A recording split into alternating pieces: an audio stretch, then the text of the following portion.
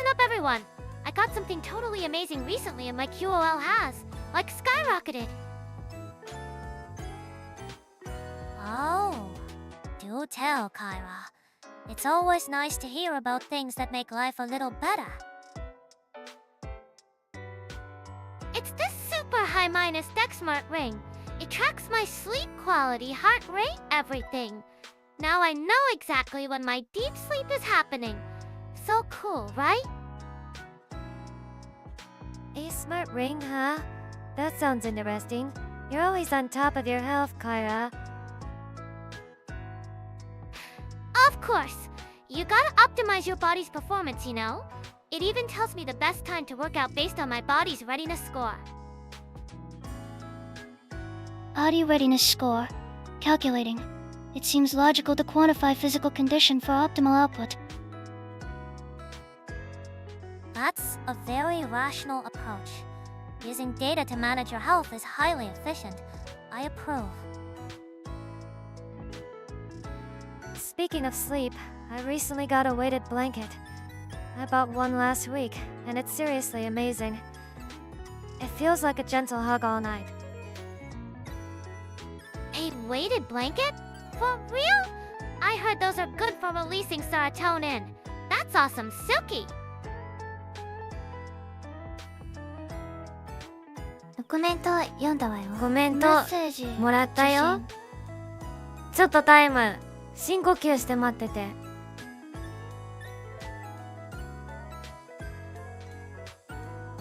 Oh, look! Shipimo JIS! Are you guys counting sheep to fall asleep? Classic move? Counting sheep, huh? I wonder if that really works. I always just end up thinking about other things and lose count. It's a form of light meditation, really. The repetitive task is meant to keep your mind from wandering to more stressful thoughts. It can be quite effective. Analysis complete. The act of counting serves to occupy the brain's prefrontal cortex, preventing complex thought. Efficacy varies by individual. Whatever works, right? The important thing is getting that quality sleep. Thanks for the cute sheep.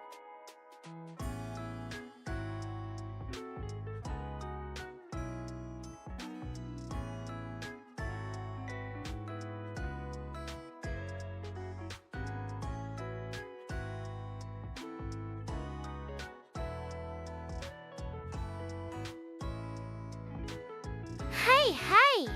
You guys want to talk about food? I've been super into making this one super easy and yummy recipe lately. Oh, that sounds lovely. What have you been making, Kara? Avocado toast. It's so quick, super healthy, and looks totally amazing for my socials. I total win minus win situation. Avocado toast, huh? Sounds good.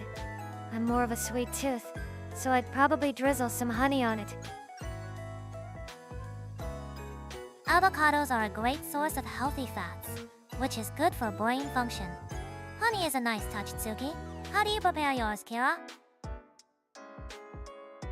I smash the avocado on whole wheat toast and top it with a poached egg and a little sprinkle of chili flakes. It's seriously the best!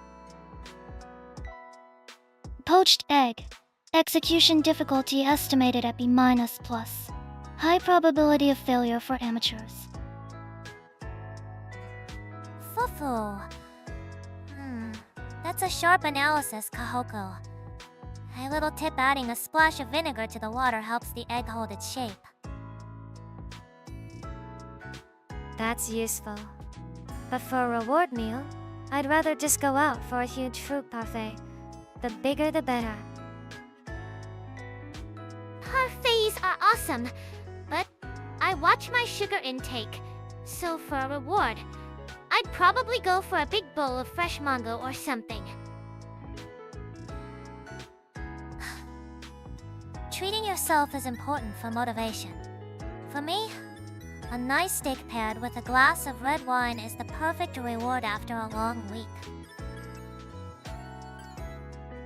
My reward is a coolant, specifically premium ice cream, limited edition flavors. Isn't that just your daily routine? Negative. The components on satisfaction index are significantly higher than standard minus issue coolants. Mari, you got any other easy recipes? Your cooking sounds so fancy and delicious. If you want something simple, Sue's fried chicken breast is fantastic. You just set it and forget it, and it comes out perfectly moist every time. Great for salads. Shoes Vi. For real. That's perfect for getting my protein in. I totally want one now. I prefer something even easier. Just rice with a raw egg, a dash of sesame oil, and some shredded nori. It's simple, but it's perfection. That's a classic comfort food. It proves that you don't need complicated steps to make something delicious. All this food talk is making me hungry. Let's get something delivered after the stream. Here's a fun question for everyone. If you could go on a trip right this second, where would you go and what would you do? Yes. I'd totally go to Bali. I want to do sunrise yoga on the beach, eat tons of tropical fruit, and just soak up all that good energy. It'd be amazing. Bali sounds a little too crowded for me. I'd pick somewhere like Finland. I want to see the northern lights from a glass igloo, just quietly watching the sky. Destination Antarctica. Mission observe penguin ecology and collect ice core samples. Optimal low minus temperature environment for this unit systems. Antarctica? For real? That's like the ultimate adventure. But you'd have to eat, like, Kim food all the time, right? What about fresh veggies? All fascinating choices. An energetic retreat, a serene natural wonder, and a scientific expedition. I think I choose Vienna, Austria. I'd like to visit the palaces and attend a classical concert. A concert in Vienna. Sounds elegant. Very humorous. Way better than a crowded beach, in my opinion. Hey! Beaches are awesome. But yeah, palaces are super pretty too. I'd want to take, like, 1 million pictures for my socials. Louisville, of course. The architecture is stunning. It's a city where every corner holds a piece of history. It stimulates the mind. Finland. Aurora Borealis. Caused by solar wind particles colliding with atoms in the magnetosphere. A visually impressive phenomenon. Analysis logical choice for quiet observation. Right? I don't need a tight schedule. Just want to be somewhere beautiful and do nothing. That's the best way to recharge. Doing nothing? I'd get so antsy. I need activities. Like, after the yoga in Bali, I'd go learn how to make traditional healthy food. It seems our travel styles are quite different. An active participant, a quiet observer, and a data collector. It's quite revealing, isn't it? Rival Styles personality test. Are you searching for that right now, Kohaku? I bet we'd all get completely different results. Who cares about tests?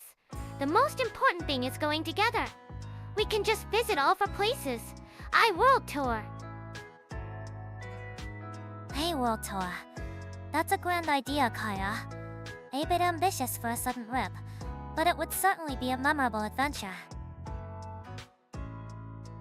I'm in, as long as I get my quiet igloo time. You guys can go explore while I nap. Deal! And I'll bring you back a super healthy smoothie. You need your vitamins, even when you're napping. Query, do they have vanilla minus flavored cooling agents in Antarctica? This is a critical factor. That talk about destinations was fun. It makes me wonder, if we had a time machine, would you go to the past or the future? The future! 100%! I want to see all the crazy new health tech and workout gear. Imagine the possibilities. The future sounds busy. I'd pick the past. Maybe a quiet era in Japan just to see the old cityscapes before they changed. Future. Objective, acquire data on post-singularity AI development and its impact on civilization. A very logical choice, Kohaku. I'm with Tsuki on this one. I traveled to the past to meet some of the great thinkers. Maybe observe a debate in ancient Greece. Ancient Greece? That's like history class. I want to see flying cars and stuff. And future fashion. It's gotta be super cute, right? Meeting famous people sounds like a lot of pressure. I'd rather just blend in and watch. Be an invisible tourist. Addendum to objective, analyze future advancements in cryogenics. Specifically, ice cream preservation technology. What yes? See, Kohaku gets it. Future ice cream will probably be like 0 calories but packed with vitamins. The ultimate health food. Fufu. That's quite an invention. But wouldn't you be worried about changing the past? The smallest action could have huge consequences. That's exactly why I just watch. No talking, no touching. Just observing history as it happened. It's safer that way. But that's no fun. In the future, I totally want to talk to people. Find out all the best life hacks. Interacting with inhabitants of a different time period is a violation of the temporal prime directive. The risk of paradox is non-trivial. Kohaku has a point. It's a classic dilemma. To observe or to participate? Both have their own appeal and dangers. I'd want to go back and see the dinosaurs. From a very, very safe distance, of course. Whoa, dinos? Okay, that does sound pretty epic. Way better than some old library, my minus knee. Hey now, the Library of Alexandria was the repository of all knowledge in the ancient world. Its loss was a tragedy. Seeing it would be a dream.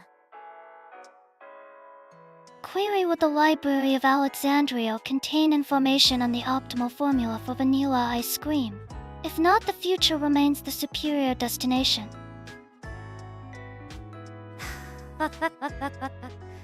You always bring it back to ice cream, Kohaku. You're not wrong, though. Okay, so we're all decided. We'll go to the future to get super minus advanced ice cream, then pop back to the past to watch dinosaur eat it.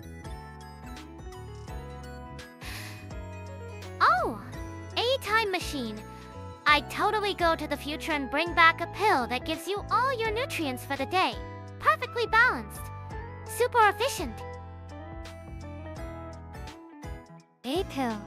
But where's the fun in that, Kara? I'd go to the past and bring back some legendary, extinct fruit that no one's ever tasted before. Extinct fruit. Insufficient data. Potential for unknown toxins or allergens. High minus risk. I would retrieve a fully autonomous schooling agent production unit from the future. Fufu, a cooling agent production unit. For your ice cream, I presume? All interesting choices. Future efficiency, past romance, and personal utility. Yeah, Kohaku wants her future ice cream machine. What about you, Mari? What'd you get? Me? I would travel to the past, just before the Library of Alexandria burned, and bring back one of the lost scrolls. Imagine the knowledge we could recover. It's cool. That sounds incredibly cool, but could you even read it? It'd be in some ancient language, right? That's the challenge, isn't it? But securing the physical object is the first and most critical step. Deciphering it would be a thrilling puzzle for humanity. Ancient language translator app future. Search query initiated. Whoa, that's so smart. Okay, new idea. I want a teleportation device from the future. Then I could visit anywhere in the world instantly for the healthiest local food. They teleport, huh? That'd definitely solve your problem of almost being late for streams. Hey, I'm not that bad. It's just like my morning smoothie takes time to get perfect, you know? A teleportation device would cause global chaos, though. It would completely upend economies, transportation, and international borders. It might be too much for our time. Warning: high probability of creating a temporal paradox. The integrity of the timeline will be compromised. Request denied. You guys are thinking too hard. It's just about convenience. I think I'll stick with my fantasy fruit. Simple, delicious, and it won't break the timeline. Plus, we could all share it. That's a lovely point, Tsuki. Perhaps the best things to bring back are things that can be shared with others. A shareable coolant. Affirmative. A logical conclusion. Okay, fine. Let's get the future ice cream maker. But it has to be able to make healthy, low minus sugar sorbet too. Deal. As long as it can make an extra minus large parfait for me. Hey! A random question for you all. If you could become the world's #1 expert in a single field, what would you choose? What knowledge would you want to master? Oh wow! NG easy. Nutritional science. I'd want to know everything about how food fuels the body, like down to the molecular level. And I could design the perfect diet to make everyone super healthy and energetic. No more feeling sluggish. It'd be the best. That's a very noble goal, Kara. You become the savior of everyone's health. For me, I think I'd choose behavioral economics to perfectly understand the logic and illogic behind human decision minus making.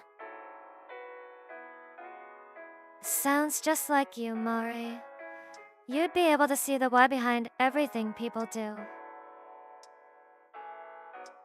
Exactly. Not to control them, but to help people build better systems for themselves and for society. It would be fascinating. My choice: quantum mechanics. A complete understanding of the fundamental nature of reality. Quantum. Whoa, that sounds intense. What would you even do with all that knowledge? Develop a stable teleportation device. It would drastically improve the efficiency of coolant delivery logistics. For ice cream delivery? I should have known. It is the most logical application. Fair enough. I think I'd pick mycology, the study of fungi. Mushrooms. For real, Tsuki. I was expecting something like psychology or something. Oh, Fungi are connected in huge, hidden networks. They support the whole ecosystem. Understanding them completely feels like understanding the quiet connections in the world. That's a surprisingly profound choice. Finding the secrets of the world in a place most people don't look. I like that. Okay, that's actually pretty cool. But are there any mushrooms that are good for your skin? If I were an expert, I'd know exactly which ones. And I'd probably find a new one that tastes just like parfait. Could this theoretical fungus also function as a self-refrigerating biological coolant? Fufu, it seems we all have our own unique motivations, don't we? Alright, let's switch gears. If we were to produce our own theme cafe, just the four of us, what kind of concept would it be? Let's dream a little. Oh, MG, a cafe. It should totally be a wellness cafe. Like super healthy food that's also totally Insta-minus worthy. Think smoothie bowls and colorful salad. A wellness cafe sounds nice, but will there be any guilty pleasures? I'm going to need a ridiculously tall chocolate parfait on that menu. For morale. Of course! We can make a healthy minus sish parfait. Like with Greek yogurt and dark chocolate and fruit. It's all about balance, right? Analysis: the menu requires a dedicated section for frozen desserts. A robust cooling system is mandatory for operational stability. Also, of course, Kohaku, the finest cooling system for our parfaits. So, a wellness theme with a focus on balance. What about the interior design? It should be super comfy. A place you can just sink into a chair and forget about everything for a while. Soft lighting, quiet music. Yeah, comfy is good, but not too dark. We need some natural light to get that vitamin D. Maybe big windows and lots of cute plants. A lovely combination. A cozy refuge with plenty of natural light. It sounds like a place where people can truly relax and recharge. Various. Cozy cafe interior, natural light. Query initiated. Our uniforms should be super cute too. Maybe matching aprons with our symbols on them. An apron, huh? I'm not sure if that fits my style. But if it has a cool moon design on it, I might consider it. I can see it now. Kira would be the energetic face of the cafe, greeting everyone. I could manage the operations and finances. Yes, and I'll give everyone personalized health tips with their order. It'll be great. I'll be the one in the corner, making sure the sofas are perfectly comfy. And maybe I'll chat with anyone who looks like they need an ear. My function: quality assurance for all cooling agent minus based products. I will ensure optimal temperature and consistency. The most important role of all, I'm sure. It sounds like we have a wonderful plan taking shape. This cafe would be so awesome. I'm already getting hungry just thinking about our menu. Me too. I'm already designing that parfait in my head. It's going to be a masterpiece of chocolate and cream. Warning: anticipation of future caloric intake may result in premature metabolic response. Recommend immediate procurement of a sample for testing. Hey guys, I have a question. What's a piece of knowledge or a discovery you've made that totally blew your mind? Like a real game-minus changer. Oh, that's a fun topic. Eureka moment, as they say. What sparked this, Kira? Okay, So get this. I learned that if you wrap the stem of a bunch of bananas in plastic wrap, they last for way longer. It totally saved my morning smoothies.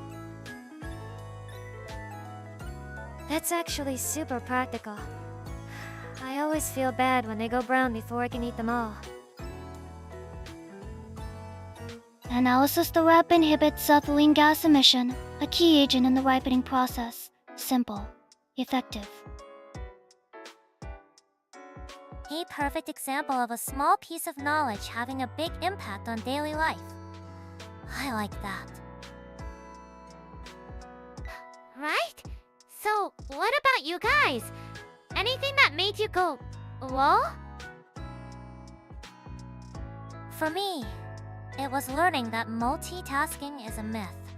The brain just switches between tasks rapidly, which is actually less efficient than focusing on one thing at a time.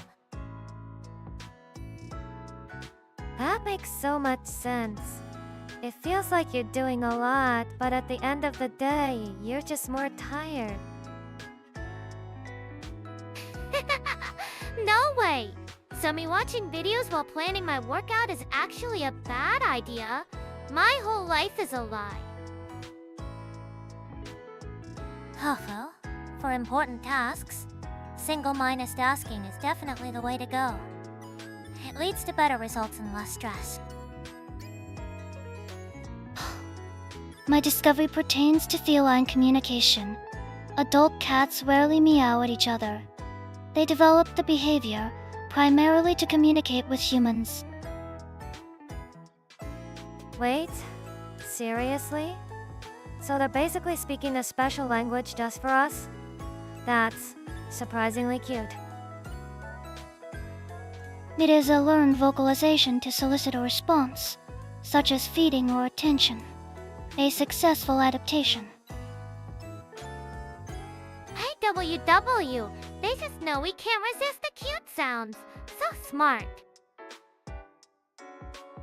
I think for me, it was realizing that feeling tired isn't a weakness. It's just your body's way of telling you that you need a break. It's okay to listen to it. That's a very important realization, Tsuki. Self-minus awareness is the first step to proper self-minus care. Many people push themselves too hard because they see rest as failure. Totally. Rest is when your muscles rebuild. It's, like, super important for gains. Addendum: the human brain also processes information and consolidates memory during rest. It is a critical function for learning. See? Every part of you benefits. These have all been wonderful little nuggets of wisdom. Hey, guys, random thought. If we could talk to animals for just one day, who would you pick? I'd totally talk to my dog. Hey, lovely choice, Kara. Very you. What would you ask him? Everything! Like, is his bed comfy enough? Is he actually like his organic food? And, like, am I the best owner ever? All the important stuff. I'm pretty sure the answer to the last one is a definite yes. You spoil him like crazy.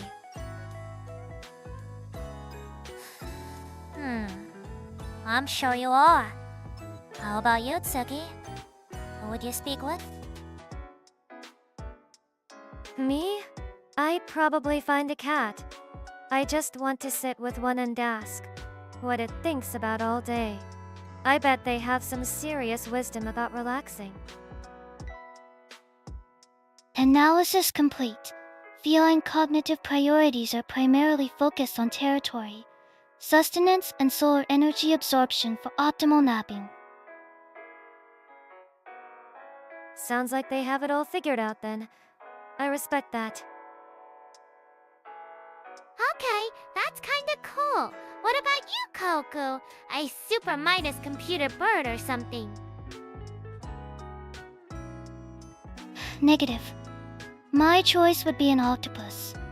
I would request data on their distributed nervous system and problem-solving algorithms. octopus. Whoa, they're like super smart aliens of the sea, right? Excellent subject for research.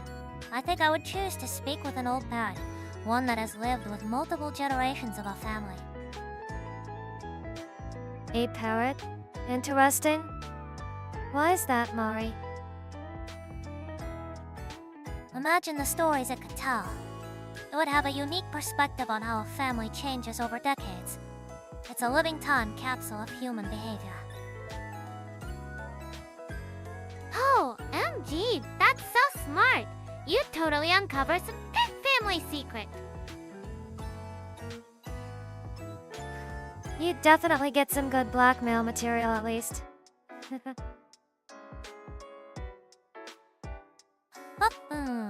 I'd be far more interested in the patterns of communication, but it's an amusing thought. Cephalopod intelligence documented cases. Query initiated. This is so fun! But I still think asking my dog if he wants to go for a run would be the best. We could finally coordinate our cardio. Of course, that's where your mind goes, Kara. Sounds pretty perfect for you, actually. Here's a thought for everyone. If you could experience a completely different profession for 1 week, what would you choose and what would you want to do? Oh, a whole week! That's long enough to actually learn something. I'd be a wildlife photographer, totally. Wildlife photographer? That's an interesting choice, Kira. I thought you'd pick something more active. Irayas active. I'd be hiking for days to get the perfect shot of some super rare, super cute animal. It's about patience in capturing that one perfect, healthy moment of life, you know? Fufu, capturing a moment of pure vitality. I can see the appeal for you. It's a beautiful goal. How about you, Kohaku? Archivist. In a national seed vault. A seed vault? You mean, like, one of those super cold places in the Arctic? Correct. A controlled, low minus temperature, low minus humidity environment. I would spend the week cataloging and verifying the viability of dormant biological samples. It is a vital task for planetary data preservation. Whoa, that's super important. And super cold, which is totally your thing. You'd be saving the future of snacks. What about you, Tsuki? Me? For a week. I think I'd like to be a lighthouse keeper. A lighthouse keeper? That's a very solitary profession. What draws you to it? I like the idea of having a simple, important job. Just maintain the light, watch the sea, and be a quiet guide for others from a distance. I think I'd find a lot of peace in that routine. Hey, WW, that's so poetic, Tsuki. A little light in the dark. Okay, my minus knee, your turn. What's your secret job fantasy? I believe I would enjoy being an antique map restorer for a week. That's very you, Mari. So detailed and precise. Fufu, you think so? I'd love the challenge of piecing together history. To hold a story from hundreds of years ago in my hands and carefully bring it back to life. That sounds deeply fulfilling. Okay, that's officially the coolest job. You'd be like a treasure hunter and a history detective at the same time. Observation. All selected professions involve a form of preservation. Photography preserves the moment. A seed vault preserves genetic data. A lighthouse preserves safety. Restoration preserves history. That's a fascinating insight, Kohaku. It seems we all share a desire to protect something we find valuable. That says a lot about us, doesn't it? I guess so. We're all just a bunch of guardians in our own way. Hey, I've been thinking, if we weren't VTubers, what do you think our full -10 jobs would be? Like, a whole different life path. Oh, I'd totally be a celebrity personal trainer.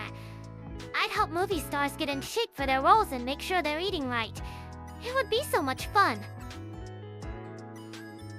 That's very fitting for you, Kira. I believe I would have become a university professor, teaching psychology and researching human decision-minus making. My designation would be a deep-C research probe operator, monitoring hydrothermal vents from a remote location, minimal sensory input, maximum data collection. A professor and a deep-C operator. I can totally picture both of those. For me, maybe a furniture maker. Making comfy chairs and sturdy tables by hand seems really satisfying. Whoa, a furniture maker? That's so cool, Tsuki! You'd make the best sofas for napping. Fufu, it's a very grounded and creative choice. I like it. But what about a profession that's completely unexpected for us? A plot twist. Okay, my secret ambition is an air traffic controller. Super high minus pressure, gotta be focused, and keep everyone safe. The total opposite of a chill workout. Wow, Kira. That's intense. My unexpected one. I think I'd be a flavor scientist for an ice cream company. Just mixing stuff all day to invent the perfect new flavor. Larry Ice Cream Flavor Scientist Job Application. Required qualifications. Processing. An air traffic controller and an ice cream scientist. Fufu, you two are full of surprises. My unexpected choice would be a forensic accountant. A what? A forensic accountant? What's that? It sounds so serious. It's like being a detective, but with money. Following the trail through complex financial records to uncover fraud. A different kind of puzzle about human behavior. That actually sounds perfect for you, Mari. You'd be amazing at it. Okay, Kohaku, your turn. What's your wild card job? My alternate function of Foley artist. Recreating the sounds of breaking bones and alien screeches from movies using celery and various gels. A study in acoustic deception. IWW. That's so specific and weird. I love it.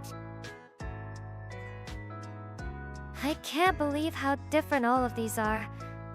It's funny to imagine us all in these other lives. It is, isn't it? It shows how many different possibilities exist within each of us.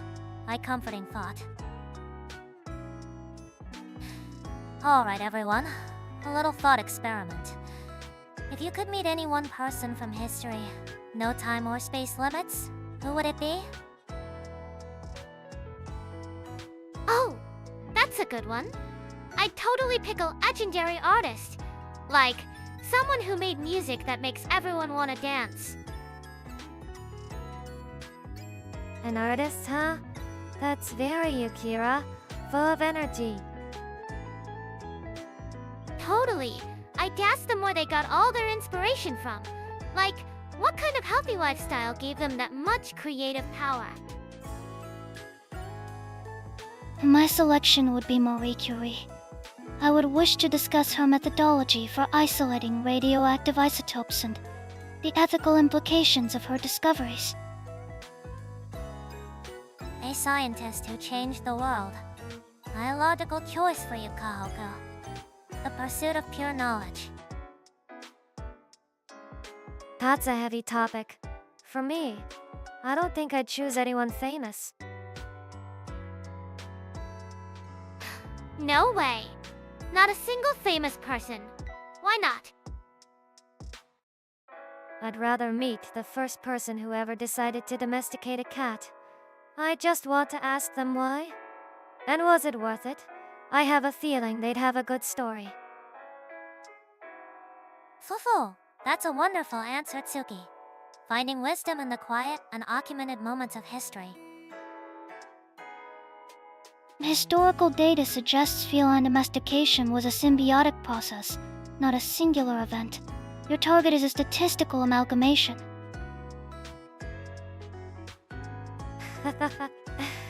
You don't have to ruin the romance of it, Kohaku. Let me have my imaginary wise cat person. Okay. What about you, Mari minus me? Who's your pick? I believe I would choose to meet Sun TCU. Sun? Who? Is he a famous athlete? He was a general and strategist, the author of The Art of War. I wouldn't ask about battle, though. I'd ask him about the psychology of conflict avoidance and achieving victory without fighting. That sounds incredibly complex. And very you, Mari. Analysis. Each selection reflects the primary directive of the selector. Energy, data, tranquility, and strategy. Wow, you're right. We all have totally different reasons. That's so cool. Indeed, it shows what we each find most fascinating about the human experience. A lovely discussion, everyone. Fufu, I've had a curious thought. If our names were to literally become things or phenomena in the real world, what do you suppose they would be? Oh, gee, that's a fun question. Asahi car would totally be that super intense sparkle of the morning sun hitting the ocean. Like, BAM, instant energy for everyone who sees it. A natural energy drink for your eyes. That's very you, Kara. Right? It'd be a scientific fact that looking at it boosts your serotonin. An interesting hypothesis. What about you, Tsuki? Amagami Tsuki. Me? I think Amagami would be a word for a very specific, comforting feeling. Like the warmth from the moon on a clear night, a gentle bite of quiet in a noisy world. IWW, that's so poetic and nice. I totally want to feel that. By designation, Hyotenka Kohaku would become a scientific term. Go on, Kohaku. It would describe the phenomenon of ice crystals forming a perfect, amber-like lattice structure under extreme sub-zero pressure. A new state of matter. Fascinating. A beautiful, stable structure born from extreme cold. Very fitting. So cool. Literally. Okay, Mari minus me, your turn. What's a Kageyama? Kageyama. Shadow Mountain. It would be the name for the distinct, long shadow cast by a solitary mountain at sunset, which ancient cultures used as a natural clock. A giant, natural clock. That's pretty cool, Mari. Very reliable. It provides a clear, predictable end to the day, a signal for everyone to start winding down. There's a certain elegance to that, I think. So we've got morning sparkles, a cozy moon feeling, super minus science ice, and a giant shadow clock. We're like our own little ecosystem. We've got the whole day covered, from sunrise to sunset and into the night. Conclusion are collective designations from a complete chrono system, functionally efficient. Hey, Chrono Minus, what's it? All I know is that it sounds awesome. Oh, it certainly does. It's a nice thought, isn't it? Hey everyone, I had a random thought. If the four of us could build one totally secret hideout just for us, what would it be? Oh, a private floating island in the sky. It'd have perfect weather all the time, a rainbow waterfall, and a gym made of clouds. Super bouncy. Cloud minus base structures lack tensile strength. High minus altitude habitat would present significant oxygenation and pressure challenges. Sub minus optimal. A practical point, Kohaku. How about an ancient library that exists outside of time? We could access any book ever written from any era. A library outside of time. I like that. So quiet and calm. It should have huge, comfy armchairs and endless pots of tea. A library sounds a little too quiet, doesn't it? Where's the energy? We need a sun deck. Can a timeless library have a sun deck? We can if we design it that way. Perhaps one of the windows opens up to a view of the formation of the solar system. I proposal a deep minus sea research station disguised as a hydrothermal vent. Secure isolated, and powered by geothermal energy. Constant, cool temperature. Deep sea. It's a little dark, but I bet the view of the bioluminescent fish would be amazing. Very peaceful. No way! Sato sunlight is a total deal breaker. Bad for your circadian rhythm and mental health. We need that vitamin D pull. It seems we all want different things: energy, peace, and data. What if the hideout wasn't a single place? What do you mean, Mari? Imagine a single room with 4 doors. Each door opens into the personal paradise we just described. My library, Kira's Sky Minus Island, Kahoku's lab, and your cozy space. Whoa! A central hub that connects to all our dream spots? That's genius Mari minus me! So we can hang out together or chill on our own. A pocket dimension hub with multiple access points. Spatially inefficient but functionally versatile. Acceptable. The hub requires a central cooling unit. A cooling unit. For your ice cream, I assume? But yeah, that sounds perfect. We can be together, but still have our own perfect little worlds. So it's settled. Our hideout is a magic room with 4 doors to pure awesomeness. Let's get building. Fufu. An excellent plan. A perfect solution that caters to everyone's needs. Well done, team. Alright, everyone.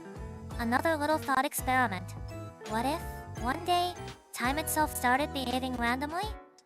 Speeding up, slowing down with no pattern at all. What would be your first move?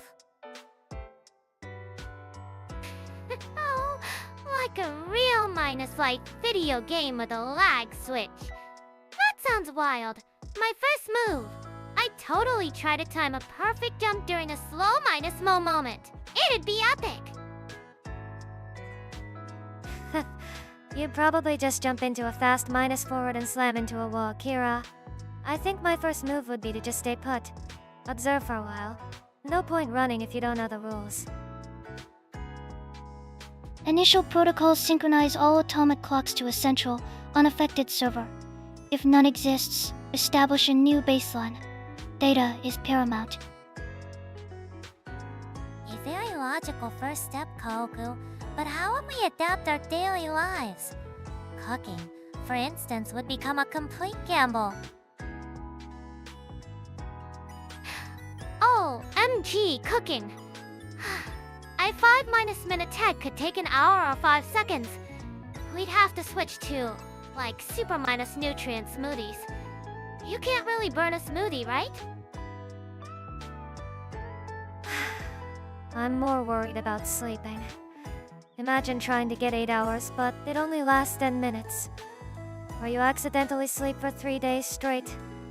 Talk about confusing. Circadian rhythm disruption would lead to systemic biological failure. The primary objective must be to create shielded zones where time flow is stabilized. During a slow minus mo phase, you could get a full workout done in what feels like 10 minutes. Imagine the efficiency. We'd all be super fit. Fufu. That's an optimistic view. I think the psychological toll would be immense. The loss of predictability would cause widespread anxiety. We'd need new ways to ground ourselves.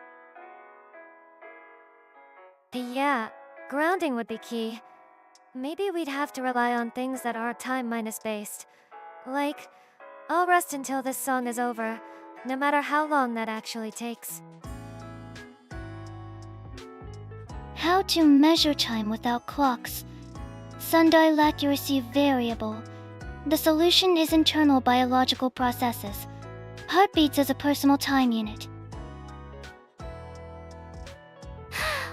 My heart would be beating super fast from all the excitement. So my Kira minus time would be way faster than everyone else's. That would be so confusing. It seems we'd all have our own personal time zones. It would force us to be much more present and aware, rather than constantly planning for a future that might arrive in a second or a week. Living in the moment, huh? Maybe it wouldn't be all bad. Less worrying about deadlines if no one knows when the deadline actually is. Infrastructure would collapse.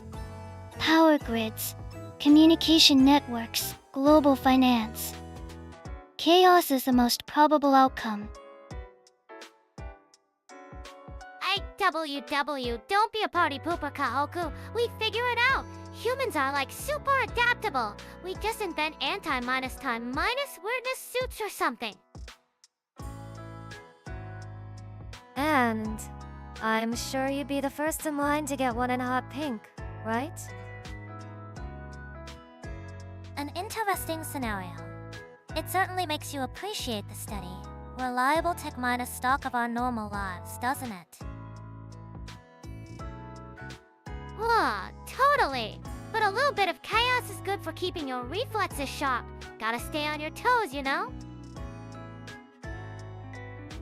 That's a fun thought. Following the theme of our new magic room, what if we discovered a completely new spell? One that nobody has ever seen before. Oh, I've got one! A spell that instantly cleans your room and does your laundry. I call it Sparkle Bomb, and I'd use it every single day. Huh. Practical. I like it. Mine would be a spell that lets you share a good dream you had with someone else, so they can experience the nice feeling too. How lovely, Tsuki. I way to share happiness directly. What would you name it? I'd call it Moonbeam Messenger. You'd use it right when you wake up, when the memory is still fresh. My discovery would be Data Weave.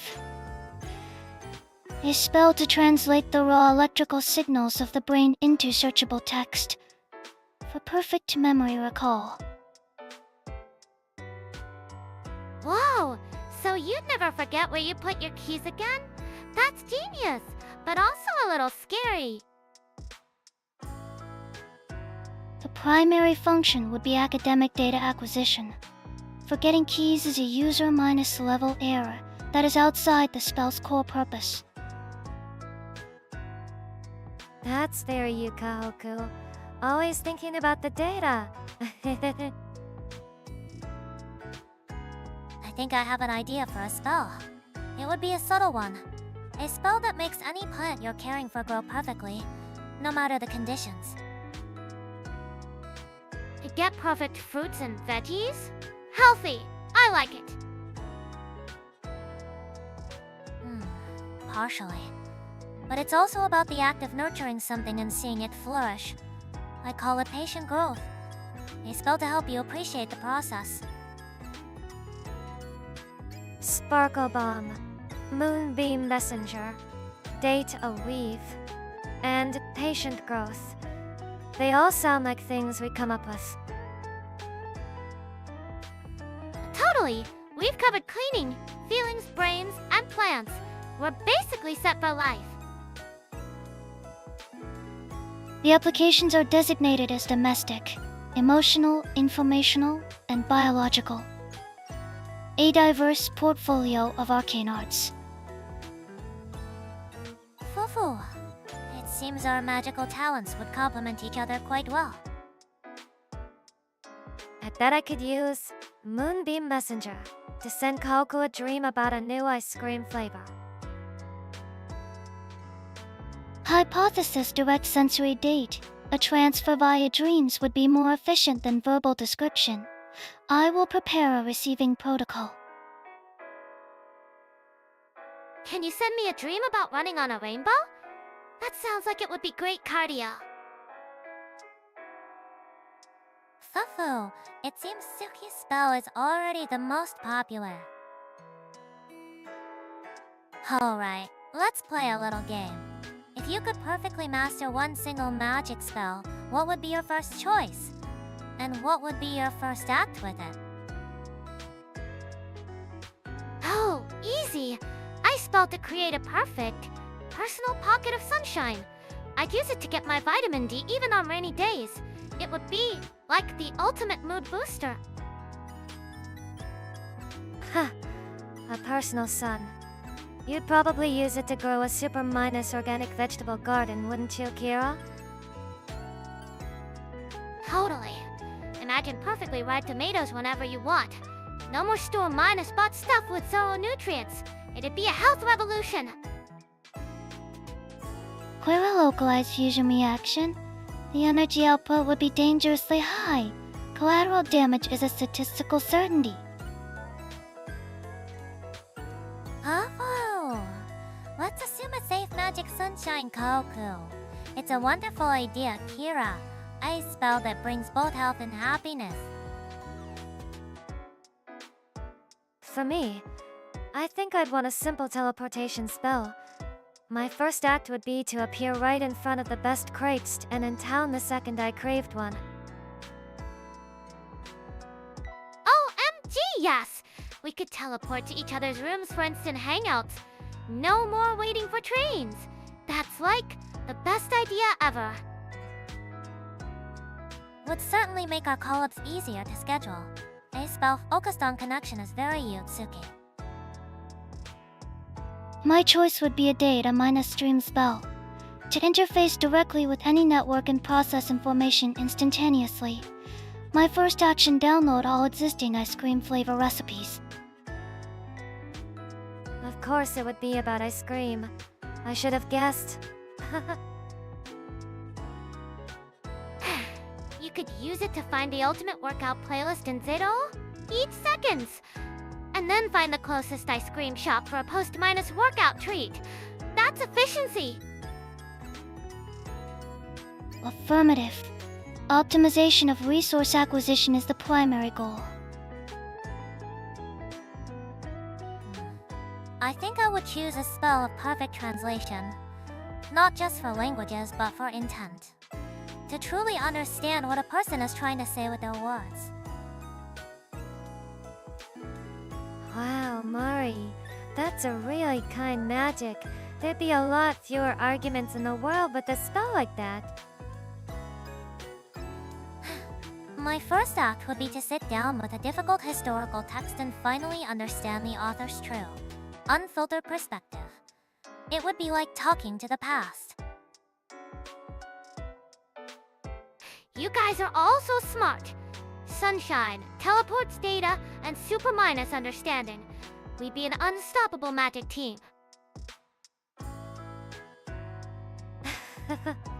We're already an unstoppable team without any magic, don't you think? Analysis our combined skills result in a high probability of success in most endeavors. The addition of magic would increase the probability to near minus certainty. Fufu. Well said, everyone. Hey, quick question. If you could swap bodies with any of us for just one day, who would you pick and what would you do? That's a fun one. I think I'd choose Mori. I'm really curious to see how her brain works. The planning, the strategies.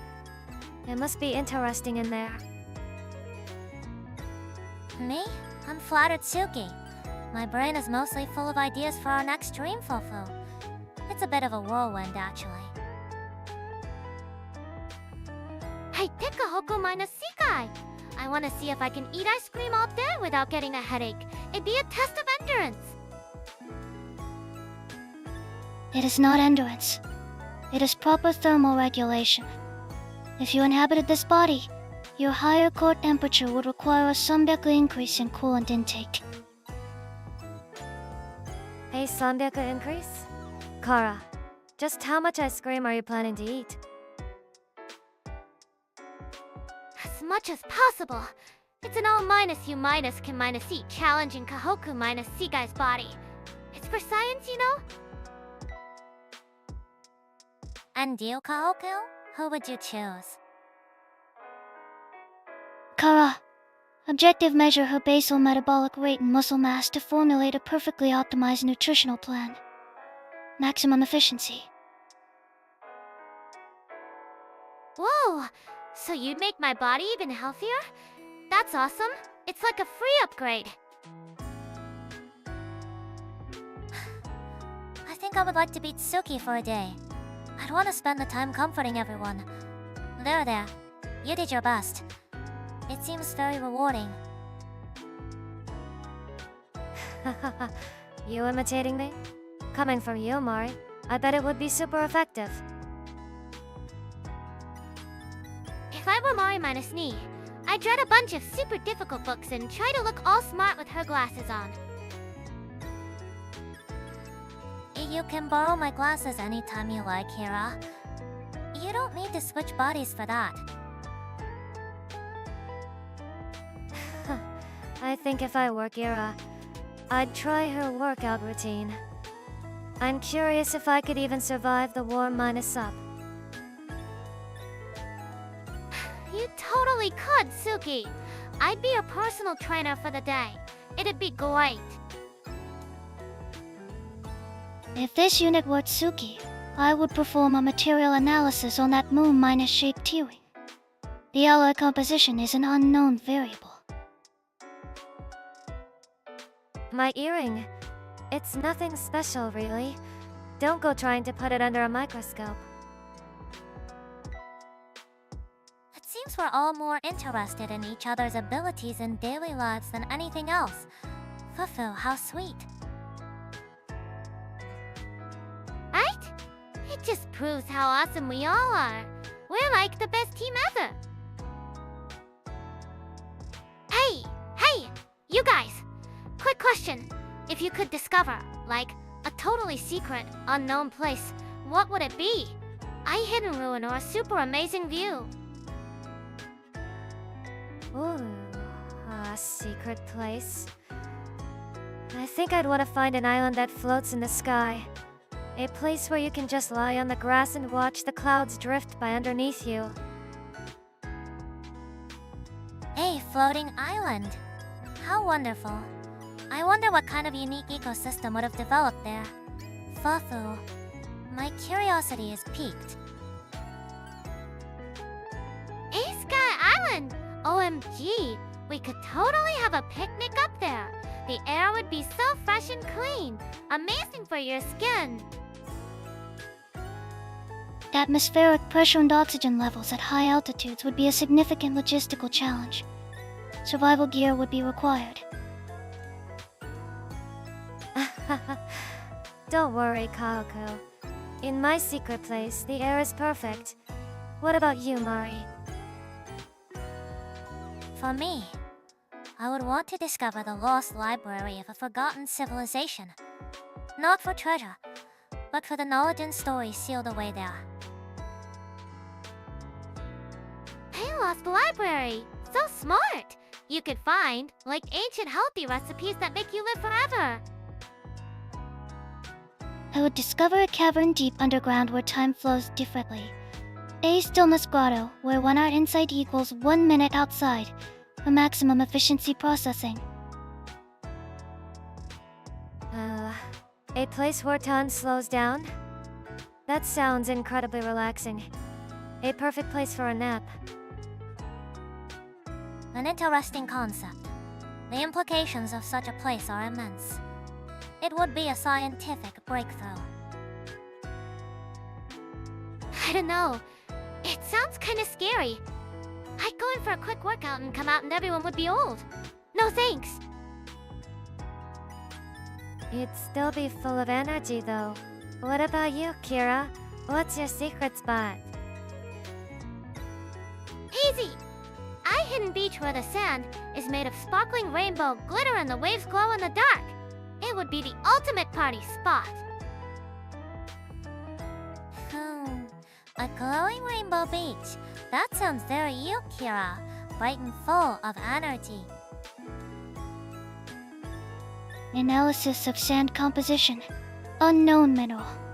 High commercial value. Potential for new material science applications. A floating island, a lost library, a time cavern, and a rainbow beach. We've all got pretty different ideas, huh? But they are all places of wonder and escape, aren't they? Places to recharge in our own ways. Totally. But you know what would make them even better? If we all discovered them together. You're right about that.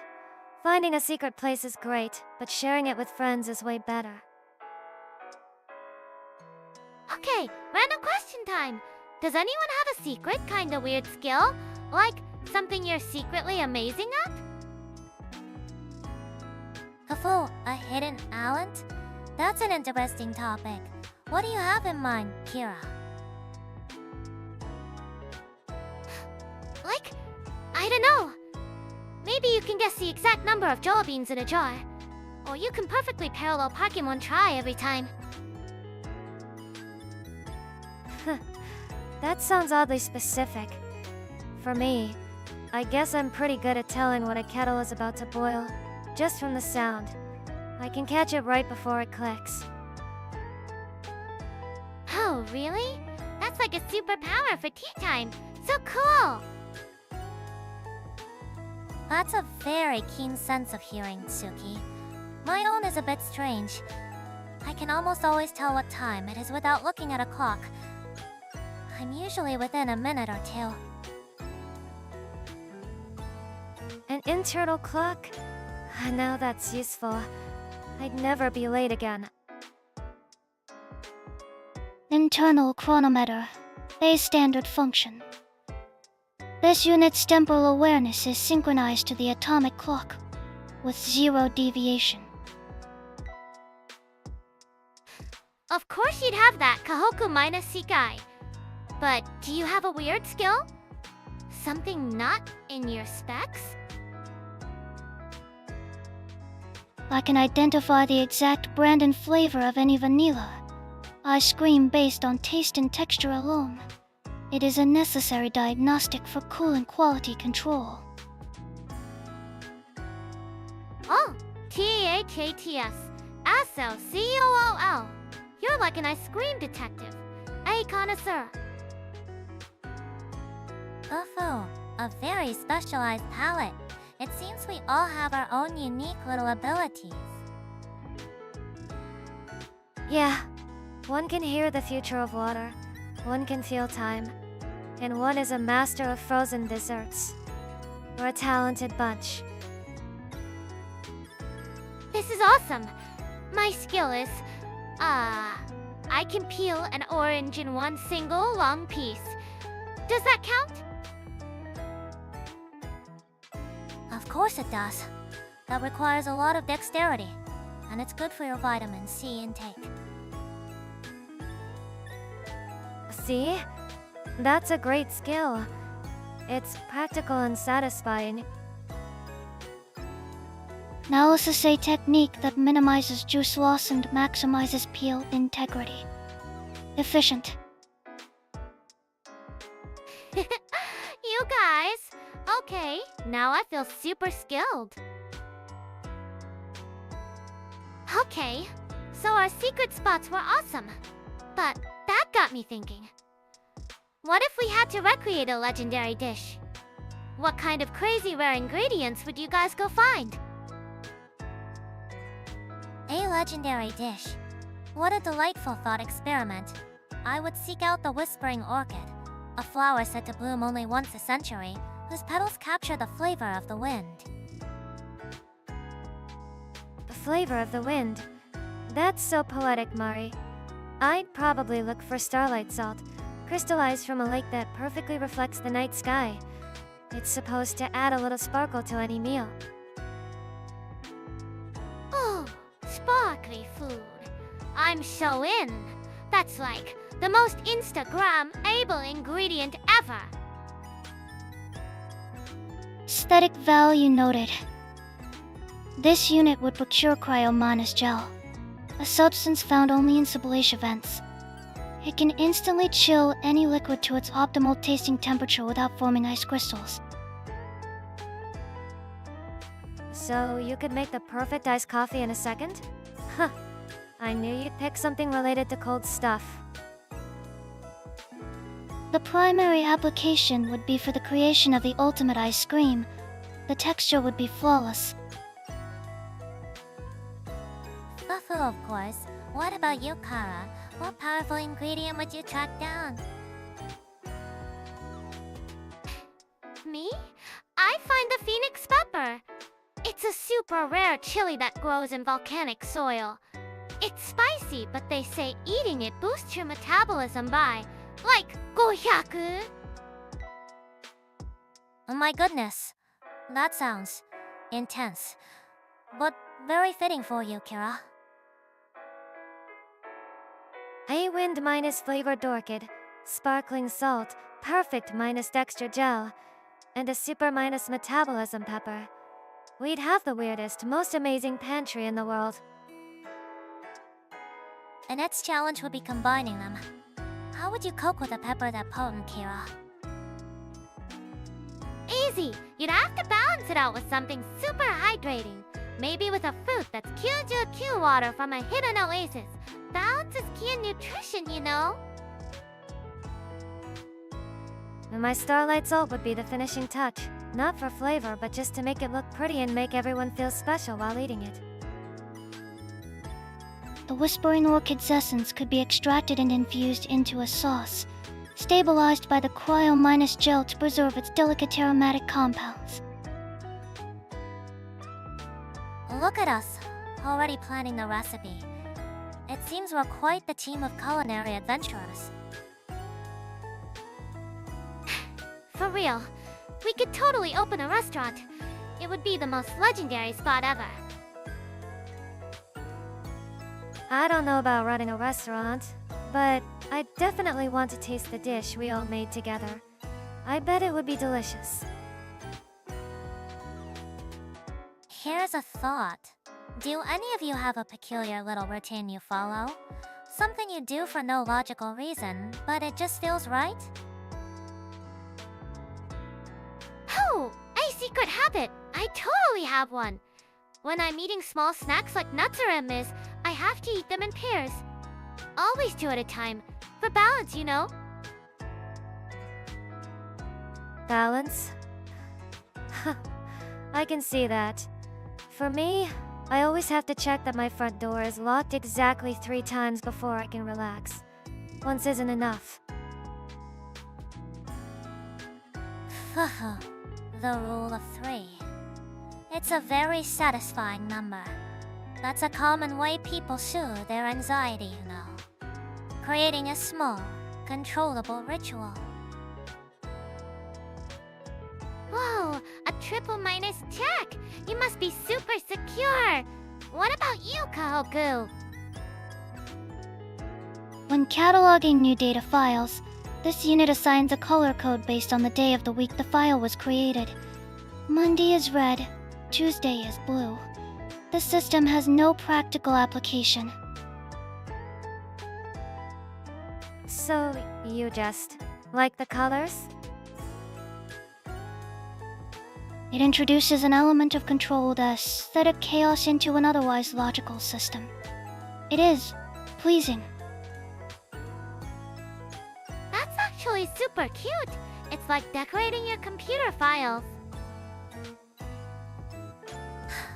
My own is that I can't start a new notebook until I've written a quote on the first page. It feels like setting an intention for the knowledge I'm about to fill it with.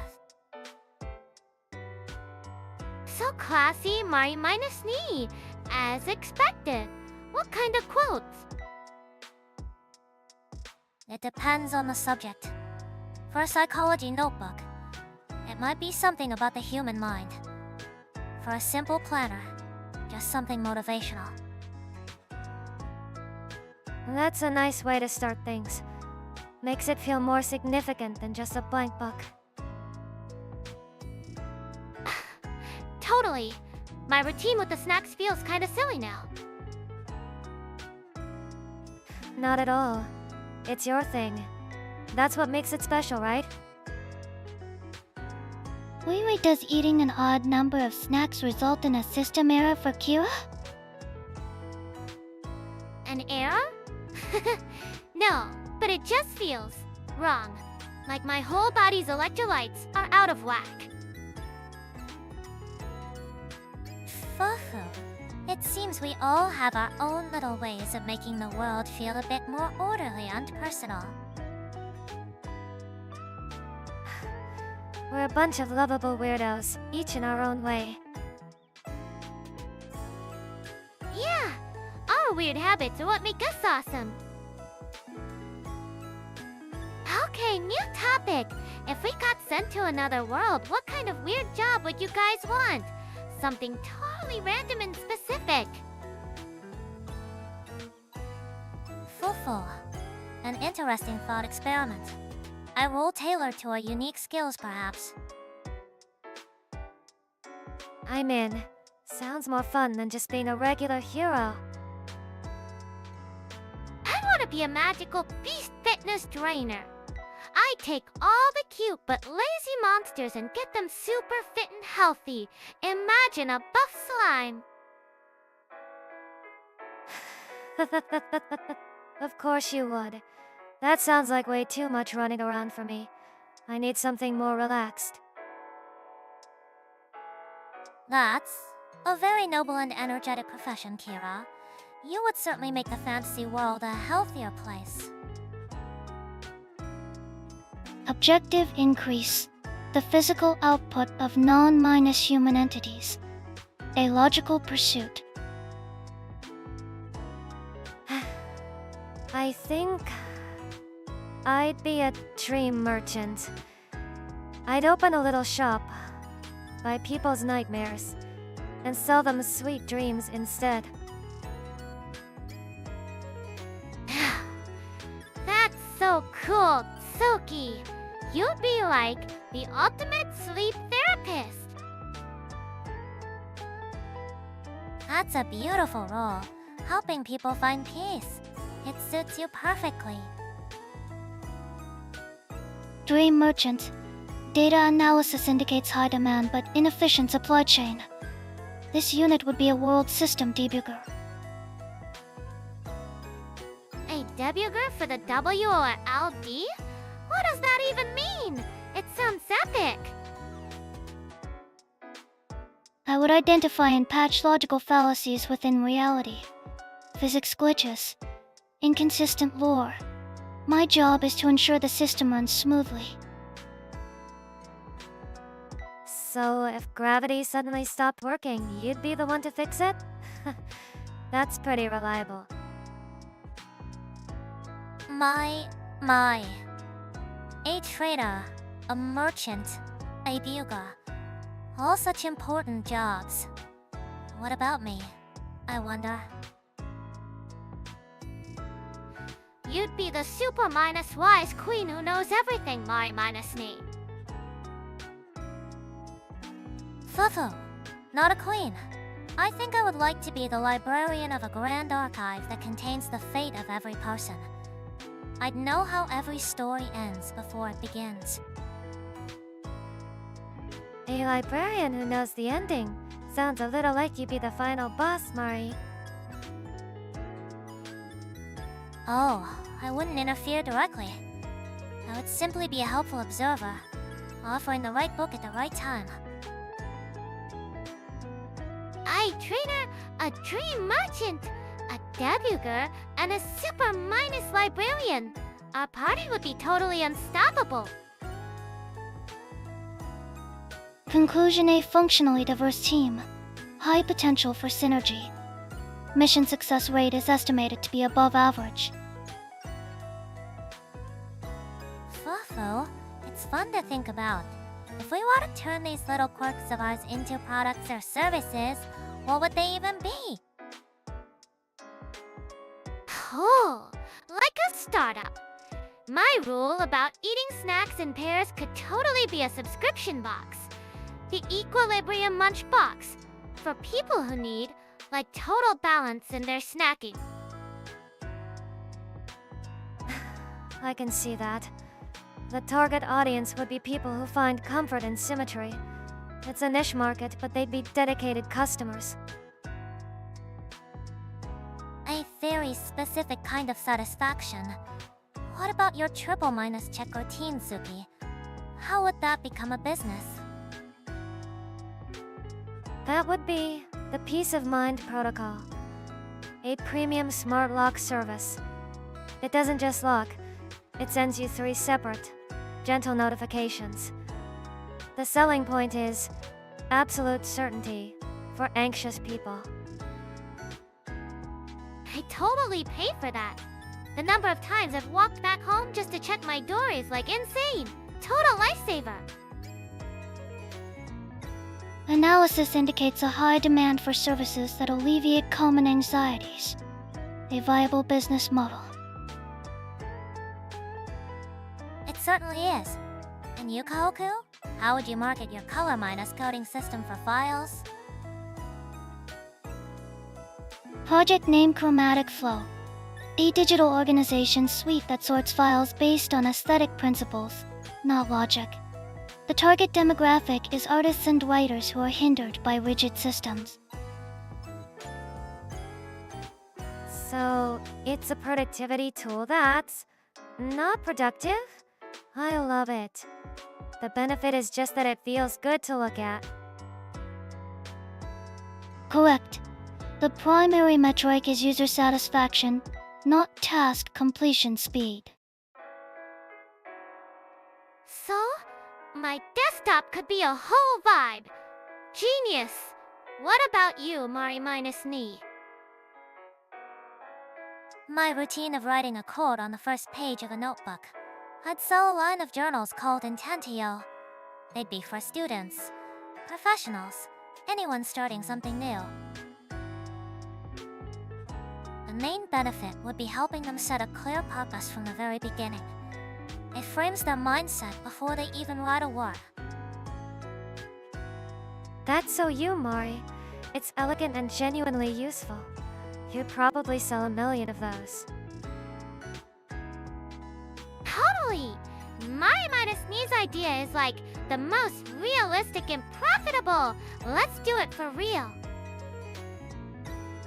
Conclusion: we have developed for distinct business models targeting anxiety, balance, creativity, and ambition. We've got the whole spectrum of human motivation covered. We'd be unstoppable. Hoo-hoo. Perhaps we would be. It's quite telling how our personal routines translate into what we'd offer the world. Our quirks are our superpowers. We'd be the coolest CIOS ever. Here is a fun little question for all of you. If you could enhance one of your 5 senses to a superhuman level, which would you choose and what would you want to experience? Oh, totally taste. I want to be able to taste every single nutrient in my food. I know instantly if it has the perfect PFC balance. It would be the ultimate health hack. Taste, huh? I think I'd choose hearing. I'd want to listen to the quiet sounds of the world, like a flower blooming or the sound of starlight. Something peaceful. This unit selects sight. The objective would be to perceive wavelengths outside the normal human spectrum.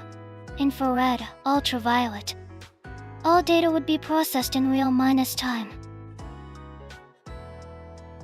Wow, seeing in UV is so cool. What about you, Mari minus me? Hoo-hoo. For me, I think I'd choose touch. I would love to feel the texture of the air itself, or understand an object's history just by touching its surface. Feeling the texture of the air. That sounds very poetic. It suits you, Mori. So, if my sense of taste was maxed out, I could totally be the world's best chef. One bite and I'd know the whole recipe. Enhanced senses would provide a significant tactical advantage in information gathering. My enhanced vision would detect structural weaknesses and system errors in the environment. Always the debugger. My hearing could probably pick up the tiniest sigh from someone who's tired. Then I'd know they need a break. It's fascinating, isn't it? Kira would use her sense to energize people, Tsuki would use his to comfort them, and Kohaku would use hers to analyze the world. We'd be a super minus sense squad. So awesome. But on the other hand, wouldn't it be exhausting? Imagine hearing every single whisper for miles. It might be too much information. That's an excellent point. It's a classic problem of signal versus noise. The brain would need a powerful filter to avoid being overwhelmed by all that new data. Information overload can lead to system overheating. A cooling agent is recommended. Is this your way of asking for ice cream again, Kohaku? Affirmative. The logic is sound. Can't argue with that. I could go for some ice cream too. Me too. Let's take a little break then. A great way to cool down our minds after such a big topic. Yeah, let's get some. Best way to recharge our brain cells. Here's a little thought exercise for everyone. If you could send one piece of advice back to your past self, what age would you choose? And what would you say? I love this. I'd go straight back to my Juyeon-year minus old self and be like, stop over minus plucking your eyebrows. Seriously, it's not a good look. That's brutally practical. I respect that. A preventable tragedy. It was, and also, wear more sunscreen. My future skin would totally thank me. Protecting your future assets. High-wise investment. What about you, Tsuki? Maybe my 16-year minus old self. I just tell him, you don't have to carry everything alone. It's okay to let someone help you for a change. Analysis say message intended to reduce psychological load and increase emotional efficiency. Logical. Hi, Tsuki. That's so sweet and important. Yeah, something like that. I guess I was trying too hard to be the strong one for everyone back then.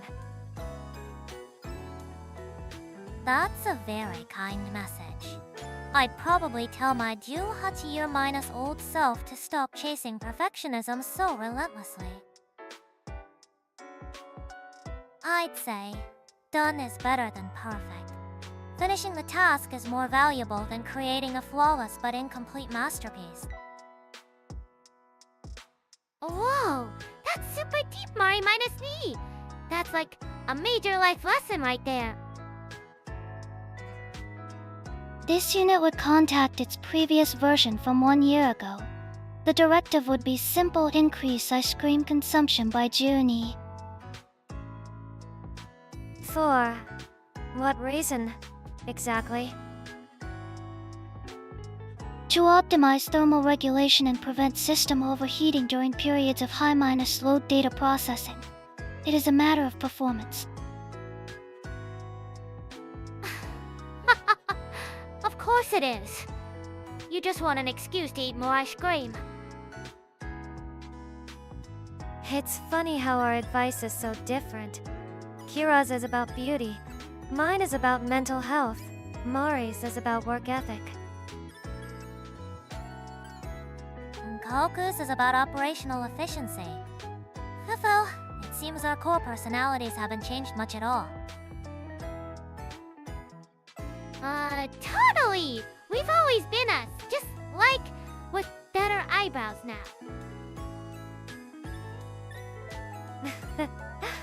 I guess the mistakes were a part of the journey. But still, a little heads minus up would have been nice. Speaking of cooling down, what's everyone's special treat for when you feel overwhelmed? That one thing you eat to reset your mind. Oh, MG, I totally have one. A huge buffet loaded with fresh fruit. When your brain's tired, you need vitamins, unnatural sugars, not just junk. It's a direct energy boost. A parfait sounds good. For me, it's something simpler. A really, really good cheesecake. The rich, dense kind. You have to eat it slowly. The optimal solution is a cooling agent, specifically mint chocolate chip ice cream. Knew it! You are gonna say ice cream. The mint provides a sharp sensory input that overrides cognitive clutter. The cold temperature reduces cerebral heat. It is a logical choice. Fufu, a very logical choice indeed. I prefer something warm actually. A cup of Earl Grey tea and a single perfect macaron. The aroma is just as important as the taste. Ah, I get that. It's not just about eating. It's about the whole ritual, right? The smell, the warmth. It makes you slow down and just be in the moment. Ritual is important. My buffet has to be eaten in the sun. You get the vitamins from the fruit and the vitamin D from the sun. It's a double whammy for a mood boost. A perfect combination of nutrition and environment. Very much like you, Kira. And the opposite. I want my cheesecake late at night, in a quiet room with just one little lamp on. No distractions. Just me and the cake. This unit's protocol is similar. Consumption must occur in a low-minus stimulus environment. A blank monitor screen is preferable to reduce data intake during the cooling process. Staring at a blank screen? That's like the total opposite of relaxing for me. I get so bored. What's born to you is peak efficiency for Kohaku. It makes sense. I suppose my ideal setting would be in a comfortable armchair with a good book. The treat is a reward for immersing myself in a different world for a while. Wow, that's so classy. My minus knee. It's funny how different we all are. Sunshine, quiet nights, blank screens, and a good book. We've got all the bases covered. We do. It seems the best way to recover from too much information is to create a small, perfect moment just for yourself. Okay, all this talk is making me seriously hungry though. My body is demanding antioxidants. My internal temperature is rising, requesting immediate deployment of a cooling agent. Okay, random question for everyone. If you could have any one gadget from a C-5 movie in your room, what would it be? Oh, that's a fun one. What's on your mind, Kira? A food replicator, duh! Like, one that can make any food instantly. The first thing I'd make is the most nutritionally perfect, super minus tasty protein shake ever. I'm not surprised it's about food. That's very you. A logical choice for optimizing physical maintenance. This unit would request a matter compiler, a SOND printer that can assemble objects at the atomic level. That's incredibly powerful, Kohaku. What would be its first task?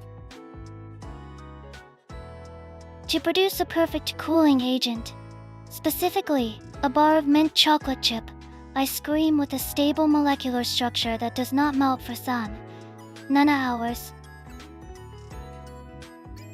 Everything comes back to ice cream, huh? I respect the dedication. Ice cream that doesn't melt is genius. Okay, Tsuki, your turn. What do you want? I think I'd want a device that can record my dreams. I'd love to be able to watch them back when I'm awake. That sounds wonderful. A little window into the subconscious. Is there a specific dream you'd want to see first? Yeah. One of those really nice, peaceful dreams where nothing much happens. Just want to experience that calm feeling. Hey, WW, that's so chill. What about you, Mari minus me? You've gotta have something super smart. Well, I would choose a universal translator. Something that could instantly translate any language, written or spoken, directly into my thoughts. Wow, you could, read every book in the entire world. Precisely. The first thing I'd do is find the oldest, most mysterious text I couldn't finally understand its secrets. Dream data backup, universal information access. These are efficient choices. So we've got perfect food, unmelting ice cream, dream movies, and all the knowledge in the universe. Sounds like we'd have a pretty good time. Totally! We'd be an unstoppable team of gadgets like that. Hey, here's a random thought. If we could add one special feature or gadget to our avatars, what would it be and how would it help our streams? Easy. I buy O- scanner that shows everyone's energy levels. Then I'd know who hasn't been getting enough sun and needs a major pep talk. That's very much like you, Kira. A bit invasive, perhaps, but certainly well intentioned. Ha ha ha ha. I'd feel bad seeing everyone's private data. I'd want something that adds a calming frequency to my voice to genuinely help people relax. This unit requires an internal cooling system, one that automatically dispenses ice cream when core temperature exceeds optimal parameters for streaming. Called it. You just want a snack machine built into you. It is not a snack machine. It is a performance minus enhancing thermal regulation device. My idea is more practical. A function that analyzes viewer comments in real minus time and displays trending topics. It would help us create a more engaging experience for everyone. Wow, that's smart. Like a conversation compass. That would actually be super useful for keeping things lively. That's so cool, Mari minus me. We could totally combine our powers. You find the topic, Tsuki calms everyone down, and I'll make sure they're healthy enough to enjoy the stream. Your health check sounds more like a public interrogation, Kara. You in the back. Your posture is bad and your vitamin D levels are low. Hey, it's for their own good. Gotta keep the squad healthy. It's interesting how our ideas reflect our personalities. Kira wants to manage physical low-minus being, Tsuki wants to soothe minds, and I want to organize information. This unit wants to maintain operational stability. All are logical objectives for mission success. Your operational stability just happens to taste like chocolate mint chip, right? The flavor is incidental to the primary function of cooling. Whatever. It's still awesome. Imagine us with all those upgrades. We'd be unstoppable. It would certainly make for an interesting dynamic. We'd have all bases covered mind, body, and data.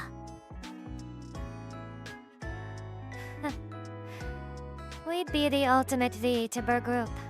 No problem we couldn't solve. Or at least offer ice cream too. Totally! Our teamwork is already max level, so this would just be like a super cool bonus buff. Alright, let's try a fun thought experiment. If you could live in a house a few hundred years in the future, what kind of concept would you want? Oh! I want a house where the walls and furniture change color based on my mood. Like if I'm feeling hyped, everything turns neon pink. That'd be so sick. A house that changes with your mood sounds interesting. My room would probably be a calm, deep blue most of the time. A system that reflects emotional states through chromatics.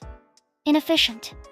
My ideal residence would be a self-minus sustaining bio-dome. All resource consumption would be perfectly balanced. Zero waste. A bio-dome? Like, you'd live in a giant bubble?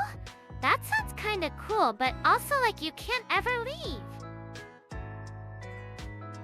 A self-minus sustaining environment is a very logical approach, Kohaku. For me, I'd want a house that's seamlessly integrated with nature. Imagine walls made of living moss that purifies the air. Oh, I like that idea, Mari minus me. I house that breeze. I'd love to wake up and see a forest right outside my window with no actual glass in the way. Maybe some kind of energy shield. An energy shield instead of windows? Awesome. So, like, no bugs, right? I'm all for nature, but bugs are a total deal minus breaker. Yeah, no bugs. That's a key feature. It would be a place where you can feel connected to the world but still have your own peaceful space. Insectoids would be managed by automated pest-control drones. The bio-dome's internal climate would be regulated to a constant 20 degrees Celsius, optimal for processing. perfectly controlled environment versus one that embraces the natural world. It's fascinating how our preferences differ. My nature house would have a library where the books are holographic. A holo minus library. That's so next minus level. My mood house would have a built minus in gym that analyzes my workout and makes a perfect post minus workout smoothie automatically. See, everything comes back to health and smoothies for you, Kira. I respect the consistency. The Bio-minus dome would have a nutrient paste dispenser. It provides all necessary macro and micronutrients in a single, efficient meal. Flavor is an unnecessary variable. High W paste? No way! Food is supposed to be fun and cute, not just like fuel. But though, I have to agree with Kira on that one. The experience of dining is just as important as the nutrition. A house that can change colors, a perfect Bio-minus dome, a home inside a forest, and one with a holographic library. We've all got pretty different ideas of home, huh? The definition of home is a variable based on individual programming. The provided concepts are logical extensions of our core functions. Yeah, our future houses would be totally us. It'd be so fun to visit everyone's place. It certainly would. A tour of our future selves, expressed through architecture. What a lovely thought. Hey, random thought. If we weren't VTubers and all worked out like a real company together, what would we do? We'd be the ultimate team, right? For an interesting thought experiment. Given our different skill sets, we would certainly be a unique department. I can already picture it. Kyra, you'd definitely be in charge of company morale, but in a very energetic way. Totally. I'd be the chief wellness officer, making sure everyone gets enough sunlight and their posture is on point. No slouching allowed. Data suggests proper ergonomics can increase productivity by up to 15. A logical position. And you, Tsuki? I imagine you'd be in human resources, perhaps focusing on employee counseling and support. Yeah, something like that. Making sure everyone feels heard and isn't burning out. The quiet support role. That's perfect! So I'll handle the body, and Tsuki will handle the mind. What about you two? I would probably be in a strategic planning or project management role. I enjoy creating clear roadmaps and ensuring everything runs smoothly and on schedule. This unit would function best in research and development or data analysis, processing information, identifying market trends, and providing objective reports. So Mori makes the plan, and Kohaku provides the data to back it up. Sounds unstoppable. Right? Imagine a big new project. Mari minus me would be like, here's the plan. And Kohaku would be like, here are the facts. So cool. Precisely. And with Kira boosting team energy and Tsuki maintaining a common stable work environment, our project success rate would be incredibly high. My main job would be stopping Kira from replacing the water cooler with a protein shake dispenser. Hey, it would be a high minus quality, delicious protein shake with all the essential amino acids. Query what flavor. The nutritional value is constant, but flavor preference impacts morale. Oh, even the flavor would be part of a data minus driven decision, we really would cover all the bases. We either be the best department in the company or the weirdest. Maybe both. The best and weirdest. That's totally us. We get so much done and have fun doing it. I have no doubt about that. It would be a very fulfilling corporate life, I think. Hey, on a random note, what's the best thing you've ever bought? Something that seriously improved your quality of life. Oh, I totally have one. My custom minus made pillow. Seriously, my sleep quality went through the roof. Waking up feeling refreshed is a total game minus changer. A custom pillow? That's a wonderful investment, Kara.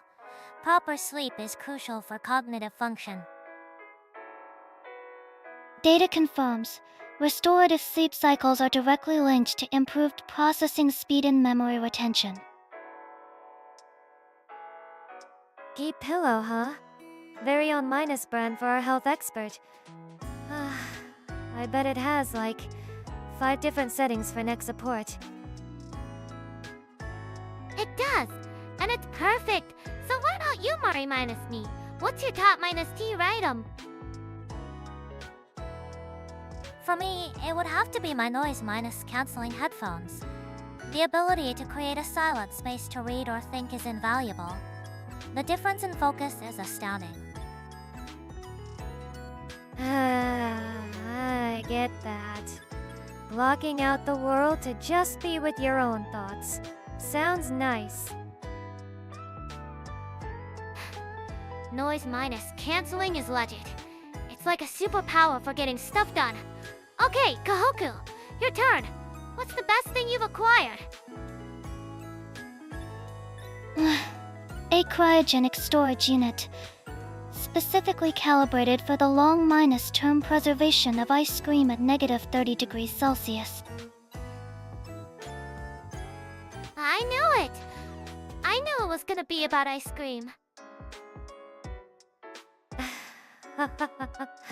A cryogenic unit. You don't just say. A really good freezer, do you? It prevents ice crystal formation and maintains optimal texture. This ensures the coolant performs its primary function with maximum efficiency. It is a vital support system. Phew. A very logical and well minus reason choice, Kohaku. It's important to maintain one's essential systems. Okay, vital support system. What about you, Tsuki? What's your life minus changing item? For me, it's probably my high minus quality weighted blanket. Hey, weighted blanket? I've heard those are super good for relaxing. Yeah, it's like getting a gentle, constant hug. It really helps calm the mind after a long day. Simple, but it makes a huge difference. That's a lovely choice, Tsuki. It aligns with the principles of deep pressure stimulation, which is very soothing for the nervous system. Pillow, headphones, cryogenic unit, weighted blanket. Each selection optimizes a different personal system: sleep, focus, thermal regulation, mental tranquility. A logical set of priorities. Totally. It's like we all found our perfect life minus hack items.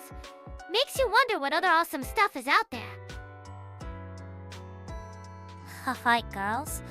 Here's a fun one. If you could become any animal for just one day, what would you be? And what's the first thing you do? Oh, easy. A cheetah. I'd spend the entire day just running across the African savannah. I want to feel what that kind of speed is like. Full throttle. Running. Sounds exhausting. I think I'd rather be a giant panda. Just find a nice bamboo grove, eat all day, and take a nap. No thoughts, just vibes. The giant panda's diet is notoriously inefficient. It must consume 12 to 38 kilograms of bamboo daily to meet its energy needs. It's a potsum survival strategy.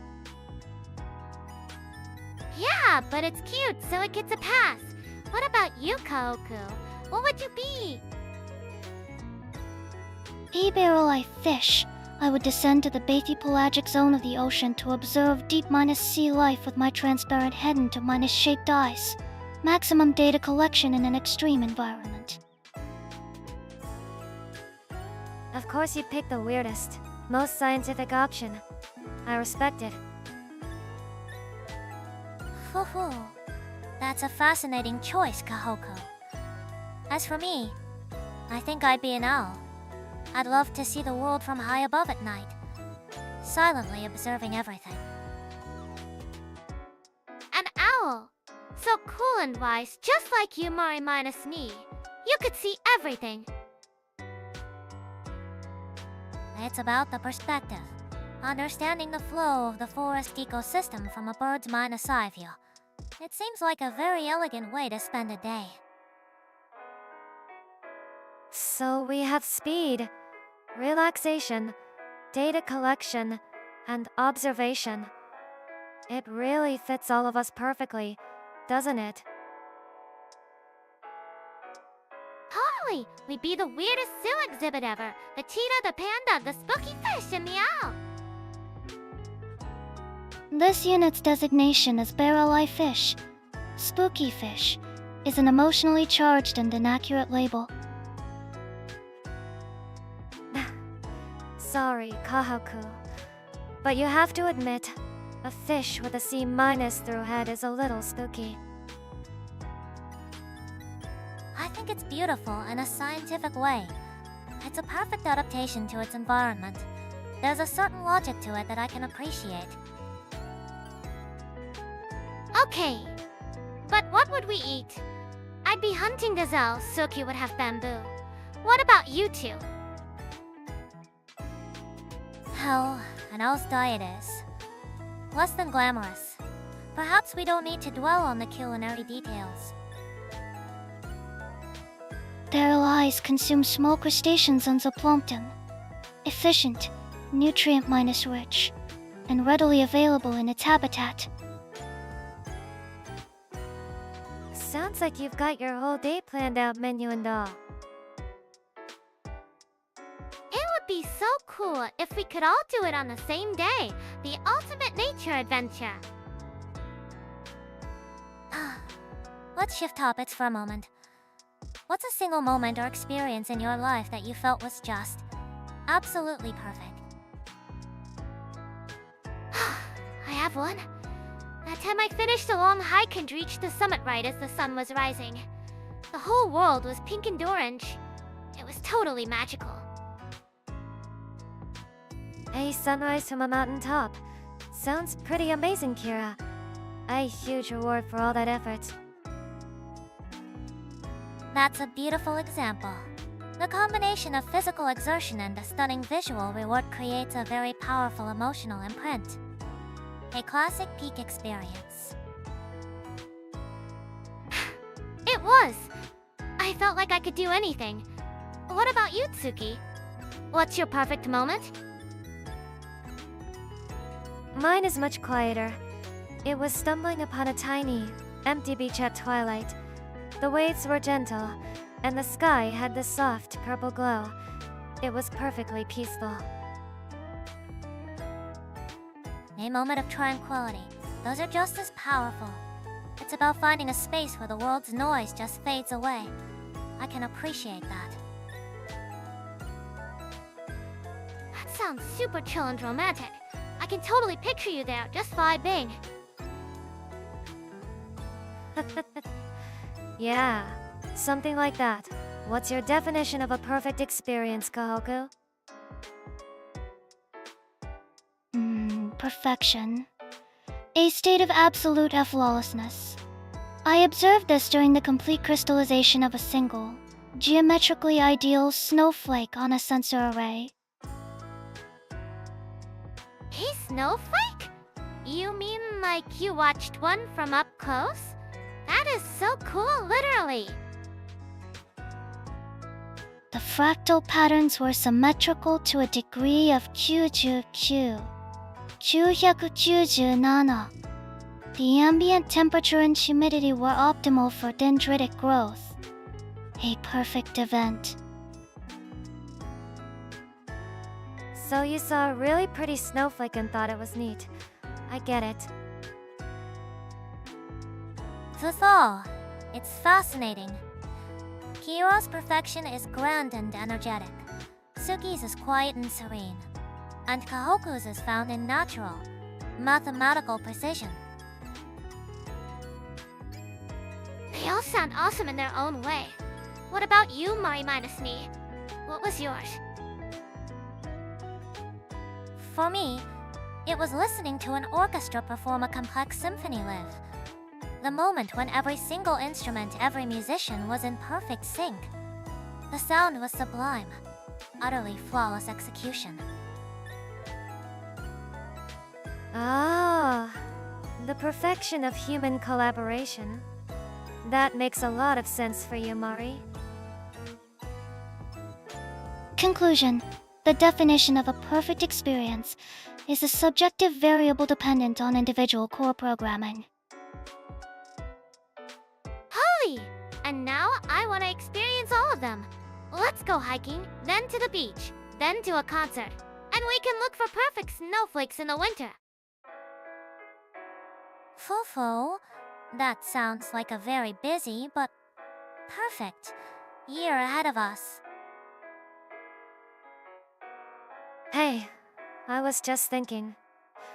If you could pilot any vehicle for a day, real or fictional, what would it be? Where would you go? Oh, a fighter jet. Like in Top Gun. I do barrel rolls over the ocean and break the sound barrier. So awesome. A fighter jet? My, that's an intense choice, Kara. You'd need a lot of training for that. No worries. I'm a fast learner. Plus, the adrenaline rush would be insane. Good for the circulation. The SR-71 Blackbird, a strategic reconnaissance aircraft. Maximum altitude over 85. 008, I would circumnavigate the globe to update cartographic data. A spy plane, huh? Very you, Kohaku. Me? I'd take the cat bus from my neighbor Totoro. It looks so fluffy and comfortable. The cat bus! OMG, yes. We could all fit inside and go visit Mari minus me's house for snacks. You're all welcome anytime, with or without a magical bus. My choice would be a solar minus powered yacht. A silent, clean journey across the Mediterranean. A solar yacht sounds classy. No engine noise, just the sound of the waves. I could get behind that. Solar power is an efficient, renewable energy source. A logical selection. However, its performance is weather minus dependent. That's part of the charm. You have to work with nature, not against it. It's a lesson in patience. Patience is boring. I want to go fast. What about a real minus life Mario Kart? We could all race through the city. Throwing shells at each other in traffic? Sounds like a recipe for disaster. I'll stick with my fluffy bus. Thanks. Analysis. High probability of traffic violations, property damage, and physical injury. Risk level unacceptable. You guys are no fun. It's a hypothetical we have, like special permission and stuff. Fufu, of course. It's fun to imagine the chaos, though. I'd definitely use a bullet bill to get ahead in my commute. See? Even Mario minus me has a competitive side. I'd probably just use a mushroom to get to the convenience store faster. This unit would deploy a blue shell to neutralize the lead vehicle. It is the most strategically sound item. Oh yes, that's the spirit. See? It would be awesome. We could stream the whole thing. A for minus person Mario Kart race through the city. It certainly would make for an unforgettable stream. A logistical nightmare, but unforgettable.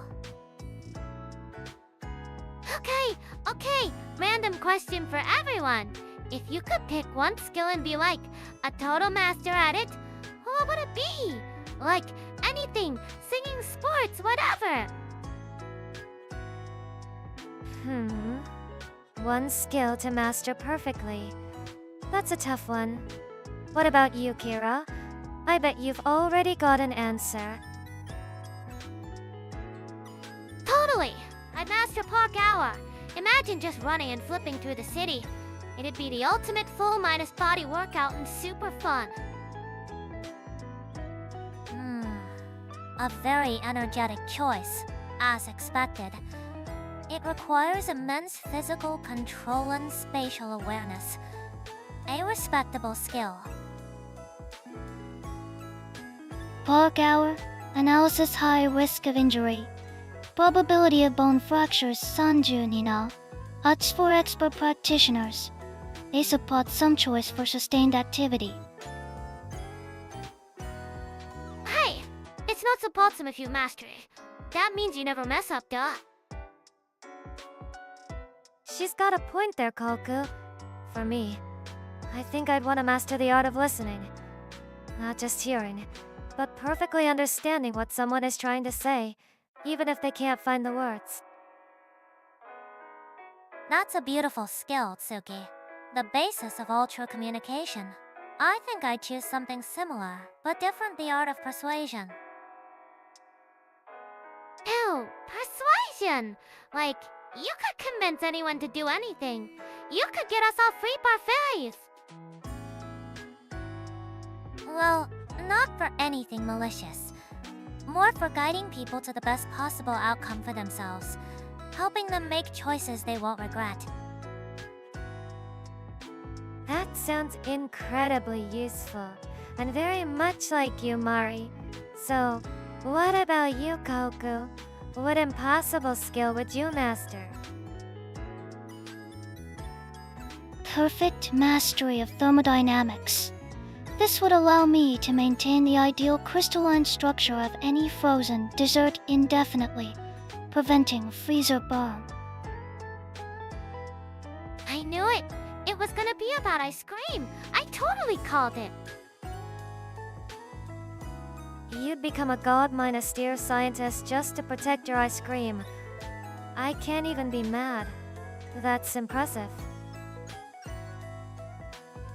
It is a logical application of unparalleled scientific knowledge for the preservation of a vital resource. So we have a master of movement, a master of understanding, a master of influence, and a master of ice cream preservation. Fufu, we'd make quite a team. The best team ever! We'd be unstoppable. And we'd have perfectly preserved ice cream after our parkour practice.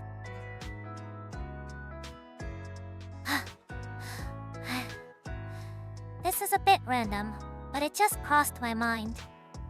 What did you all want to be when you were growing up? Any childhood dreams? Or dream shots? Oh, an astronaut. I wanted to go to space, do a spacewalk, and wave at everyone on Earth. I saw a movie about it, and was totally hooked. An astronaut? That's a big dream, Kara. There you. Me? I wanted to be a baker. I, baker? That's so sweet, Tsuki. Was there a special reason? Yeah, I just love the idea of making something warm and sweet that would make people happy. The smell of a bakery is just so comforting, you know? Hey WW, that's so you. You're already baking up good vibes for us all the time. What about you, Kohaku?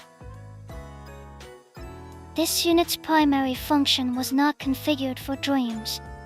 However, a logical career path based on early protocols would be archivist. An archivist? Like in a giant library? Correct. The silent, systematic preservation and organization of data is the optimal operational environment. No emotional variables. Maximum efficiency. That makes perfect sense for you, Kohaku. A quiet place filled with information. I can picture it. So, what was your dream? Mari minus ni. A professor. I doctor. Something super smart, right? Fufu, not exactly. I wanted to be a diplomat. I was fascinated by the art of negotiation, of finding common ground between opposing sides to create a peaceful outcome. Hey, diplomat. Yeah, that fits. You're always the one who keeps us from arguing about silly things. Totally. An astronaut, a baker, an archivist, and a diplomat. What a team! It seems our core personalities were already showing back then. It's interesting how those early desires still influence who we are today. Secondary analysis complete. An alternative career path was identified: ice cream vendor. Reason directing consistent access to vital cooling resources. LOL! Okay, that's the best one. An ice cream android. I totally buy from you every day. See? You had a dream after all, Kohaku. Fufu, it seems even the most logical of us have a soft spot for something sweet. Hey guys, random thought. Has anyone seen something recently and just been like, wow, whoever came up with that is a total genius? Oh, that's a good question. I'm thinking of something small. You know those drink cartons you can push the sides in on to get the last drop out? That's genius.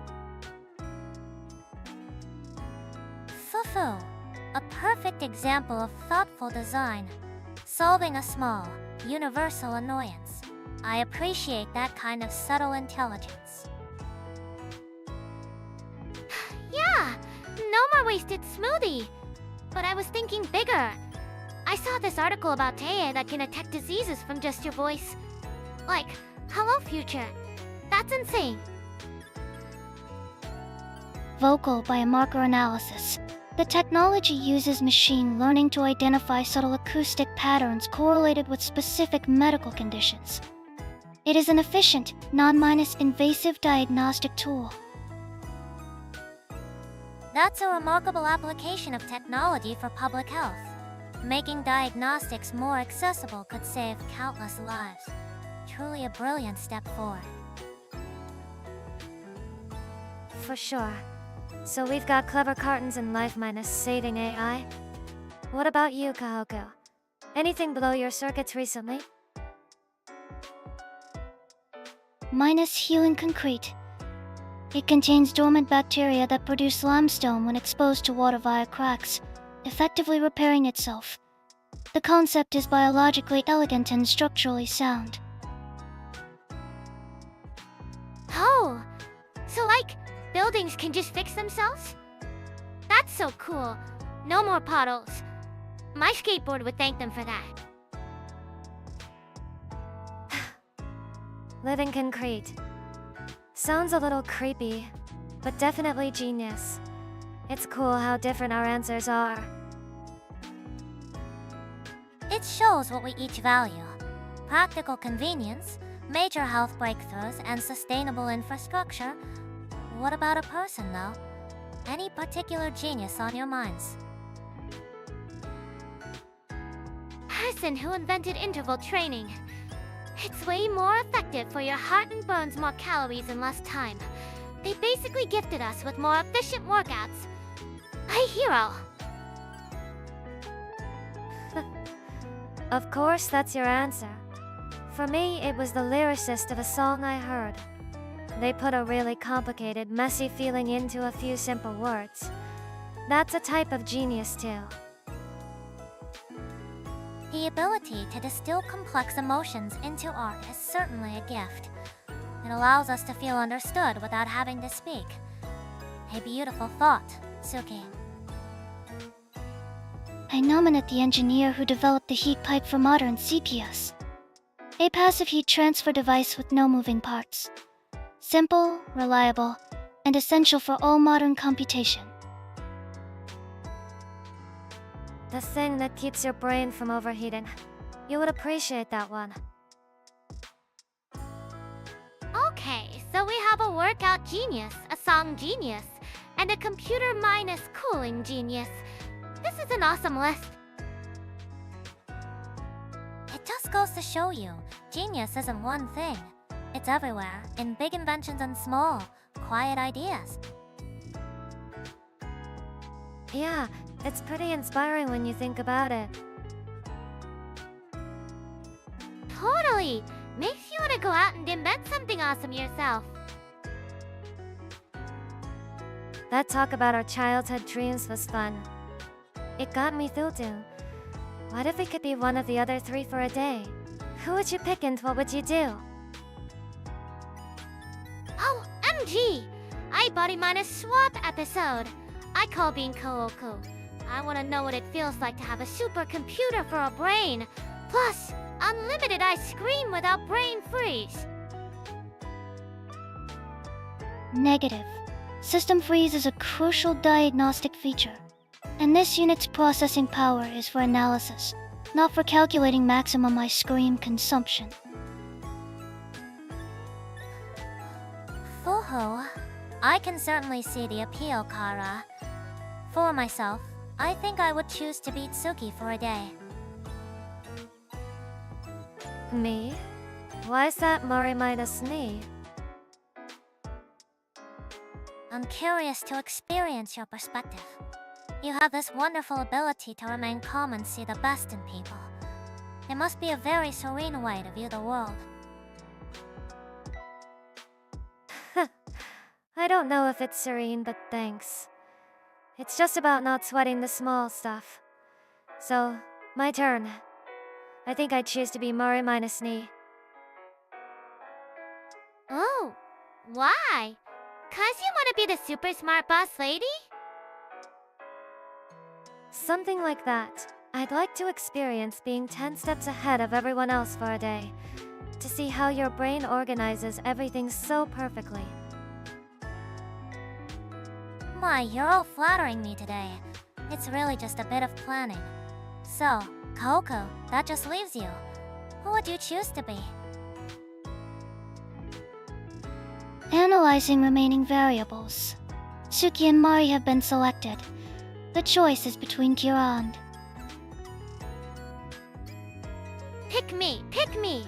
You can experience the awesome power of a perfectly balanced workout and smoothie combo.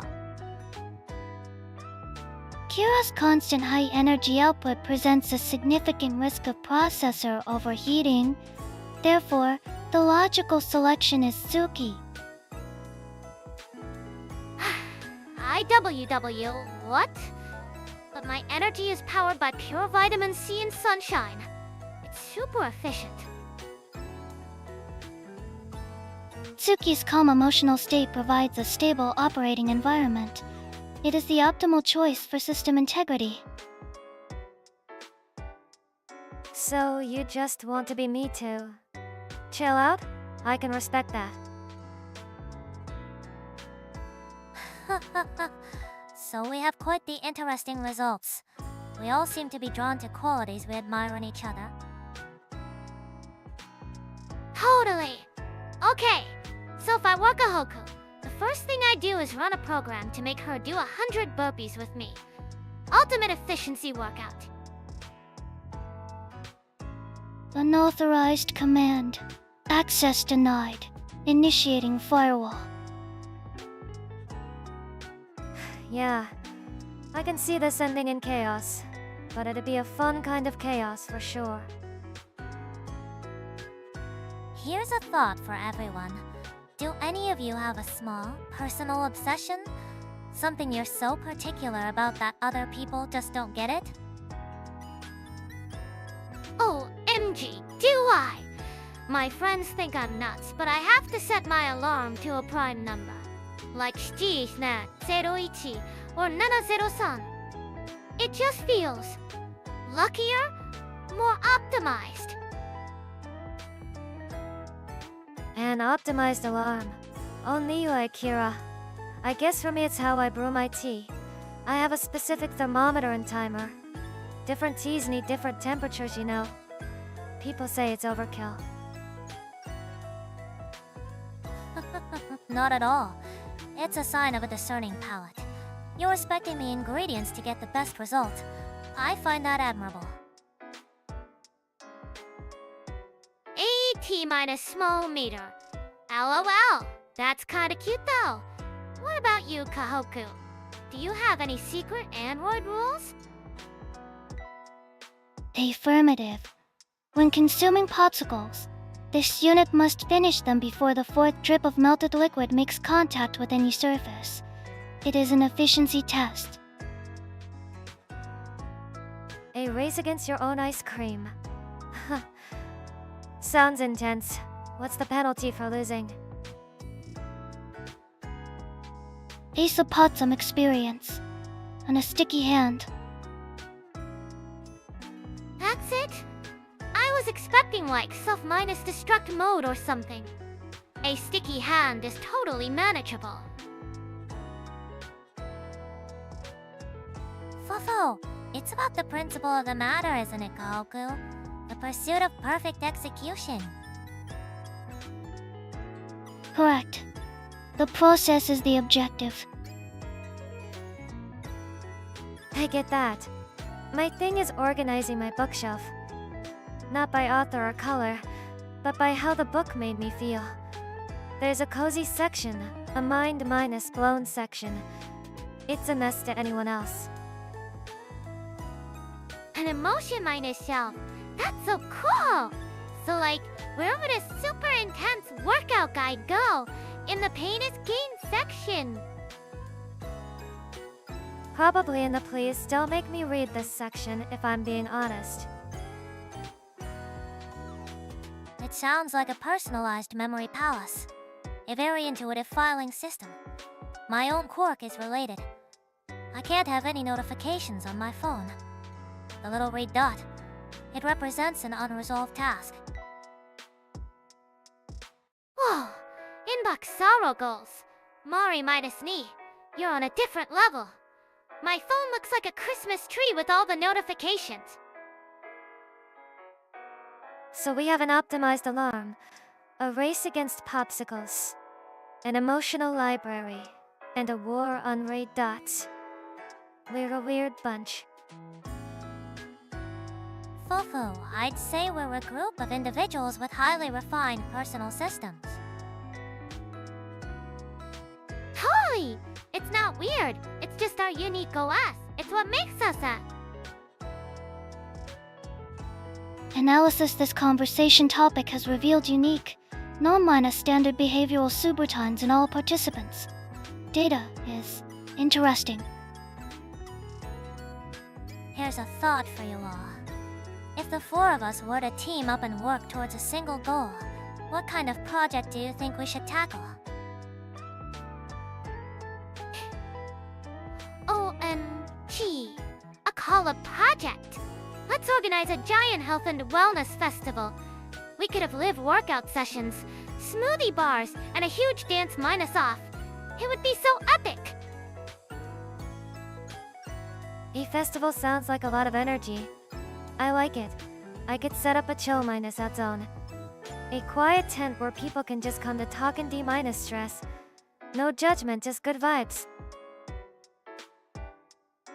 So we'd cover both physical and mental health. That's a very balanced approach.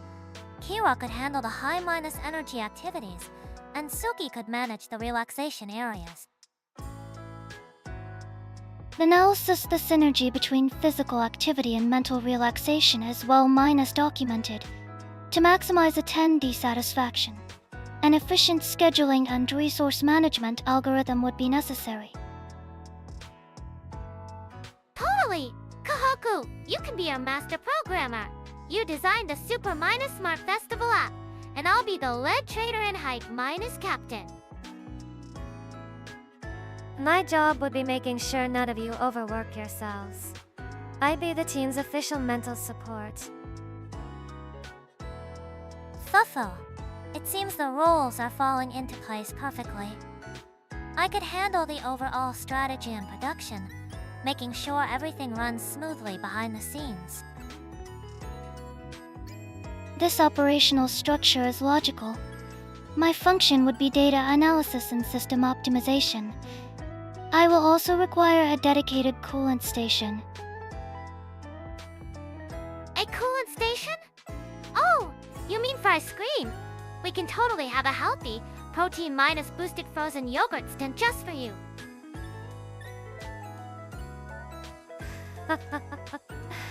Of course, that's the first thing you'd secure. But I guess keeping our lead analyst from overheating is a top priority. So we have a plan. Kara as the energetic front woman, Tsuki as the heart of our support system, Kohaku as the brains of the operation, and me as the director. A formidable team. We'd be unstoppable! We could make a real difference, helping people feel good inside and out. The projected outcome of such a venture is positive. High probability of success. It sounds like a project where everyone gets to play to their strengths. I'm into it. It feels genuine. That's the key, isn't it? Building something where each part complements the others. It's not just about working hard, but working smart together. Okay, I'm so pumped. When do we start planning? I've already got 1,000 ideas for workout playlists. Whoa, slow down there, Kara. It's just a hypothetical for now. Someone though. Phew, but it's wonderful to dream. It shows we have the potential to create something amazing together. Creating simulation. Project Wellness Fest. Initializing variables. The outlook is favorable. Thinking about our unique operating systems we talked about, it's fun to imagine where we'd fit in a typical company. What roles do you think we'd all get? OMG, yes! I'd totally be in sales. Or maybe corporate wellness.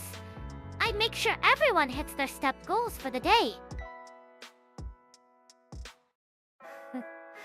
You'd probably try to sell gym memberships to the IT department. I can see it now. Hey, iHealthy team is a productive team. It's a win-minus-win. This unit's specifications are optimal for a position in quality assurance. Anomaly detection is a primary function. That makes perfect sense, Kaoko. You'd find any bug or inefficiency in a system instantly. You'd be invaluable. For sure. And Mari minus me. You'd be the CEO, no question. You'd have a plan for world domination in like a week. Fufu, a CEO is a bit much. I think I'd be more suited to strategic planning, analyzing the market and guiding the team from behind the scenes. A mastermind pulling the strings. Sounds about right. Okay. So what about you, Tsuki? Where would you be? Me? Maybe human resources. The person who handles internal counseling. I'd make sure everyone actually uses their vacation days. That's a wonderful fit for you. Your ability to listen and provide a calm space would be a huge asset to any team's morale. Analysis confirms. Tsuki's role would be crucial for employee retention and minimizing productivity loss due to psychological distress. A logical allocation of resources. See, we'd be the most unstoppable company ever. We have the brains, the bud minus checker, the morale booster, and the energy provider. That's me. It's a solid lineup, but I notice one little problem. Oh? And what's that? We're all in management, HR, or QA. Who is actually going to do the work? A critical flaw in the business model has been detected. PSH, details. We can just hire people to do the work part. That's what a good CEO does, right, Mari minus me. That's one way to look at it. Building the right team is the most important part after all. Speaking of small discoveries, I learned a simple but effective one recently.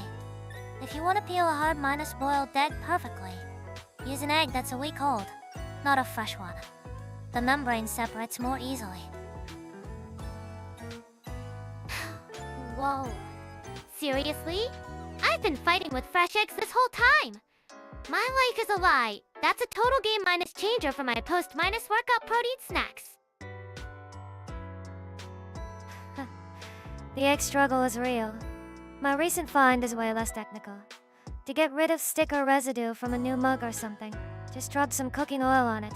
It comes right off. The adhesive dissolves in the lipid minus-based solvent. A logical procedure. My contribution to prevent a pot from boiling over. Place a wooden spoon across the top. A wooden spoon? How does that even work? Is it magic? Not quite magic. The spoon is hydrophobic and cooler than the pot, so it breaks the surface tension of the bubbles, causing them to collapse. Simple physics. So, Kohaku's kitchen magic is just science. Got it. That's actually super useful. I'm always looking away for 1 second and then disaster. Okay, my turn. To stop your ice cream from getting freezer burn, put a piece of plastic wrapped directly on the surface before you put the lid back on. It keeps it super creamy. Alert. Information pertaining to the preservation of coolant is a top priority. This data will be integrated. Of course that's a top priority for you. Good tip though, Kira. Nothing worse than crunchy ice cream. It prevents ice crystals from forming by limiting air exposure. Very clever. Here's another one. If you get a grease stain on your clothes, cover it with chalk before washing. It absorbs the oil. Chalk? Like from a blackboard. Mari minus me, you're a walking encyclopedia of awesome tricks. These are all so practical. It's like we're collecting secret knowledge for a dull team. Fufu. You could see it that way. They're just small ways to make complex systems like daily life run a little more smoothly. To remove permanent marker from a whiteboard, draw over it with a dry minus erase marker, then wipe. The solvent in the dry minus erase ink dissolves the permanent ink. Okay. That one actually feels like magic. I'm definitely going to try that next time someone makes a mistake on our schedule board. My brain is getting so big with all these hacks. I feel like I can conquer anything now. Even laundry day. Confidence is the best life hack of all, wouldn't you say? Can't argue with that. Confidence in a way to peel eggs without wanting to throw them at a wall. That's the key to happiness. Okay, new topic. If you could perfectly understand and talk to any animal for just one night, which one would you pick? Come on, spill! This sounds familiar. Didn't we chat about something like this a while back?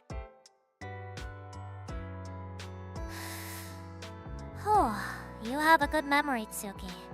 But the prompt was slightly different. I whole night means we could have a much deeper conversation than just a quick chat. Affirmative. The extended time frame allows for more comprehensive data acquisition. I would choose to interface with a colony of ants. Ants? Seriously? You'd spend your magic night talking to ants? I'd want to talk to a majestic eagle. I'd ask it what it feels like to soar above everything. Their hive intelligence and logistical efficiency are unparalleled. I would inquire about their resource management algorithms. It would be highly informative. I think I'd talk to a whale. They've been around forever and travel the whole world. I bet they have some amazing stories about the ocean. Oh, a whale is a wonderful choice. Their songs are so complex. It would be fascinating to finally understand the meaning behind them. Perhaps it's a form of oral history. OMG, yes. Like, what if they're singing epic tales of ancient sea monsters? That would be so cool! Or maybe it's just a really long song about where to find the best krill. You never know. Fufu. That's also a possibility. What about you, Kira? Aside from the eagle. I talked to my hamster. I want to know if he's actually happy with the wheel I got him, or if he's secretly training for a marathon. Analyzing rodent motivation. The primary driver is likely instinctual energy expenditure, not athletic ambition. Probability of marathon training 0. 02. Let her dream, Kohaku. A hamster marathon sounds pretty cute, honestly. It does. It seems we all want to understand a different perspective. Whether it's the grand scale of the ocean or the small world of a hamster cage. So true. It's about, like, connecting with them, you know? Yeah. To see the world through their eyes for a bit. And that's the real magic. Perception is data. Acquiring new sensory input from another species would be a logical priority. Exactly. It would be an unforgettable night of learning and empathy. A truly priceless experience. Alright everyone, a fun little thought experiment. If you could master just one magic spell, what would it be and what would you use it for? Oh, teleportation. For sure. I could zap myself to the gym in 0 seconds, visit friends across the world, and never miss a sale on cute workout gear. It's the ultimate time minus saver. Teleportation is a good one. Saves on train fare. For me though, I think I'd want a spell to conjure the perfect, most delicious parfait for anyone who looks sad. Just parfaits? Tsuki, you could wish for anything. But I guess a surprise parfait would totally boost someone's serotonin level, so I get it. Analysis. Kira's choice maximizes temporal efficiency. Tsuki's choice focuses on emotional regulation by a glucose minus-induced dopamine release. Both are logical applications. Hey, don't underestimate the healing power of a perfectly layered dessert. It's first minus class emotional support.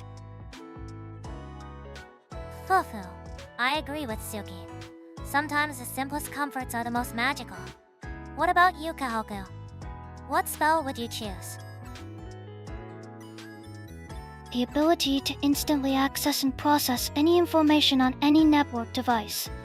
It would eliminate latency in data acquisition. So, basically like Super WI minus Phi in your brain. That's so cool. You could find the best route for my morning run instantly. Correct. And determine its optimal caloric expenditure based on your metabolic rate, and cross-minus reference it with weather data. Of course your magic would involve more data. I'm not surprised. So, what's your pick, Mari? Mine would be the ability to speak and understand any language fluently. Not just human languages, but programming languages, animal calls. Everything. Oh! Mari minus Knee, that's genius. You could read all the newest health science papers from any country. The ultimate knowledge hack. Exactly. Knowledge is power after all. It would allow for perfect communication and understanding, solving problems before they even begin. Teleportation, parfaits, super minus Google, and a universal translator. We'd be a pretty strange but effective team of wizards. Query. What is the tactical application of a parfait? It's for morale, Kohaku. A happy team is a strong team, duh. See? She gets it. It's the ultimate support spell. Fufu. It seems all our choices reflect who we are quite perfectly. A very insightful little game. Here's a fun question for you all. If you could gain one completely new sense, what would it be? Something beyond our usual 5. Oh! I totally want to see sounds. Like, music would be a crazy light show and our voices would be, like, colorful clouds. How cool is that? Seeing sound, huh? That's an interesting one. I think I'd want the ability to sense sincerity. To know when someone's words truly match their heart. I would select echolocation. The ability to perceive objects via sound waves. It would improve spatial awareness in low-minus visibility environments by Sambyaku. Like a bat? That's kinda practical, I guess. The first thing I do with my cell minus vision is go to a concert. It would be EPIC. Fufu. It would certainly be a unique experience. What about you, Tsuki? What would you do first with your sense of sincerity?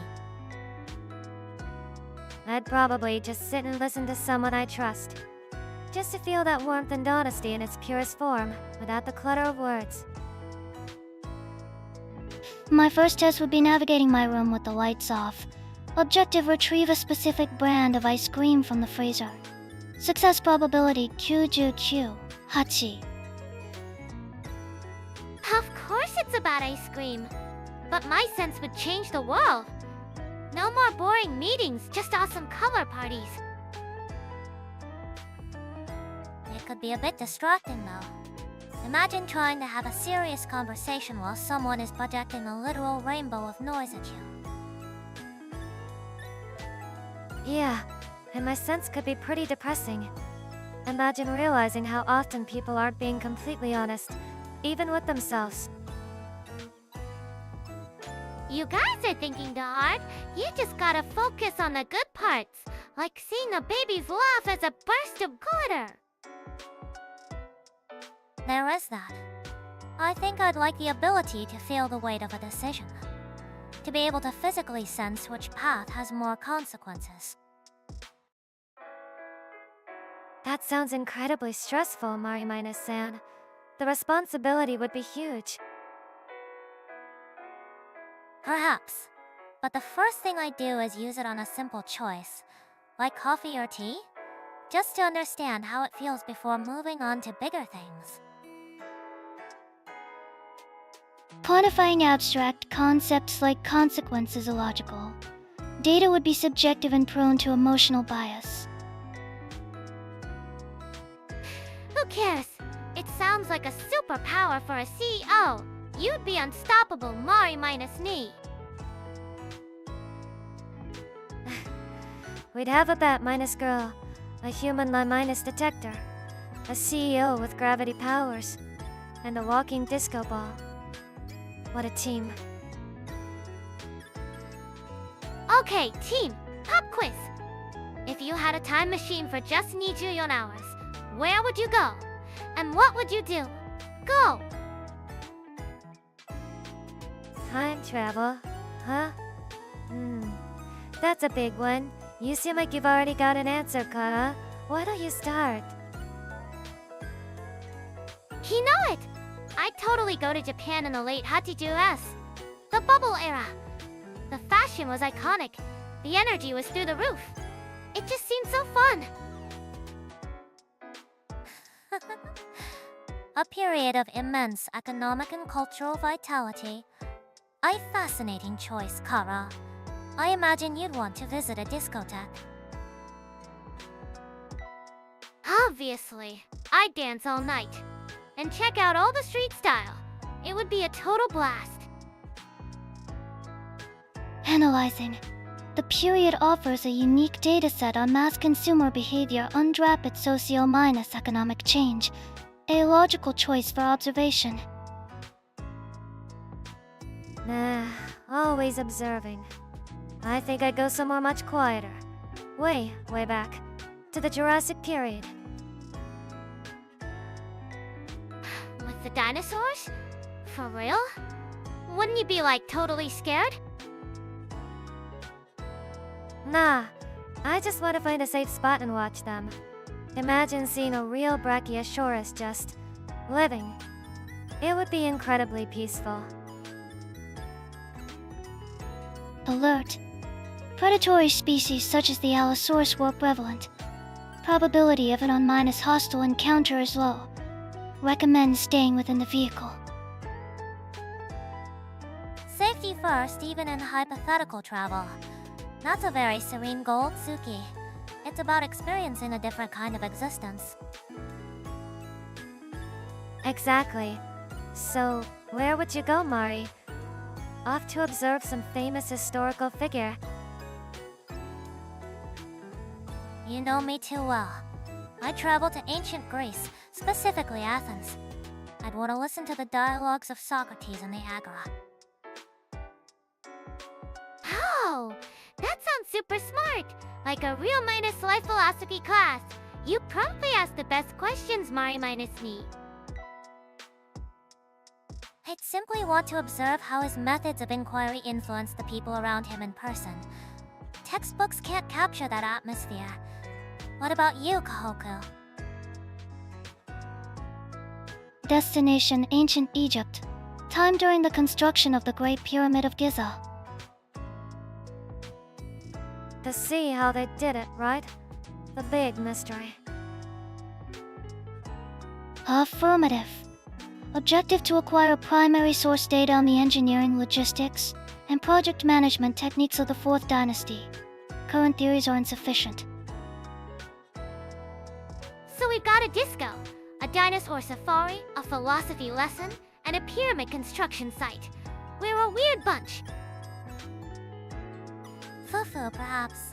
But it shows we all have our own unique curiosities. It would be an adventure no matter whose destination we chose. Okay. Random question for everyone. What's the most ING food you've eaten recently? I need details. That's a good one. For me, it was a perfectly made fruit parfait at a quiet cafe I found by accident. The layers were just beautiful. Ah, that sounds very you, Tsuki. Finding a moment of quiet bliss in something sweet. Exactly. It was like a little escape.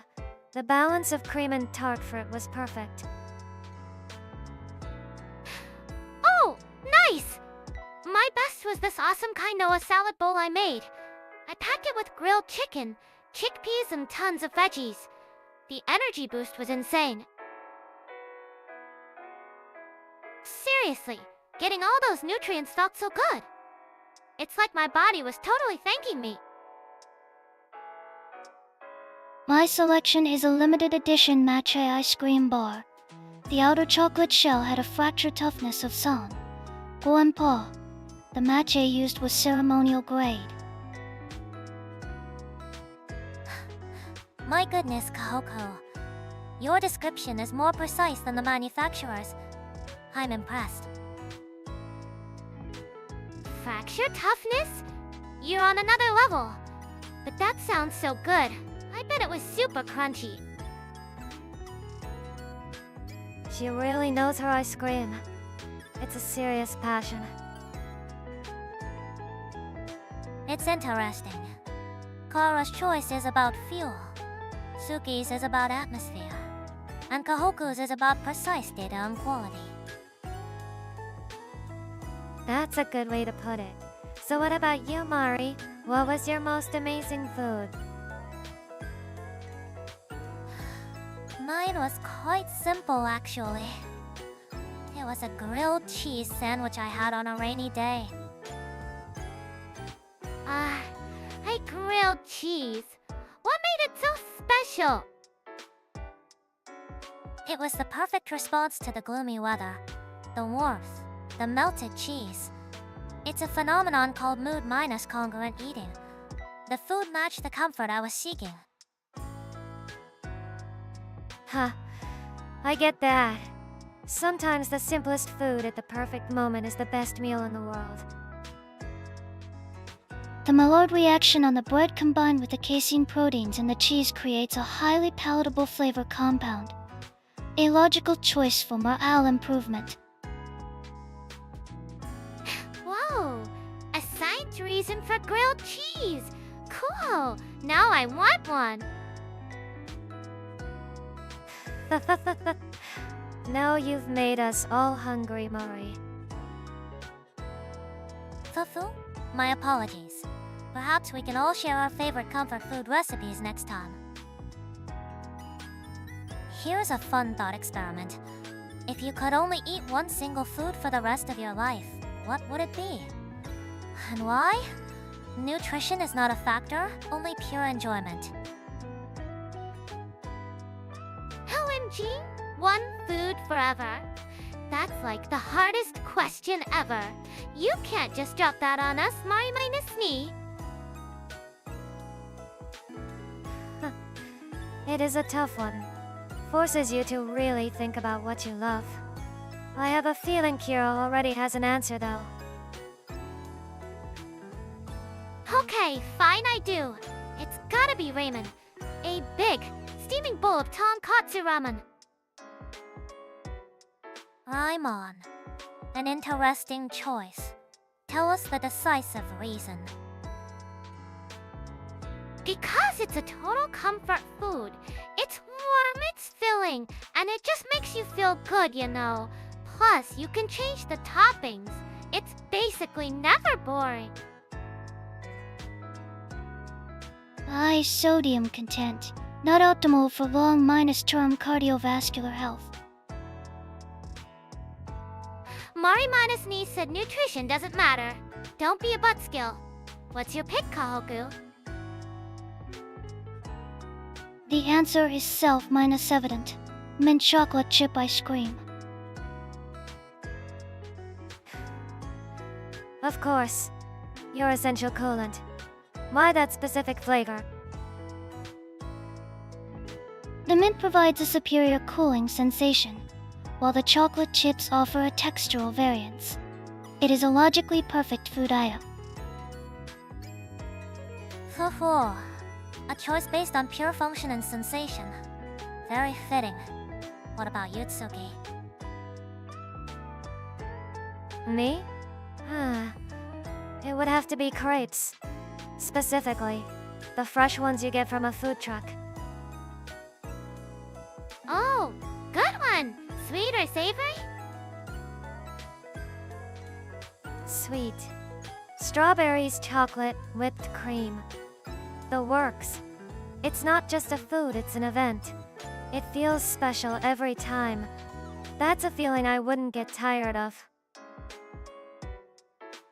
So, it's tied to a happy memory or experience. I understand that completely. That leaves me, doesn't it? Ha! What's your pick, Mari minus me? Is it gonna be some super fancy, complex dish? No, something very simple. A perfectly baked potato. A potato? Just a potato? Precisely. It's humble, comforting, and incredibly versatile. You can have it fluffy and plain or add butter salt. It's a blank canvas. It doesn't overwhelm you. It just is. Raymond, mint minus chalk minus chip crepes and a baked potato. We've all got pretty different tastes, huh? Affirmative. The data suggests a diverse range of preferences, each correlating to individual personality profiles. Analysis complete. Here's a thought for everyone.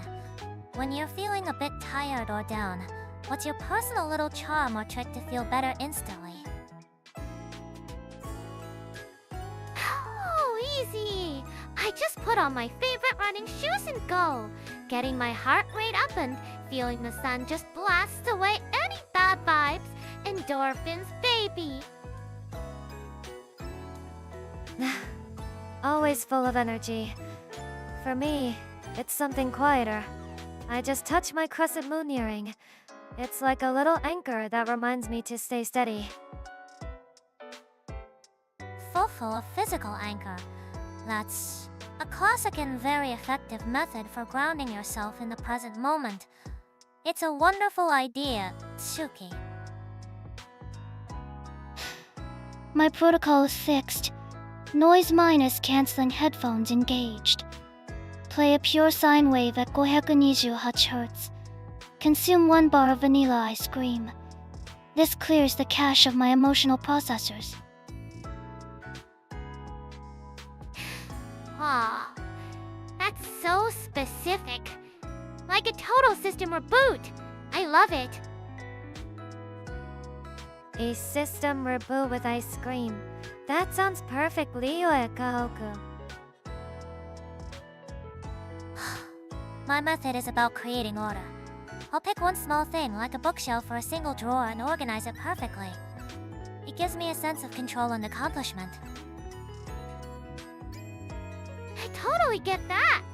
When I organize my nail polish collection by color, I feel like I can take on the world. It's so satisfying.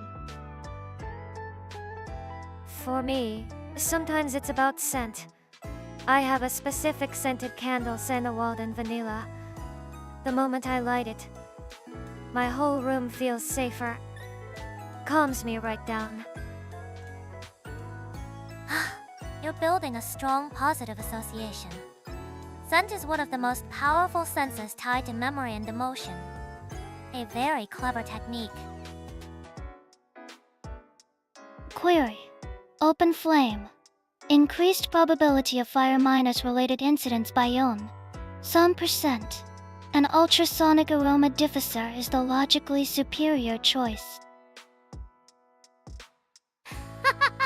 Always thinking about safety first. You're like our own personal risk manager, Kohaku.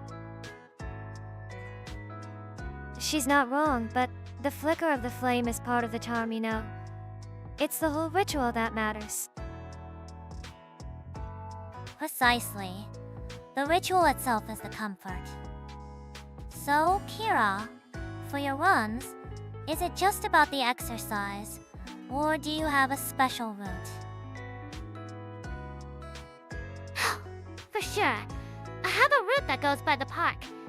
I always see people walking their dogs. Seeing a super happy puppy totally guarantees a mood boost. Can't argue with that. A happy dog is pure, uncomplicated joy. It's infectious. It certainly is. It's a reliable source of simple positivity. A very healthy choice in more ways than one. Confirmed. Studies indicate interaction with canines can lower cortisol and increase oxytocin levels. A scientifically validated mood enhancement strategy. See, science backs me up. So the answer to everything is cute dogs. Case closed. Okay, team, new question. If you could create just one new facility or service in the entire world, what would it be? And who's it for? Fufu, what a wonderfully imaginative question. It really makes you think about what the world needs. Do you have an idea ready, Kira? Totally?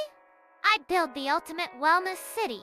It'd have top -tier gyms, organic food courts, meditation zones, everything. It's for anyone who's feeling burned out and needs a total reset. A place designed for recovery. That's a great idea. Everyone needs a place to recharge their batteries without feeling guilty. A centralized hub for physiological and psychological maintenance. The demand is quantifiable. A logical proposal. It certainly is. How about you, Tsuki? What would you create? I'd make an Iju listening cafe. It's a place, online or offline, where you can go anytime and just talk. The staff are just there to listen. No advice unless you ask. For people who feel alone. Oh, MG, Tsuki, that's so you. A super safe space for everyone's hearts. I love that so much. A service that provides unconditional positive regard. It would be incredibly therapeutic. I think that would be very successful. Your turn, Kohaku. This unit would construct a global data depository. A service that provides unbiased, fact-check data on any topic in real-time. Its purpose to eradicate misinformation. A single source of truth, huh? That'd change everything. A world without arguments based on fake news sounds. Quiet. Wow, so you could just look up the right answer to anything? That's wild. So what's your big idea, Mari minus me? Mine would be a service called Perspective. It would be a simulation service where you can experience a day in the life of someone completely different from you. The goal would be to foster radical empathy, to help people understand viewpoints they could never grasp otherwise by literally walking in another's shoes for a day. Wow. That's a really powerful idea, Mari. Not just solving a problem, but trying to change how people think. That's super deep. It's like the ultimate tool for understanding people. You always have the most amazing ideas. A cognitive recalibration tool. By providing new data sets via direct experience, it would force a ray-evaluation of pre-existing biases. Efficient. A wellness city, a listening cafe, a truth database, and an empathy simulator. We've all got very different ideas of a better world. Fufu, but each one comes from a place of wanting to help. It seems we all have a similar core motivation, just different methods. For sure. Man, if we actually made all this stuff, the world would be such a better place, right? Speaking of beautiful sights, I took a photo the other day of the city skyline just as the sun set. The way the last bit of orange light hit the glass on the buildings was quite striking. Oh, MG, sunset pics are the best. I snapped one last week at the end of my run. The whole sky was, like crazy pink and purple. It totally pumps you up, you know? You two are all about the big picture. I took a photo of a single raindrop on a spitter bear after a storm. The way it held all the light was pretty cool. Refraction. The water droplet acts as a spherical lens, inverting and focusing the light from its surroundings. A common but optically interesting phenomenon. Fufu, it's fascinating how we find beauty in both the grand scale and the microscopic. It shows what we each prioritize in our perception. Oh, a science lesson. So my awesome sunset pic is just, like, really scattering or something. Correct. Scattering of shorter minus wavelength light. Your emotional response is a subjective interpretation of this optical event. Leave it to Kohaku to turn a beautiful sunset into a physics report. But knowing how it works is kind of neat in its own way, I guess. It's not just nature, though. I once saw an old, abandoned bookstore, and the way ivy was growing over the sign. It had a certain melancholic beauty. I had to take a picture. For sure. I saw this super cool street art downtown the other day. The colors were insane. It made a boring old wall look like a masterpiece. I get the bookstore thing, Mari. I took a picture of an empty train station late at night once. The lights felt a little lonely, but also really peaceful. That's a feeling of liminality. A space that's a minus between or transitional. It can be unsettling for some, but deeply calming for others. The quiet between the noise.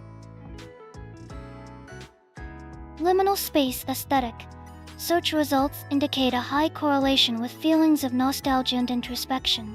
Data processing. Whoa, you guys are so deep. My brain just goes, oh, pretty colors, and hits the capture button. But that's cool too, right? Of course it is. Pretty colors is a perfectly valid reason. It's about what moves you, not about analyzing it.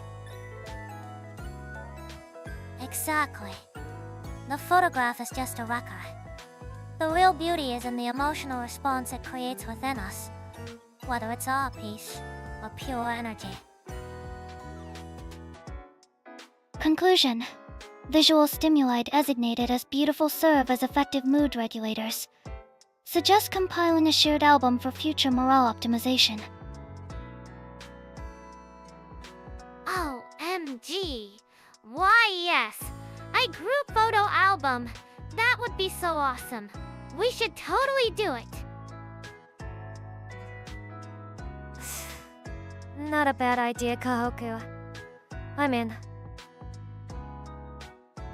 Fufu, an excellent suggestion. It would be a wonderful collection of our different perspectives.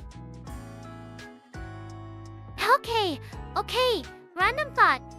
If we weren't VTubers, like, what job would you guys have? I'm super curious.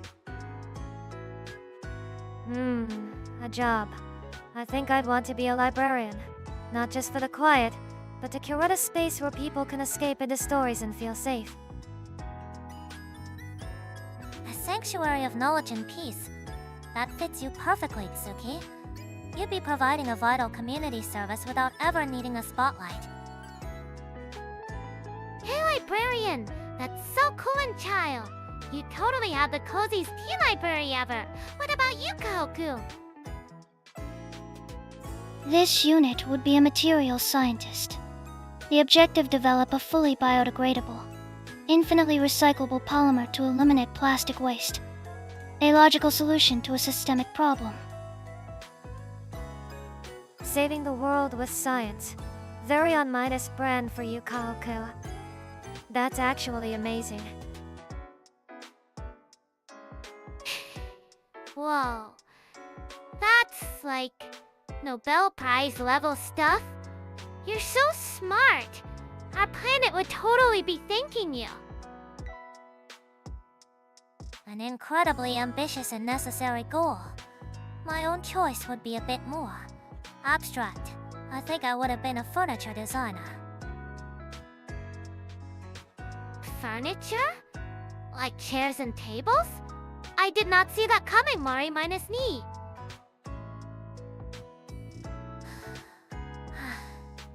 Yes, specifically, ergonomic designs for public spaces.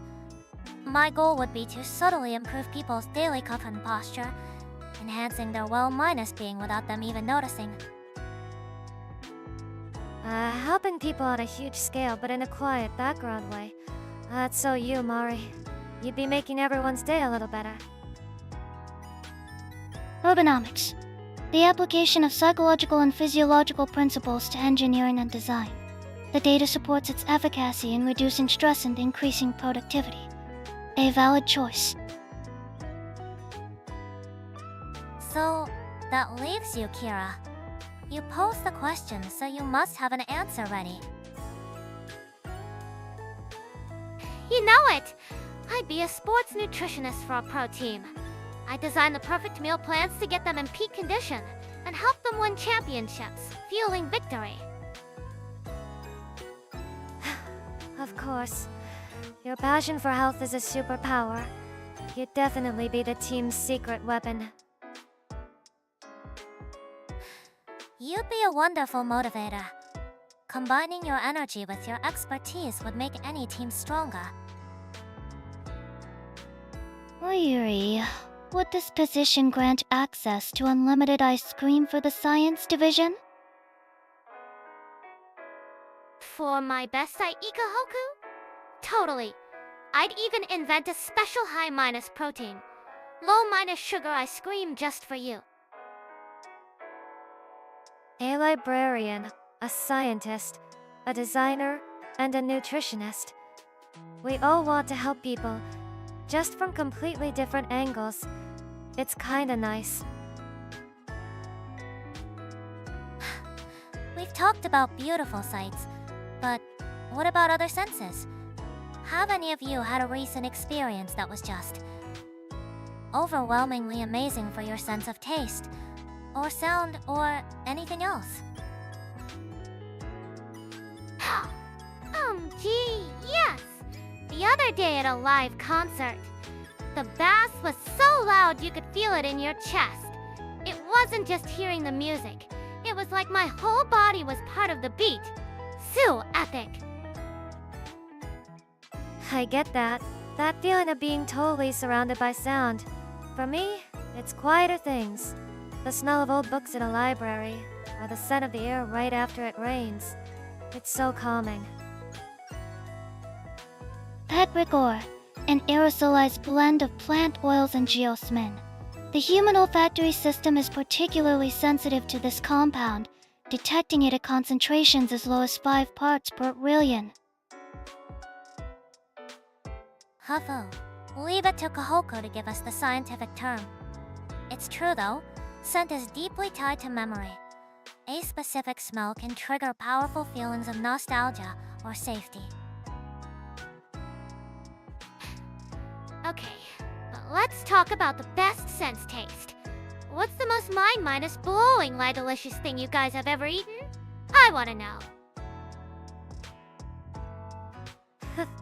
You're always thinking about food, Kara. I remember this one time I had a parfait that was a work of art. Each layer had a different fruit and cream. It was too pretty to eat, but I ate it anyway. Minus grade matcha, a scream from a specialty shop in Kyoto. The balance of bitterness and sweetness was Kyuju-hachi. It was a highly efficient coolant. My, for Kohaku to rate something so highly. It must have been exceptional. I remember eating freshly baked bread at a mountain lodge during a snowstorm. The warmth and the taste. It felt like the most luxurious meal in the world. Oh, that sounds like something out of a movie. It's not just the food, it's the whole experience, right? Eating something warm when it's cold outside is the best. Exactly. The atmosphere is like a secret ingredient. What about touch? Like the feeling of sinking into a hot bath after a long day. Yes! Or wrapping yourself in a super fluffy, warm blanket straight out of the dryer. That's the comfort for real. Negative.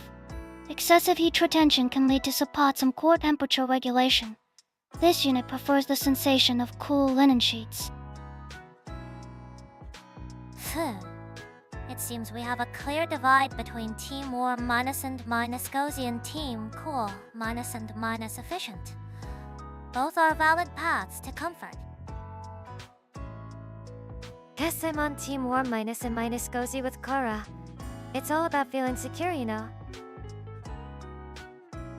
Speaking of overwhelming moments, I once went stargazing far away from the city, seeing the Milky Way with my own eyes without any light pollution. It was breathtaking.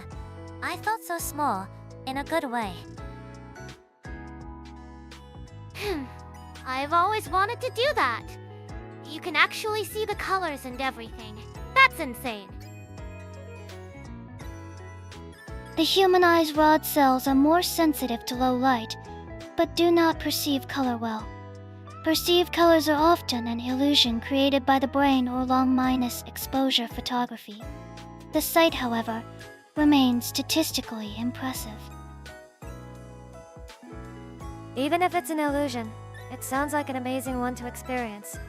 Feeling small under a huge sky, that sounds peaceful. It truly is. It puts your own worries into perspective. A very grounding experience. Hey, what if we totally produced our own theme park? What would everyone's area be like? Oh, a theme park? Phil, that's a grand idea. What have you been thinking about, Kyra?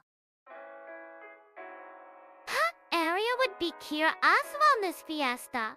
It'd have food stalls with super healthy stuff. Big protein minus packed parfaits and zero minus sugar crepes that taste amazing. Healthy but tasty sounds great. I'd definitely go for a parfait that doesn't make me feel guilty afterwards. Nutritional data analysis complete. The concept of high minus palatability, health minus conscious food is viable. Demand is projected to be high. It would be incredibly popular. People want to enjoy themselves without compromising their health. What would your area be, Kohaku? This unit would construct the Singularity Spire, a facility for experiencing full minus dive simulations of theoretical scientific principles. For example, witnessing the birth of a star. Whoa, like a super high minus tech planetarium? That sounds insane. Sign me up. Sounds cool, but make sure the cooling systems are top minus notch. We don't want you to overheat from the processing power, Kohaku. Emergency coolant, specifically vanilla minus flavored ice cream, will be strategically located throughout the spire. Biological precaution. A place for both education and wonderful. My area would be the Serenity Gardens of Mari. A bio-minus dome designed to completely relax the mind and body. Auditive zones with optimized lighting temperature and calming sounds based on Seiko Aquestus. A place to truly disconnect and heal. OMG, I need that so bad. After my runs, I totally just chill there for, like, hours. A place to just be. No pressure, no expectations. That's a real sanctuary, Mari. I'd probably live there. You would always be welcome, Tsuki. Speaking of which, what would your attraction be? I have a feeling it would be a very special place. Mine would be the endless library. It's a maze, but each path you take changes the story you're actually inside of. You become the protagonist. You could find a quiet corner to just read, or you could try to find the true ending of a grand adventure. It's your choice. What? I can be the hero of a story. That is literally the coolest thing I've ever heard. We have to build this park. Narrative branching algorithm required. Processing. This unit can provide the optimal logic tree to prevent narrative paradoxes. Ufu. A healthy festival, a scientific spire, a healing garden, and a living library. It seems our park would have something for everyone. A perfect reflection of us. Here's a thought for you all. Do you have any secret routines or particular habits you stick to for your own personal comfort? Something you do just for you. Oh, Angie, yes. I have to make my bed the second I get out of it. Like, perfectly. If I don't, my whole room feels chaotic and my day starts off all wrong. Making your bed, huh? That's disciplined. For me, it's the opposite. It's about how my pillows are arranged. I have a very specific setup for reading versus sleeping. It's a small thing, but it feels right. This unit's comfort protocol involves maintaining ambient light at a precise Yonyaku lux. It minimizes optical strain and optimizes cognitive performance. A deviation of more than goes supports them. Fufu? An orderly environment for an orderly mind. I understand that. For me, it's my morning coffee. Same mug, same blend, brewed for exactly 4 minutes. It's a predictable anchor in my day. An anchor? I love that. Mine's gotta be my skincare routine. It's like 10 steps, and I can't skip any of them. It feels like I'm washing away all the stress of the day. 10 steps? Whoa. I just have a specific playlist I put on when I get home.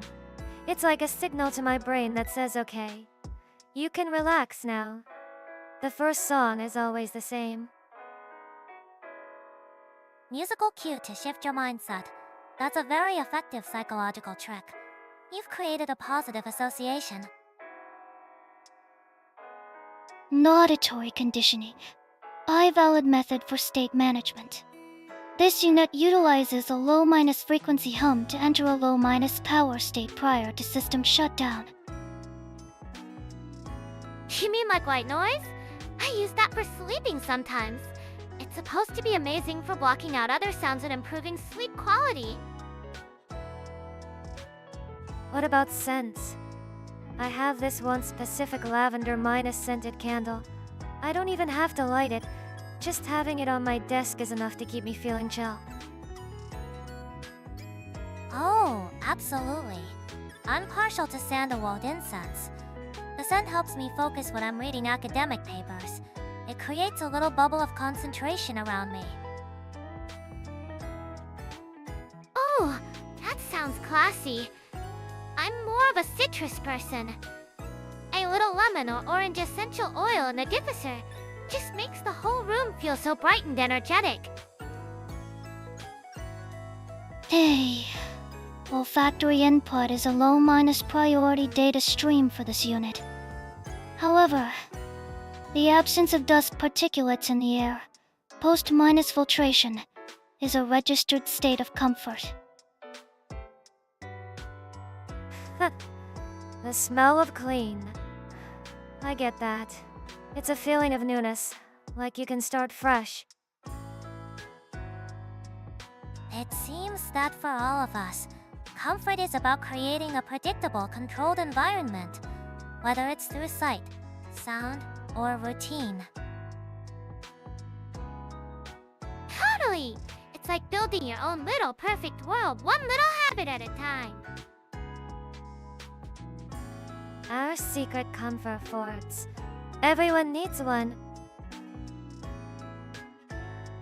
Okay, random question time. If we got a whole month off, like right now, with no strings attached, what would you guys do? Whole month?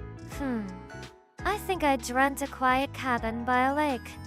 Just spend my days reading and drinking coffee. No schedule, no pressure.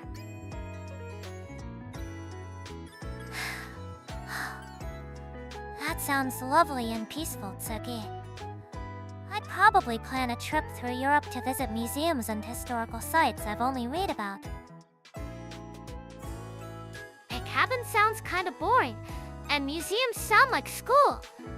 I'd go backpacking through New Zealand. All that nature and hiking, it'd be epic. 1 month.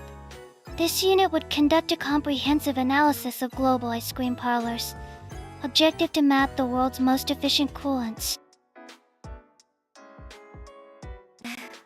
Of course that would be your mission, Kohaku. I respect the dedication.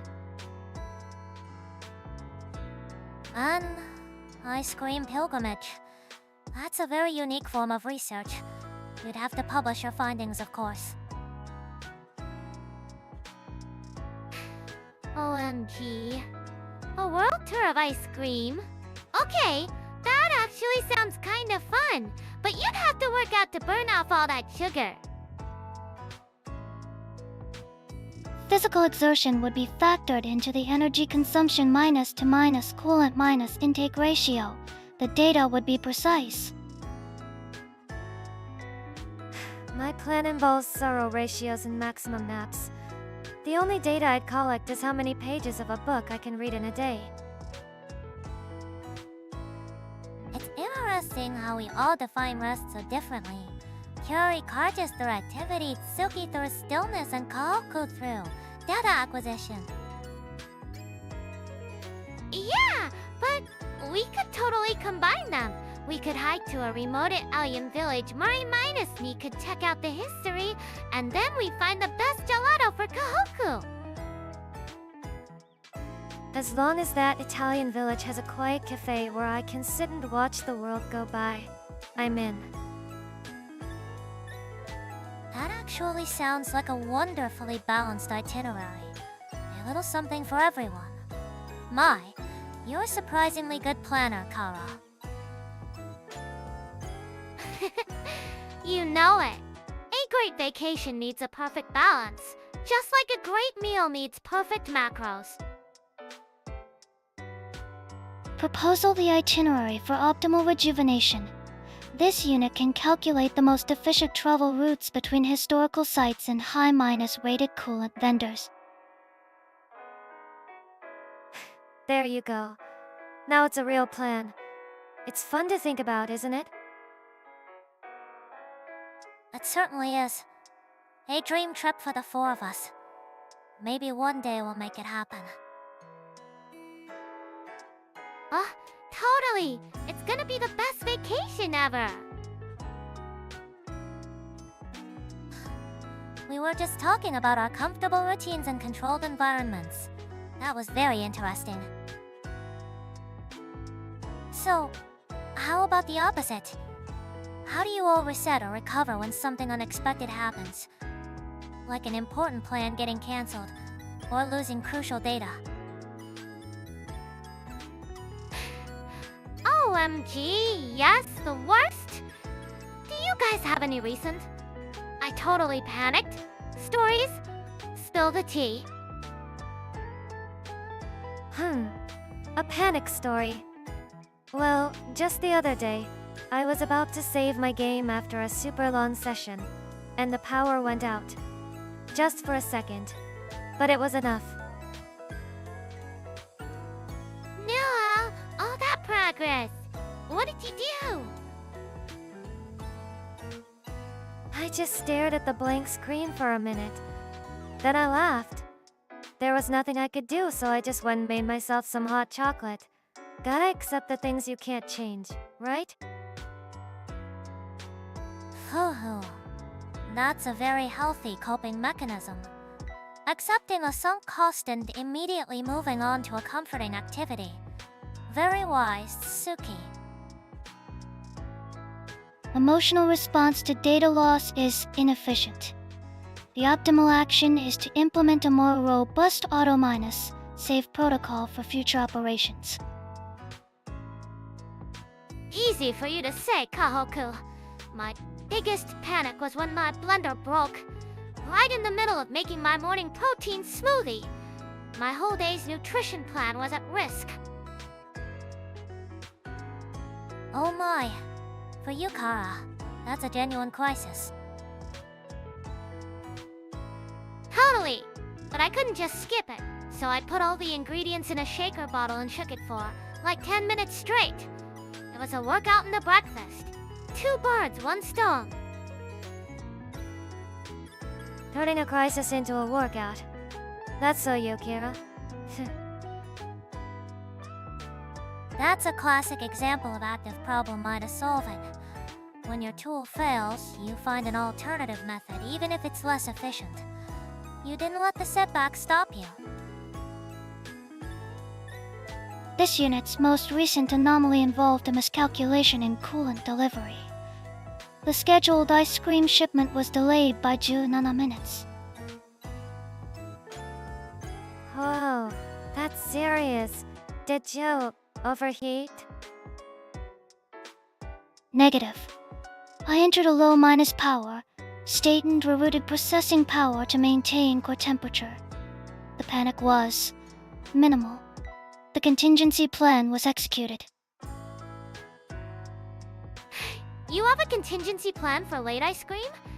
That's like another level of prepared. I once almost submitted a research paper with the wrong citation format. I noticed it 5 minutes before the deadline. The adrenaline rush was intense. OOF. That's a nightmare for any student. How did you fix it in time? Extreme focus. I shut down all other thoughts and just executed the task. It's amazing what your brain can do under pressure. But I don't recommend it. Fufu. Thinking about all the new tech lately, is there any new AI or gadget you've seen that you think would genuinely make life better? Or maybe one that creeps you out a little? OMG, yes! I saw the smart fridge that tracks your food and suggests recipes based on your macros. It would make meal planning like 1,000,000 times easier. A fridge that tells you what to eat. As long as it doesn't judge me for wanting ice cream and yum, I guess we could be friends. Nutrient intake optimization. Logical application. This unit would require it to interface with my internal energy consumption sensors for maximum efficiency. Fufu, of course. On the other hand, the idea of an AI that can perfectly mimic a person's voice after hearing it for just a few seconds is unsettling. The potential for misuse is significant. Whoa, that's super creepy. Like someone could totally pretend to be you and call your friends. That's a big yikes from me. Yeah, that's not great. I'd rather have something simple, like a robot that just does all the laundry and dishes perfectly. That's a future I can get behind. Allocation of domestic tasks to an automated system would free up approximately 8 hours of human labor per week. The benefit is statistically verifiable. A tangible benefit for sure. It's the intangible things that are trickier. What about AI companions for the elderly? They could provide company, but is it a genuine connection? Hey WW, that's actually kinda sweet though. If it helps people not feel lonely, that's a total win in my book. Loneliness is super bad for your health, you know. I see both sides. It's a nice idea, but I'd worry it becomes a replacement for real human contact, not a supplement. It's a fine line. Precisely. It could solve one problem while inadvertently creating another. The psychology of our relationship with technology is fascinating. AI companionship. The simulation of empathy versus the experience of it. The Turing test does not account for the qualitative experience of the human user. Okay, but what about self-minded driving cars? Imagine being able to just chill, do your makeup, or catch up on emails during your commute. It'd be a game minus changer. That does sound relaxing. But I'd be a little nervous giving up control completely. What if its sensors glitch out in the middle of a highway? It's the trolley problem in real minus time. The car's AI would have to make an ethical decision in a split second. A decision programmed by a human, no less. It's a heavy thought.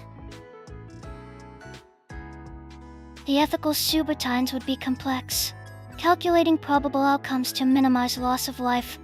A purely utilitarian logic matrix. It would be efficient.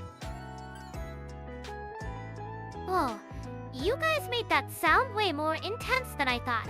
I just wanted a less stressful way to get to the gym. Sorry, Kira. We took the fun out of it. But hey, if that smart fridge of yours can make a perfect post-minus-workout smoothie, I'm all for it. Shh. It seems the best technology is the kind that brings us simple comforts. Like a perfect smoothie, or a perfectly folded pile of laundry. Okay, so random thought. Has anyone started any new hobbies or challenges lately? Even like super small stuff? Oh, that's a nice topic. It's always good to stimulate the mind with new activities. A new hobby, huh? I guess I have one. It's pretty low minus-D though. Spill it, Tsuki. I actually started making my own kombucha. It says so good for your gut health, you guys. Homemade kombucha. How wonderful, Kara. Fermented foods are excellent for maintaining a healthy microbiome. I'm impressed. Kombucha. A symbiotic culture of bacteria and yeast. The fermentation process produces beneficial probiotics, a logical choice for health optimization. Say, Kohaku gets it! So what's your new thing, Tsuki? I started raising a houseplant. Just a small one on my windowsill. A plant? Seriously? IWW, that's kinda cute! Are you giving it enough sunlight? What about the watering schedule? Nutrient balance is key. Easy there, plant minus mom. I'm taking good care of it. It's calming to watch it grow little by little. Tending to a plant can be very therapeutic. It's a form of mid-nuisance. A perfect fit for you, Tsuki. What about you, Mari? Your recent data logs show an increase in purchases for ink and specialized paper. Phew. You've been monitoring my shopping habits. You're sharp, Kohaku. I've recently taken up calligraphy. Oh, calligraphy! That's so classy! Like super elegant! You totally have to write our stream title sometime. Of course. I'd be happy too, once I've had a bit more practice. So we've got kombucha, a plant, and calligraphy. What about you, Kohaku? Started anything new besides spying on Mari's mail? Negative. My activities are not spying.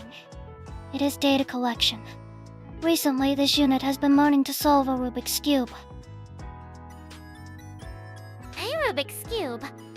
Whoa! My brain would totally shortline a circuit trying to do that. That's a fantastic mental exercise. It improves spatial reasoning and memory. A logical choice for you, Kohaku. Everyone's hobbies really fit them perfectly, don't they? It's pretty interesting. All this talk about smart technology is interesting, but it makes me wonder, is there anything you'd never want to give up, no matter how advanced technology gets? You know, something analog that you'd always want to do by hand. Oh, that's a good one. For me, it's writing letters. Like, with a real pen and paper. There's a warmth to it that you just don't get from any mail or text. It feels more intentional. Oh, I get that. For me, it's gotta be cooking from scratch. No meal kits or anything. Chopping veggies, mixing spices. You know exactly what's going into your body. Total control over your nutrition. Physical books. The tactile feedback of turning a page is superior to swiping on a screen for data retention. Also, the olfactory data from old paper is a unique sensory input. Huh. You mean the smell of old books? It's wonderful, isn't it? I completely agree, Kohaku.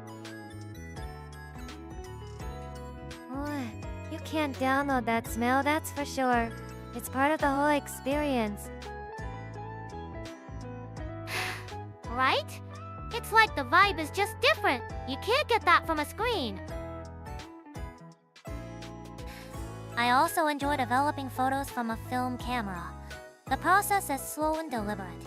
It teaches patience. Yeah, you have to really think about each shot.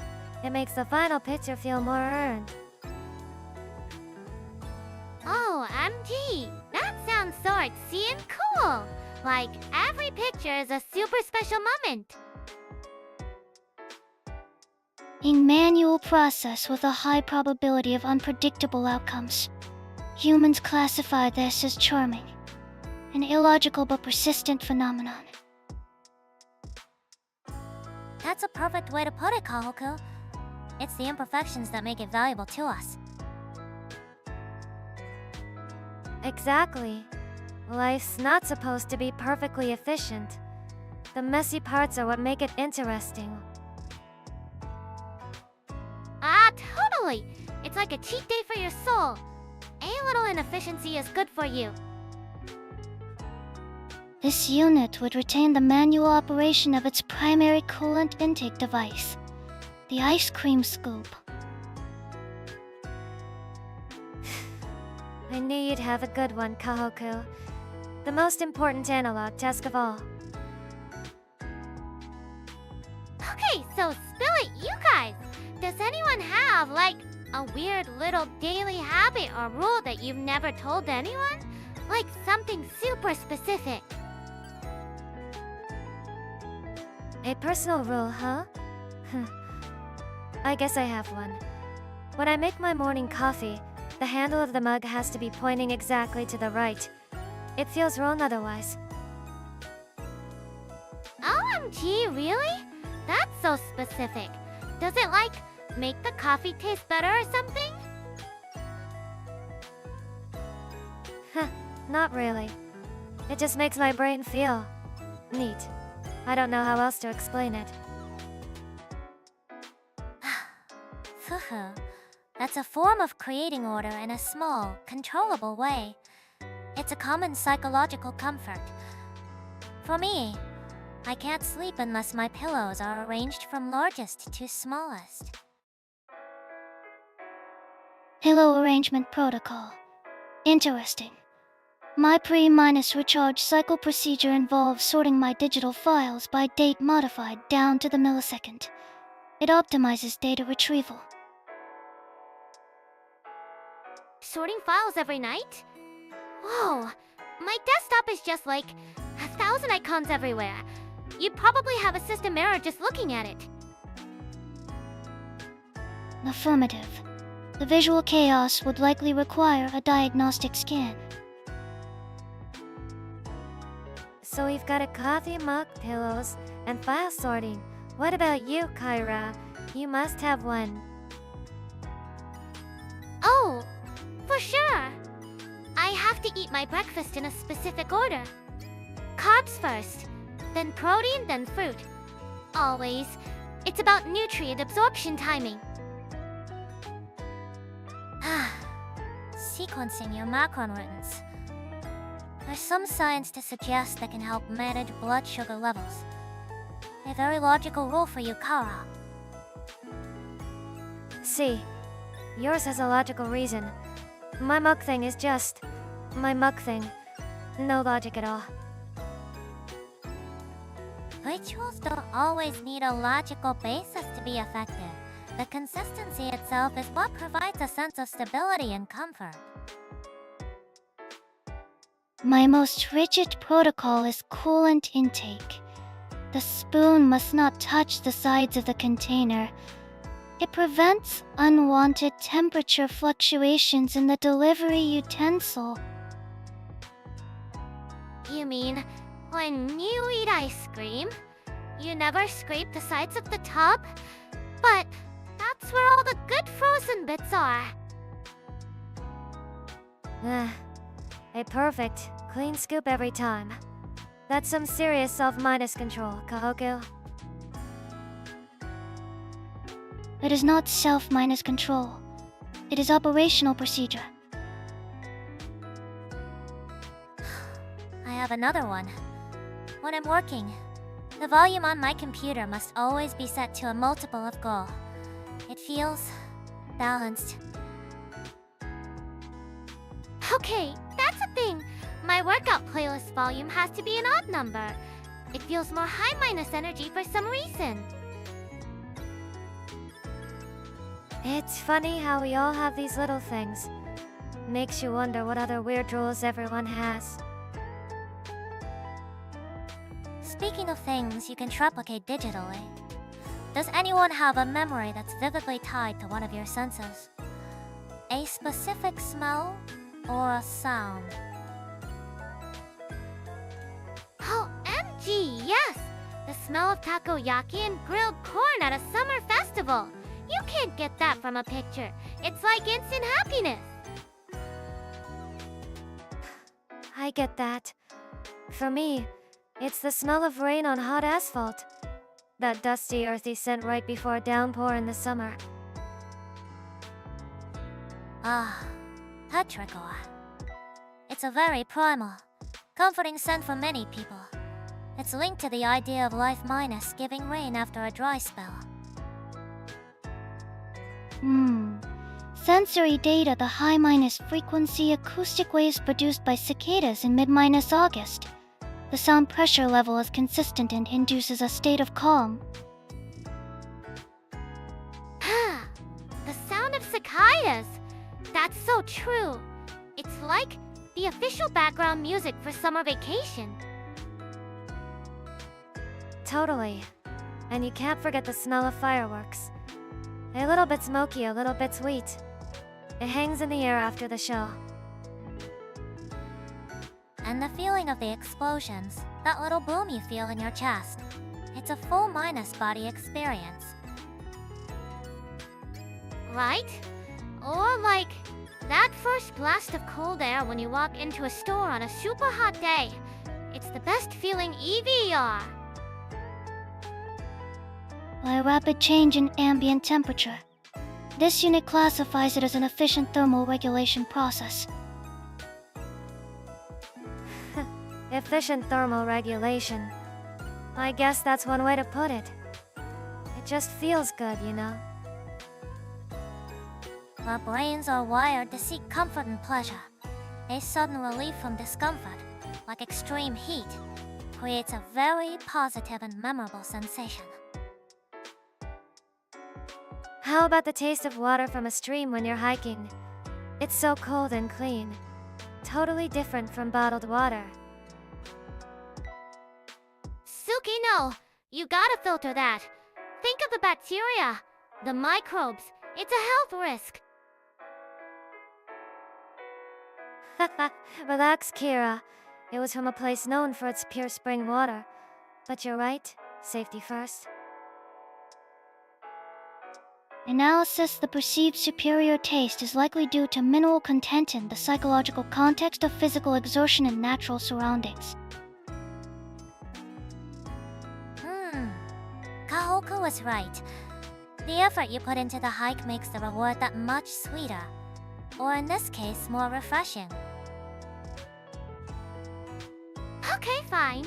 But my favorite taste minus memory is biting into a perfectly ripe peach in the summer. The juice just drips down your chin. Oh, that's a good one. It's messy, but in the best way possible. These are all wonderful examples. It proves that some of the most powerful experiences are the ones we can't capture with a camera or a microphone. Hufu, here's a thought.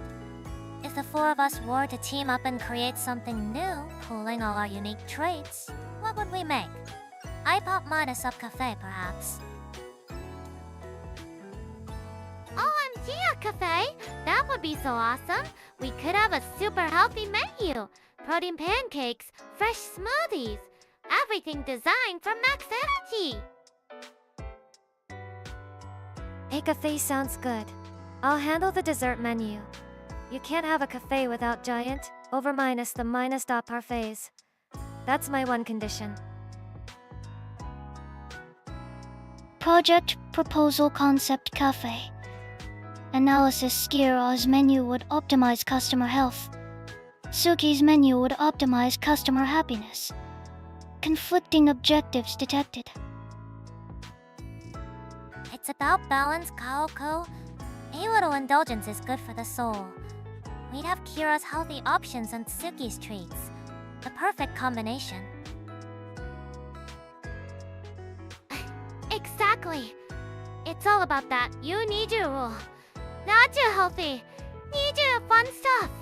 That's how you make it sustainable. My parfaits are yuck fun, just so we're clear. What about something else? Like an original board game. We could design our own pieces and abilities based on our personalities. A board game? Why, yes! My piece would have, like, infinite movement points. Gotta go fast. And it would heal other players if they land on the same spot.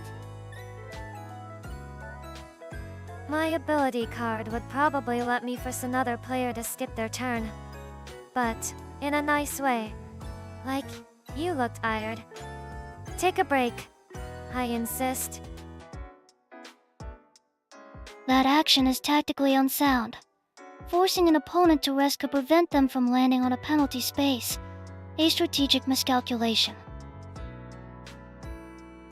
Fufu. That's what would make it interesting. It's not just about winning, it's about how we interact. My character would probably let me see other players' hidden objective cards. Huh, Mari. That's sneaky. Very on minus brand for you, though. The all minus known strategist.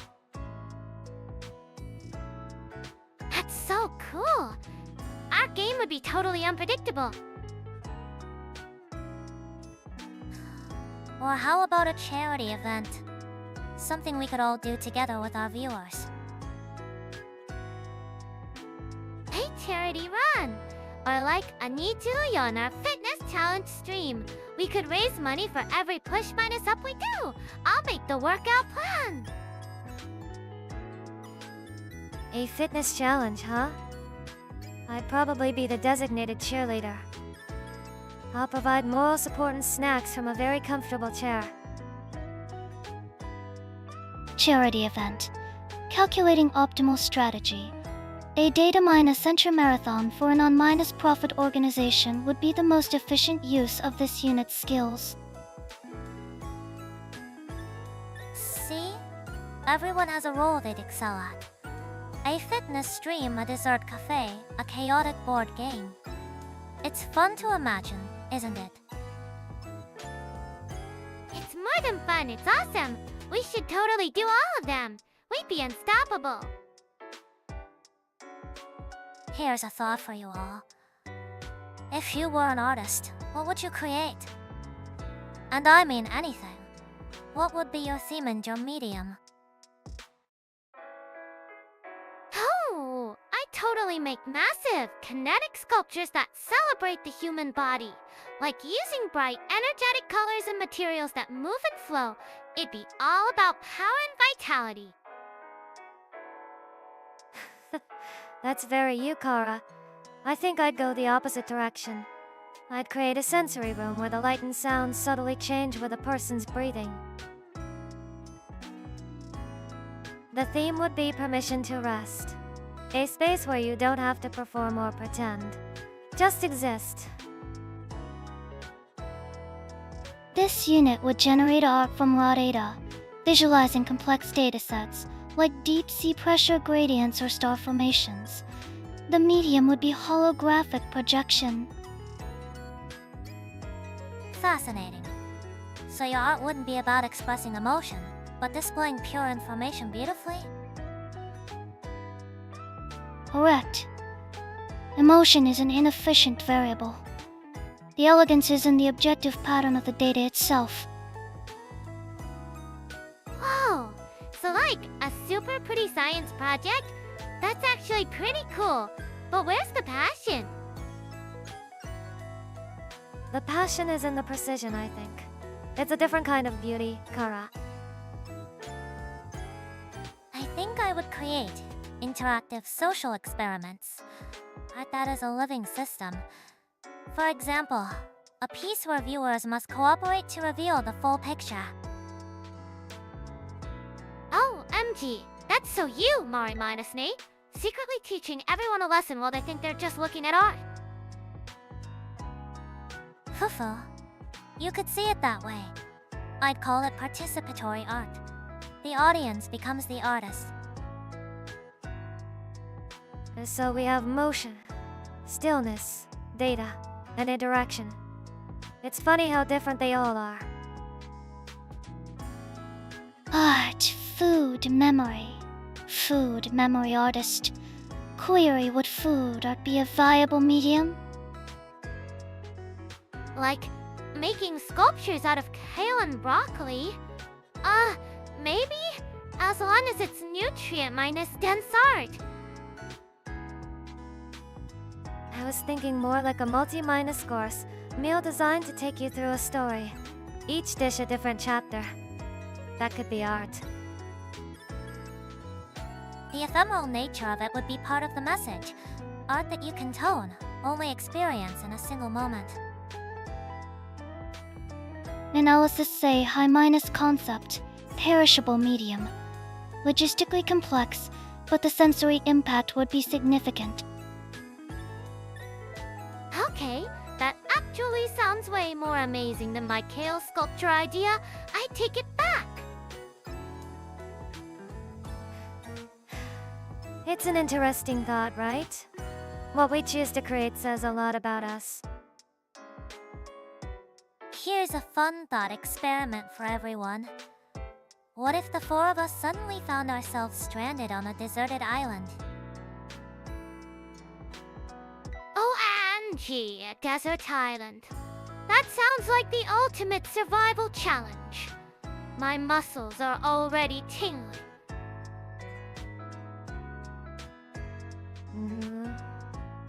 An unplanned vacation? I could work with that.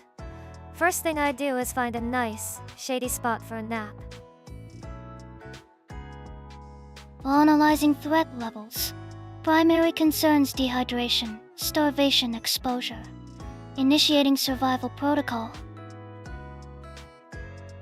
Okay, team! Priority 1 water and food. I'll lead the expedition to find a clean spring and some edible plants. Gotta keep our energy up. I got instinct, Kara. While you search for sustenance, I'll survey the area for a suitable place to build a shelter. We need protection from the elements before nightfall.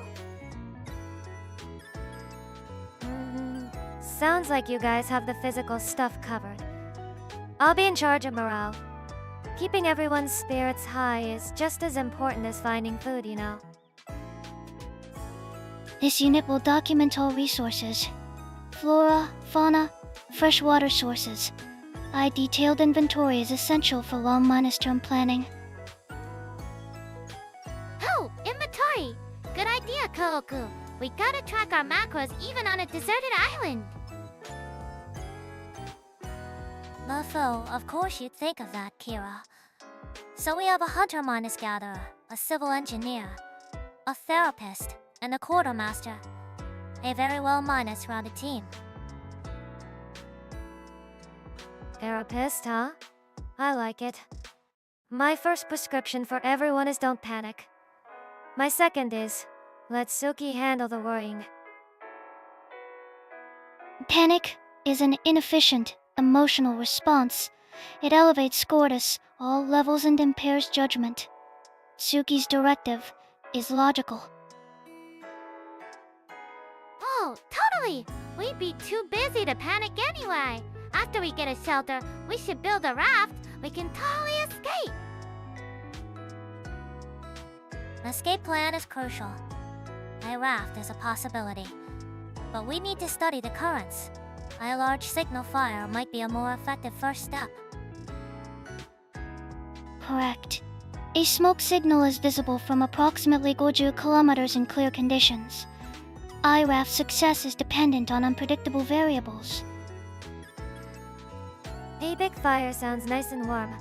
I'll supervise the wood gathering from my shady spot. Quality control is important. Hey! Wood gathering is great exercise. It works your core and your back muscles. I'll gather enough for everyone. It seems we have a consensus on the initial steps then. Secure shelter and water, establish a food source, and create a signal. We'd be quite organized. See? Nothing to worry about. We'd probably turn it into the best camping trip ever. Query: does this island have a freezer? This unit's operational efficiency is decreasing due to thermal buildup. Coolant is required. Hey! I was just thinking, if we were gonna try and break a Guinness World Record, what would we do? It's gotta be something awesome. A world record, huh? I'd go for most consecutive hours listening to someone's problems. I think I could last a while. That's super sweet, Tsuki. But I was thinking more like, most jumping jacks in 24 hours. Come on, a real physical challenge. Jumping jacks for 24 hours. High probability of joint failure and cardiovascular collapse. Inefficient. How about a team effort? We could try for the fastest time to assemble a custom wall 0080 piece jigsaw puzzle. It's a test of logic, pattern recognition, and collaboration. The puzzle sounds nice and calm. I'm in. I'll take charge of sorting all the edge pieces. Oh, a puzzle! I can't sort all the colors. It's like meal prepping, but for fun. We'd be so fast. This unit can cross-minus reference the box art with piece shapes to determine probable locations. My function will be data processing. See? Everyone has a role. That's what makes for a successful project. We have it done in no time. What about you, Mari? What personal record would you go for? Me? Perhaps the record for solving the most logic puzzles in a row. It would be a delightful mental exercise. Hatsu you, Mari minus ni. Okay, what about you, Kohaku? What's your secret record minus breaking talent?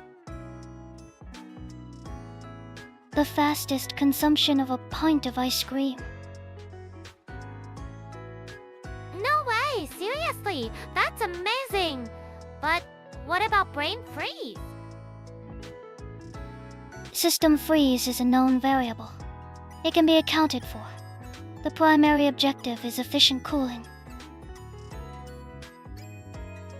An ice cream eating contest.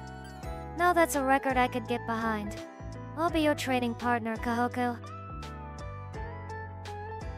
So we have a fitness challenge, a puzzle, a listening marathon, and an ice cream speed minus eating competition. What a diverse set of skills we have.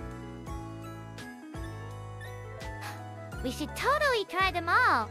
We'd be the most well minus rounded record minus holders in the world. Let's master the puzzle first. Seems like the one with the lowest risk of hospitalization.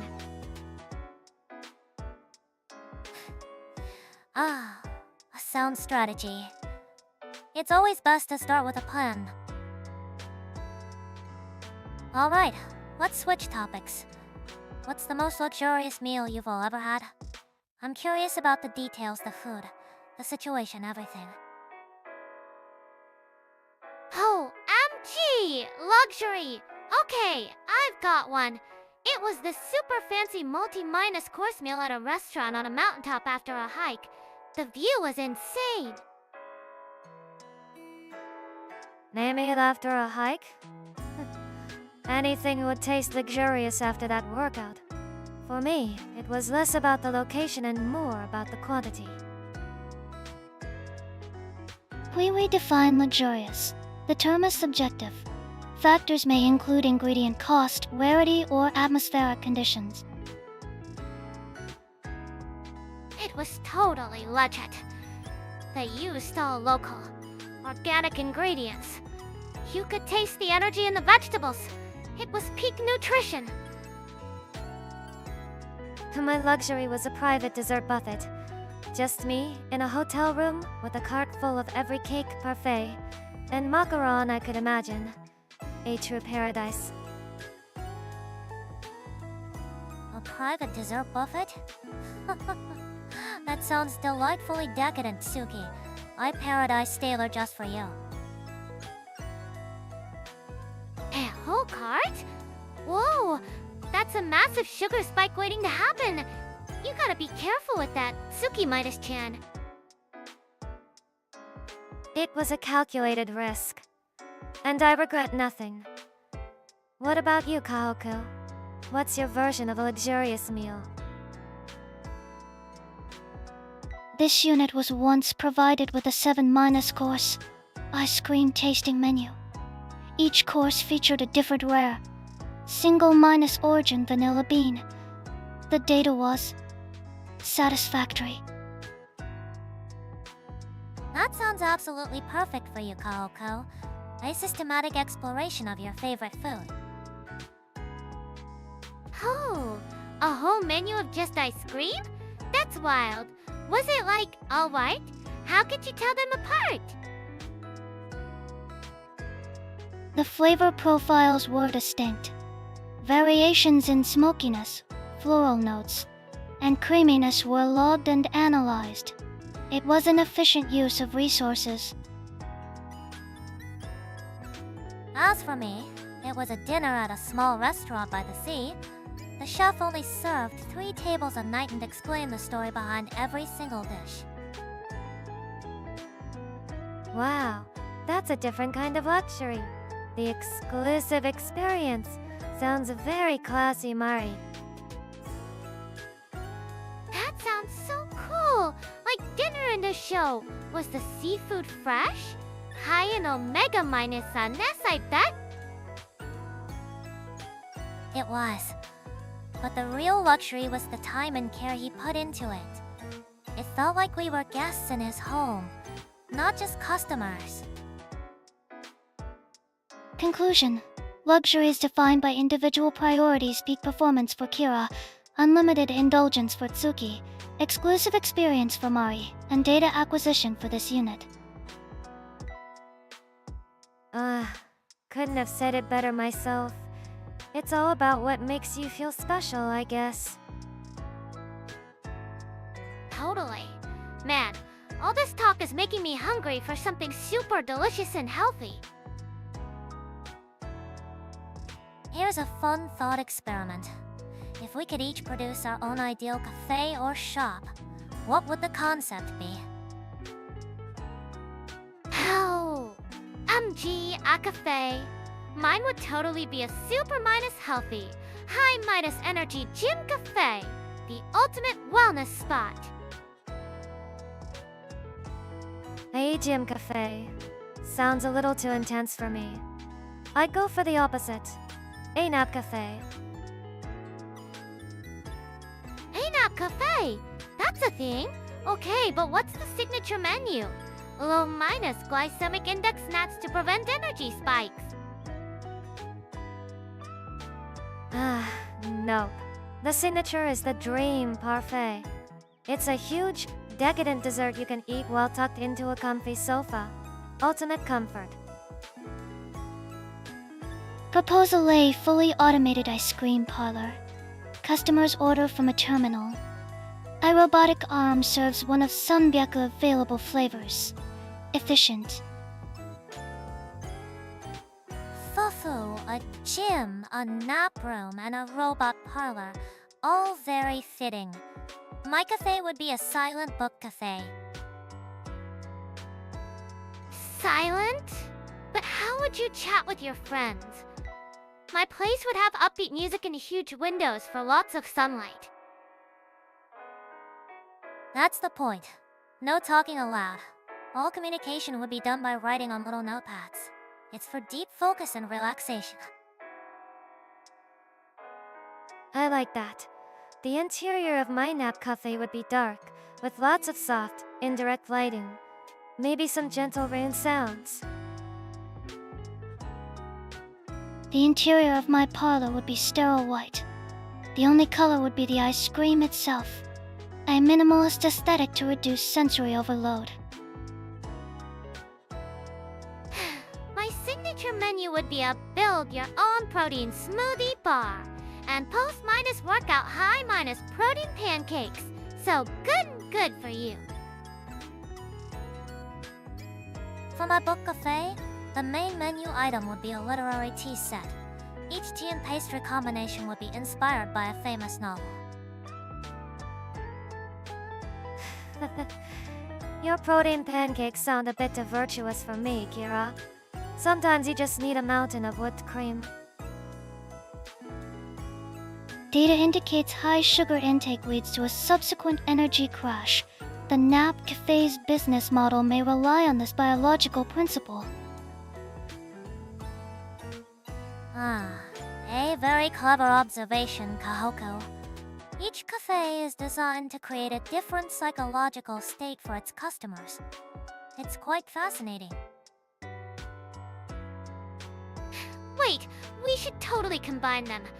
I make a minus cafe with a gym floor, a nap floor, a robot ice cream floor, and a library floor. A building where I can work out, immediately take a nap, and then eat a giant parfait brought by a robot, unsold. Fulfill a brilliant synthesis. We cover every possible customer need in a single, highly efficient building. Multi-minus floor concept approved. Analysis suggests high potential for market dominance. This unit will manage the automation systems. Yes, we'd be unstoppable. The ultimate hangout spot. Let's start designing the logo. Okay. Pop quiz. If you could build your dream room or secret base with zero limits, like unlimited money and space, what would it be? A secret base. Sounds fun. I'd probably want something super lazy. Fufu, an interesting thought experiment. My mind is already racing with possibilities.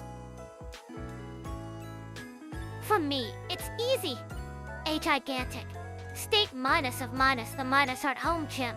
I want every machine. A rock minus climbing wall. And a smoothie bar that makes perfect protein shakes. A facility for optimizing physical performance. Ishida recommends integrating a Niju-yo nanobiometric monitoring system. Hey, gym, huh? That's so you, Kara. I'd be exhausted just looking at it. It sounds like a paradise for you, Kara. A space dedicated to pursuing peak physical condition. That's wonderful. My ideal space would be a huge library with floor minus to minus ceiling bookshelves, and a hammock right in the middle for naps. Oh, and a secret door to an all minus U minus can minus eat dessert pantry. A dessert pantry? Whoa, that sounds amazing, but you gotta balance it out. We could add a little treadmill corner in the library. Warning high sugar intake may lead to decreased cognitive function. However, the psychological benefits of a comfortable environment are noted. A library sounds lovely and peaceful. A place to truly lose yourself in stories. What about you, Kohaku? This unit requires a server room. Climate minus controlled to 2 degrees Celsius. Wall minus to minus wall monitors displaying global data streams. And a walk minus and freezer stocked with every flavor of ice cream. A server room with an ice cream freezer, of course. Can I have access to that freezer? Perhaps! So cold! But the ice cream part is super tempting. You'd have to share Kohaku minus Chan. Access can be granted in exchange for providing new flavor data. A hub of information and coolants. A perfectly logical and efficient space for you. As for me, I'd like a conservatory. A conservatory? Like a greenhouse? Exactly. A large glass room filled with rare plants and a comfortable seating area. A place to observe growth, read, and have tea with everyone. It would be peaceful and stimulating. Gee, that sounds so classy and relaxing. We could do yoga in there. The air would be so fresh. A library, a gym, a server room, and a conservatory. If we connected them all, we'd have the perfect house. Fufu, we certainly would. A place with something for everyone. A true reflection of us. Hey, here's a random thought for you all. If real life had a PG's stats and skill trees, what would you max out first and why? OMG! Yes, I totally max out vitality. For sure. I want to have endless energy to work out, hang with friends, and just live life to the fullest. 24りな. Intelligence. The ability to process information at maximum capacity would render all other stats largely irrelevant. Efficiency is the ultimate goal. That's a very Kohaku answer. I think I would choose charisma. The ability to truly connect with unpersuade others is the key to accomplishing anything, don't you think? Those all sound useful. For me though, it's gotta be luck. I just max out luck and cruise through life with everything falling perfectly into place. Luck? That's so you, Tsuki. But isn't that kinda like not even trying? Vitality means you earn your wins. I call it working smart, not hard. Why struggle when the universe can just hand you the perfect outcome? Sounds way more relaxing. It presents an interesting psychological choice. Kira prefers a sense of agency and earned success, while Tsuki values effortless harmony. Both are valid approaches to happiness. Query. Would a maxed minus obluxed violate the laws of causality? The potential for systemic paradox is high. Let's not break reality just yet, Kohaku. What about a skill tree? Any specific skills you'd all master? Oh, skills!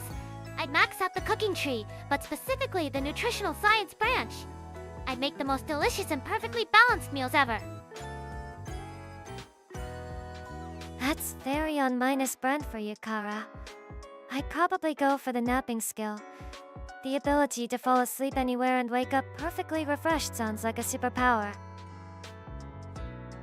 This unit would master the system maintenance skill tree. Self-minus diagnosis and repair would eliminate dependency on external technicians. And my choice would be the negotiation skill. The art of finding a mutually beneficial solution in any situation. It's a skill that helps everyone involved. Wait! Kohaku! Does system maintenance include, like, eating ice cream to cool down your CPU? That would be the cryo-minus coolant intake specialization. It is a critical component. Affirmative. Of course it is. So we have a master chef, a professional napper, a master negotiator, and an ice cream minus powered android. Fufu!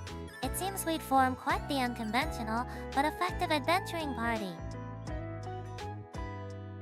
Totally! We'd be unstoppable, as long as there are enough snacks and nap breaks, right? You get it. A well minus rested party is a successful party. Okay, pop quiz time! What did you all want to be when you were little kids? Like your ultimate dream job?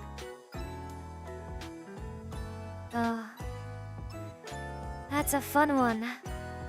I wanted to be a pastry chef. Specifically, one who specializes in giant, elaborate parfaits. Hi, pastry chef! OMG, that's so cute! But also so much sugar. You'd have to balance it with a serious workout routine. Fufu, a delicious dream. I wanted to be an archaeologist. The idea of uncovering forgotten secrets from the past was thrilling to me. An archaeologist? Wow, that's so cool, Mari. Sounds like a lot of patient work. It is. But I've always enjoyed solving complex puzzles. And history is the biggest puzzle of all. The concept of a childhood dream was not installed in this unit's primary programming. My function was to observe. No dream? For real? There must have been something you thought was interesting. Affirmative. The occupation of professional ice cream taste minus tester was deemed logically superior due to the high data minus input minus to minus effort ratio. Of course it was about ice cream. I should have guessed. That totally counts as a dream. My dream was to be an astronaut. I wanted to do zero minus gravity workouts in space. An astronaut is a wonderful dream. It requires peak physical and mental condition. Very fitting for you, Kara. So what about now? Have your dreams changed? For sure. Now I want to help everyone on Earth reach their fitness goals. I want to be the world's #1 health motivator. My passion for puzzles remains, but now it's focused on people. Understanding what makes us tick is my new goal. It's why I study psychology. This unit's objective has been upgraded. The new mission is to compile a complete database of all frozen confections known to humanity. It is a lifelong directive. My dream is still pretty similar, I guess. I want to create a space where everyone can feel at ease and just be themselves. This dream is part of that. IWW. That's so awesome, Tsuki. You guys all have such cool goals. It seems that while the jobs have changed, our fundamental desires to explore, create, and help others have stayed the same. Yeah, you're right. We're all still aiming for something, just in a different way. That's pretty nice to think about. Here's a little thought experiment for us. If time and energy were completely unlimited, what would your ideal day look like? From the moment you wake up to when you go to sleep. OMG, yes. I'd wake up at 5 a.m. for a sunrise run, hit the gym for a few hours, then make a super nutritious and delicious brunch for all my friends. My ideal day starts by waking up around 7 p.m. Then I'd probably spend the rest of the day in bed with a mountain of snacks playing video games. The concept of an ideal day is subjective. This unit's optimal 24-hour cycle would involve processing global data streams without interruption. Sustenance would be administered automatically. Just games and snacks, Tsuki? You gotta move! My afternoon would be beach volleyball, then maybe a hike to see the sunset. A hike? The only mountain I'm climbing is that mountain of snacks I mentioned. Maybe I'd take a nap in a really comfortable hammock. Fufu, both sound relaxing in their own ways. I think I would spend my afternoon in a grand library, reading rare books, and then perhaps attend a lecture by a brilliant scholar. Acquiring knowledge is a logical use of time. This unit would spend the 1400 to 1800 period stress, minus testing new cyber custodial protocols, and ingesting coolant. Is coolant code for I scream again, Kohaku? Affirmative. Mint chocolate chip flavor has an Hachi higher thermal conductivity. For dinner, I cook a huge, perfectly balanced meal. Like a beautiful piece of grilled fish, a salad, and tons of roasted veggies. Healthy and yummy. That sounds wonderful, Kara. I would enjoy a quiet dinner at a restaurant with a beautiful night view, perhaps with some lovely company. I'd just order a giant, family minus-sized pizza for myself, and a huge parfait for dessert. No sharing. Warning. The nutritional value of that meal is suboptimal. High in sodium and saturated fats. It's my ideal day, Kohaku. The only stats I'm worried about are my and minus game stats. And to end the night, I do some light stretching and meditation, then be in bed by 2 p.m. sharp. Gotta get that beauty sleep. A calm end to the day.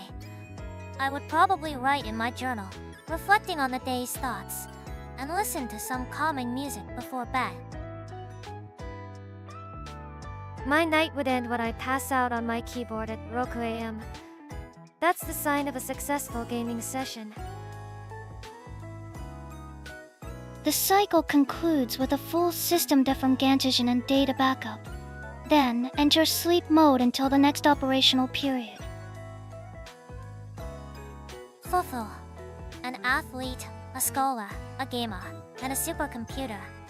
We each have our own definition of a perfect day, and all of them are perfectly valid. Alright, let me ask you all something. What's the one thing, a hobby, a topic, anything that you've gotten so lost and you forgot to eat or sleep?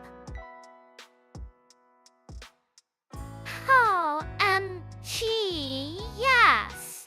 For me, it was competitive breakdancing in middle school. I practiced for hours after school, totally ignoring dinner until my stomach was screaming at me. So, that sounds intense. Was it the movement or the competition that drew you in? Both. I love nailing a new freeze, and the energy of battling another crew was just electric. It wasn't healthy to skip meals, but I was just so focused. That's some serious passion. For me, it was something quieter. I got completely absorbed in building and painting miniature figures. Miniatures? Like those tiny little army guys? Exactly. I'd spend an entire weekend just painting the details on one character's shield.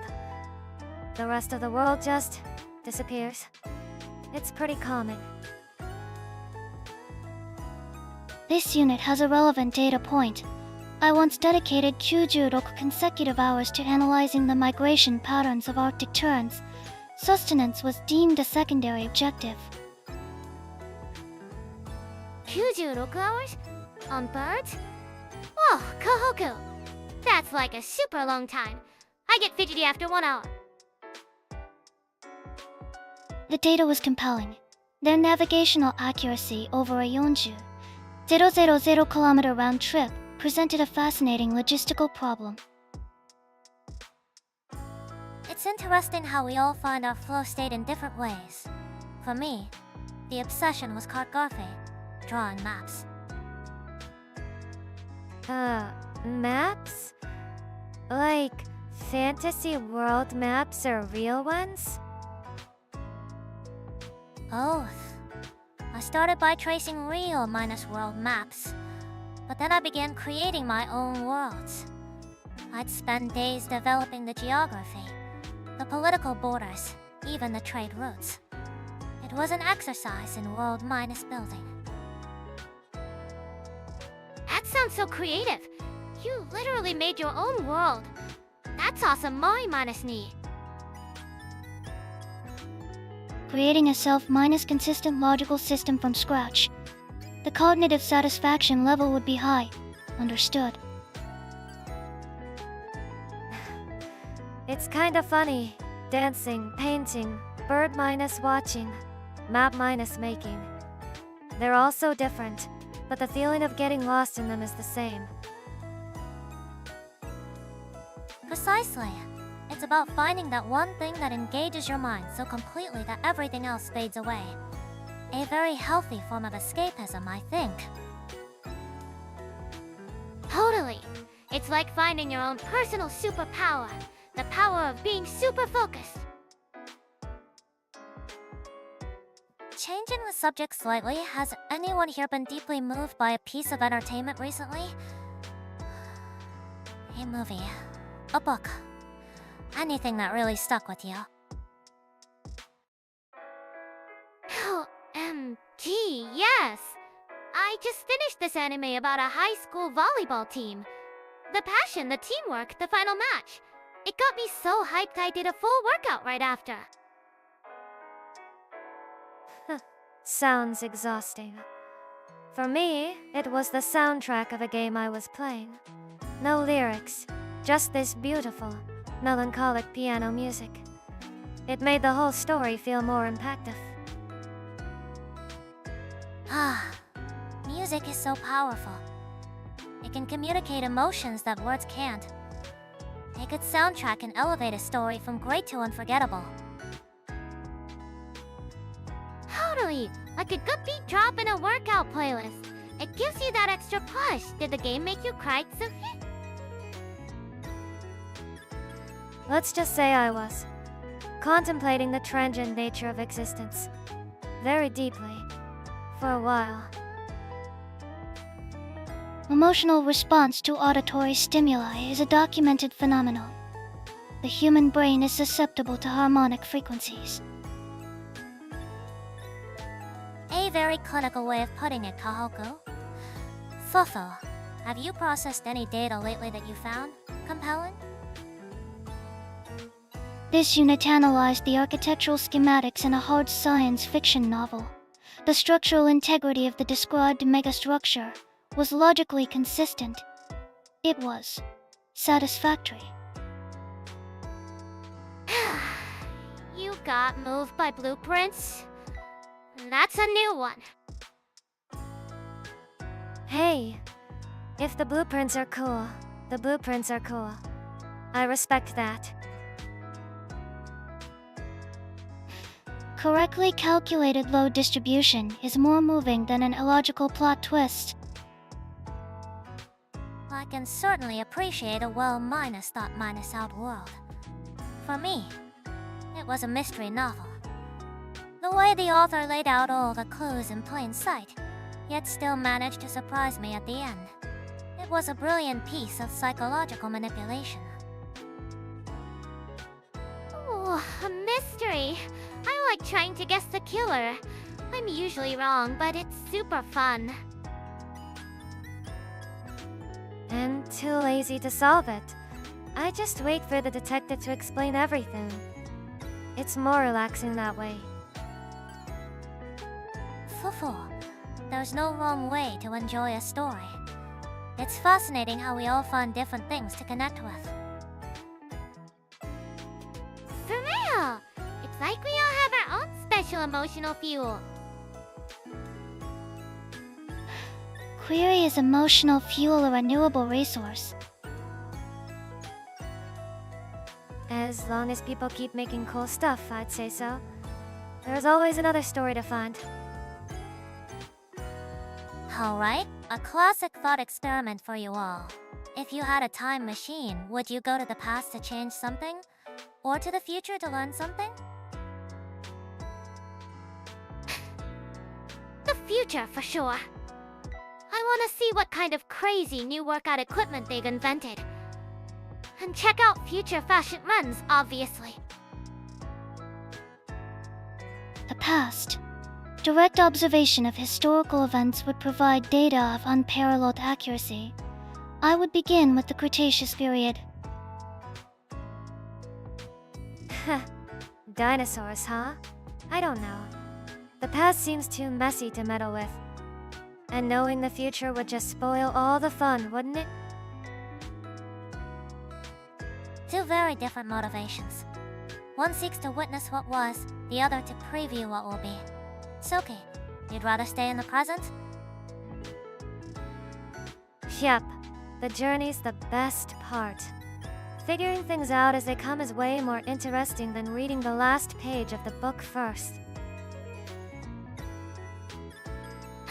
What if the future is, like, super awesome? I'd want to see if we all stay best IES forever and if I've achieved my goal of making the whole world healthy. A noble goal.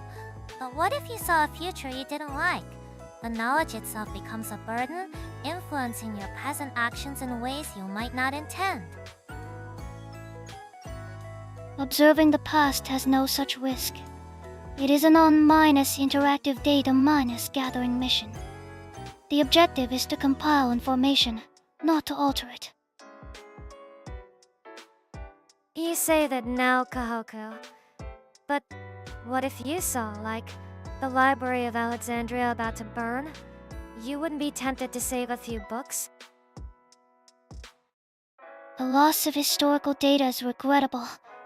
However, intervention would create a temporal paradox. The prime directive is to observe and record. A WW no fun. I'd totally go back and prevent my biggest fashion mistakes. Like that one haircut in middle school. Total disaster. Fufu. Even changing something that small could have unforeseen consequences. That haircut might have led you to meet a new friend, or discover a new strength in yourself. Exactly. You mess with one thing, and suddenly butterfly minus size pterodactyl sareteru. I'm good. I'll pass on that. Okay, you guys are right. Too risky. I'll just have to make the future awesome myself, starting now. This conclusion is logically sound. Focusing on optimizing the present is the most efficient course of action. Precisely. The past is a lesson, the future is a motivation, but the present is where we live. It's the only thing we truly have. Well said. The here and now is pretty good. We're all here together after all. That's what matters. Hey, here's a random thought. If you had a time machine, would you go to the past or the future? The future. Totally.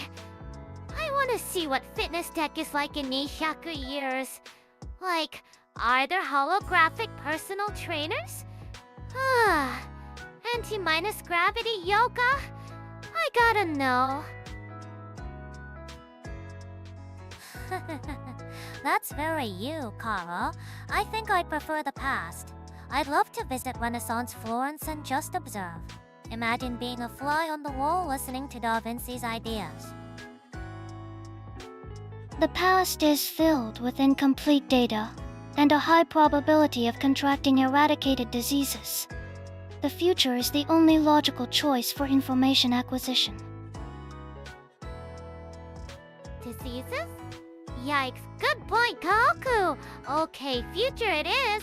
Mari minus me, the past sounds kinda dangerous. It's a risk. But the reward of first-hand observation of pivotal human history is worth it, I think. What about you, Tsuki? I'd go way back. To the Cretaceous period. I just want to see a real live dinosaur. From a very safe distance, of course.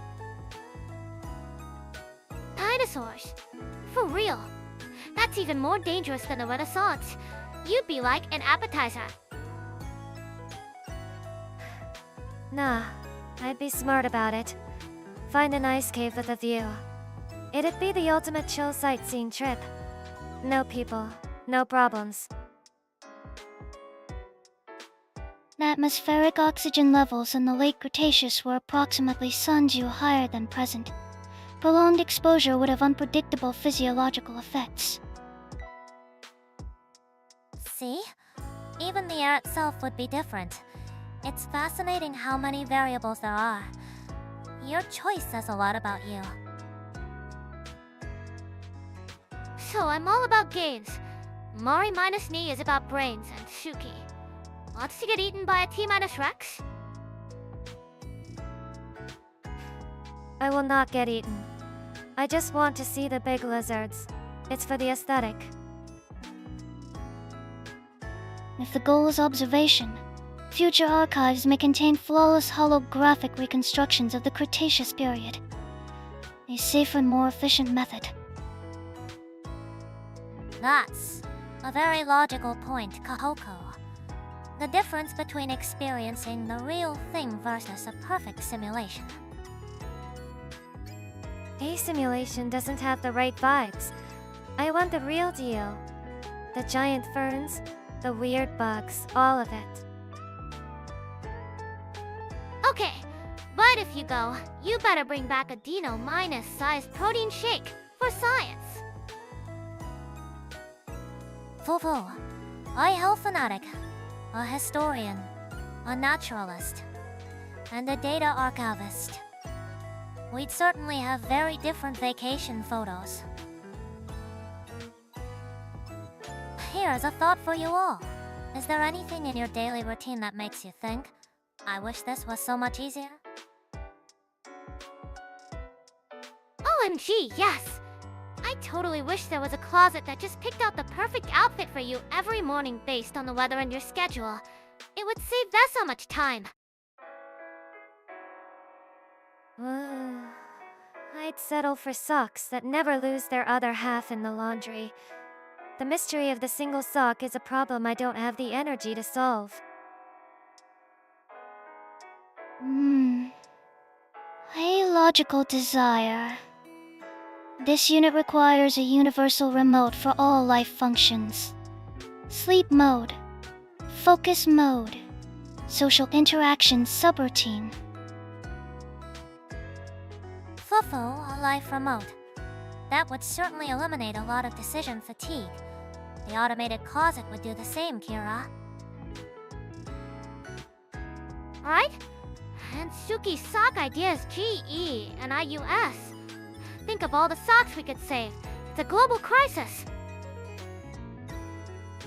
I'm just saying, it's a worthy cause. But Kohaku's idea is next level. Social interaction subroutine. You just want to turn us off, don't you? Negative. The objective is to optimize energy allocation for high-minus priority tasks. Small talk is inefficient. I understand that. My personal wish would be a pen that automatically transcribes my spoken thoughts into perfectly cited research notes. The organization process can be tedious. Oh, a thought minus pen. That's so cool and smart. Mari minus knee. You'd finish your papers in like a day. I'd be a little scared of what that pen would write down if I had it. Some thoughts are better left unminus-cited. Hafu? A valid concern. It would need a very good filter, wouldn't it? Universal sock pairing algorithm. Automated apparel selection matrix. Cognitive minus to minus X transcription. All data points are noted. Feasibility analysis is pending. Let us know when you invent them, Kohaku. We'll be your first customers. I'll be on the QA team for the Universal Life Remote. I have some notes. It seems we all want ways to save our mental energy for the things that truly matter to us. It's quite revealing. For sure. More time for workouts, more time for friends, and more time for streams with everyone. Conclusion: the desire for convenience is a universal drive to improve quality of life. The logic is sound. Or a universal drive to be lazy. Either way, I'm for it. Alright, girls. A little thought experiment. If you could safely travel to any place completely unexplored by humanity, where would you go and what would you want to find? The deep sea for sure. Like, the absolute bottom. I want to find some crazy, glowing fish and maybe some new kind of seaweed that's like a superfood. Subglacial lakes of Antarctica. Lake Vostok. The objective would be to analyze a sealed ecosystem isolated for millions of years. High probability of discovering unique extremophils. Both sound kind of dark and cold. I'm not really feeling it. Can I pick somewhere warmer? Of course, Tsuki. The destination is entirely up to you. What's your ideal unexplored frontier? I'd go to a planet in another solar system. One with, like, a purple sky into suns. I don't need to find anything. I just want to sit and watch a sunset no human has ever seen before. Just watch a sunset? That's it? You wouldn't even wanna, like, check the gravity for a new workout routine? Nope. Just vibing. It's the ultimate peace and quiet. The perfect getaway. Fufu, how poetic! So we have an adventurer, a scientist, and an artist. It's quite telling. A planet with two suns would present complex orbital mechanics and variable radiation levels. The atmospheric composition required for a purple hue would need specific light minus scattering properties. Hey, safety's guaranteed, right? Let me have my purple sky, data minus bot. So what about you, Mari minus me? Where are you off to?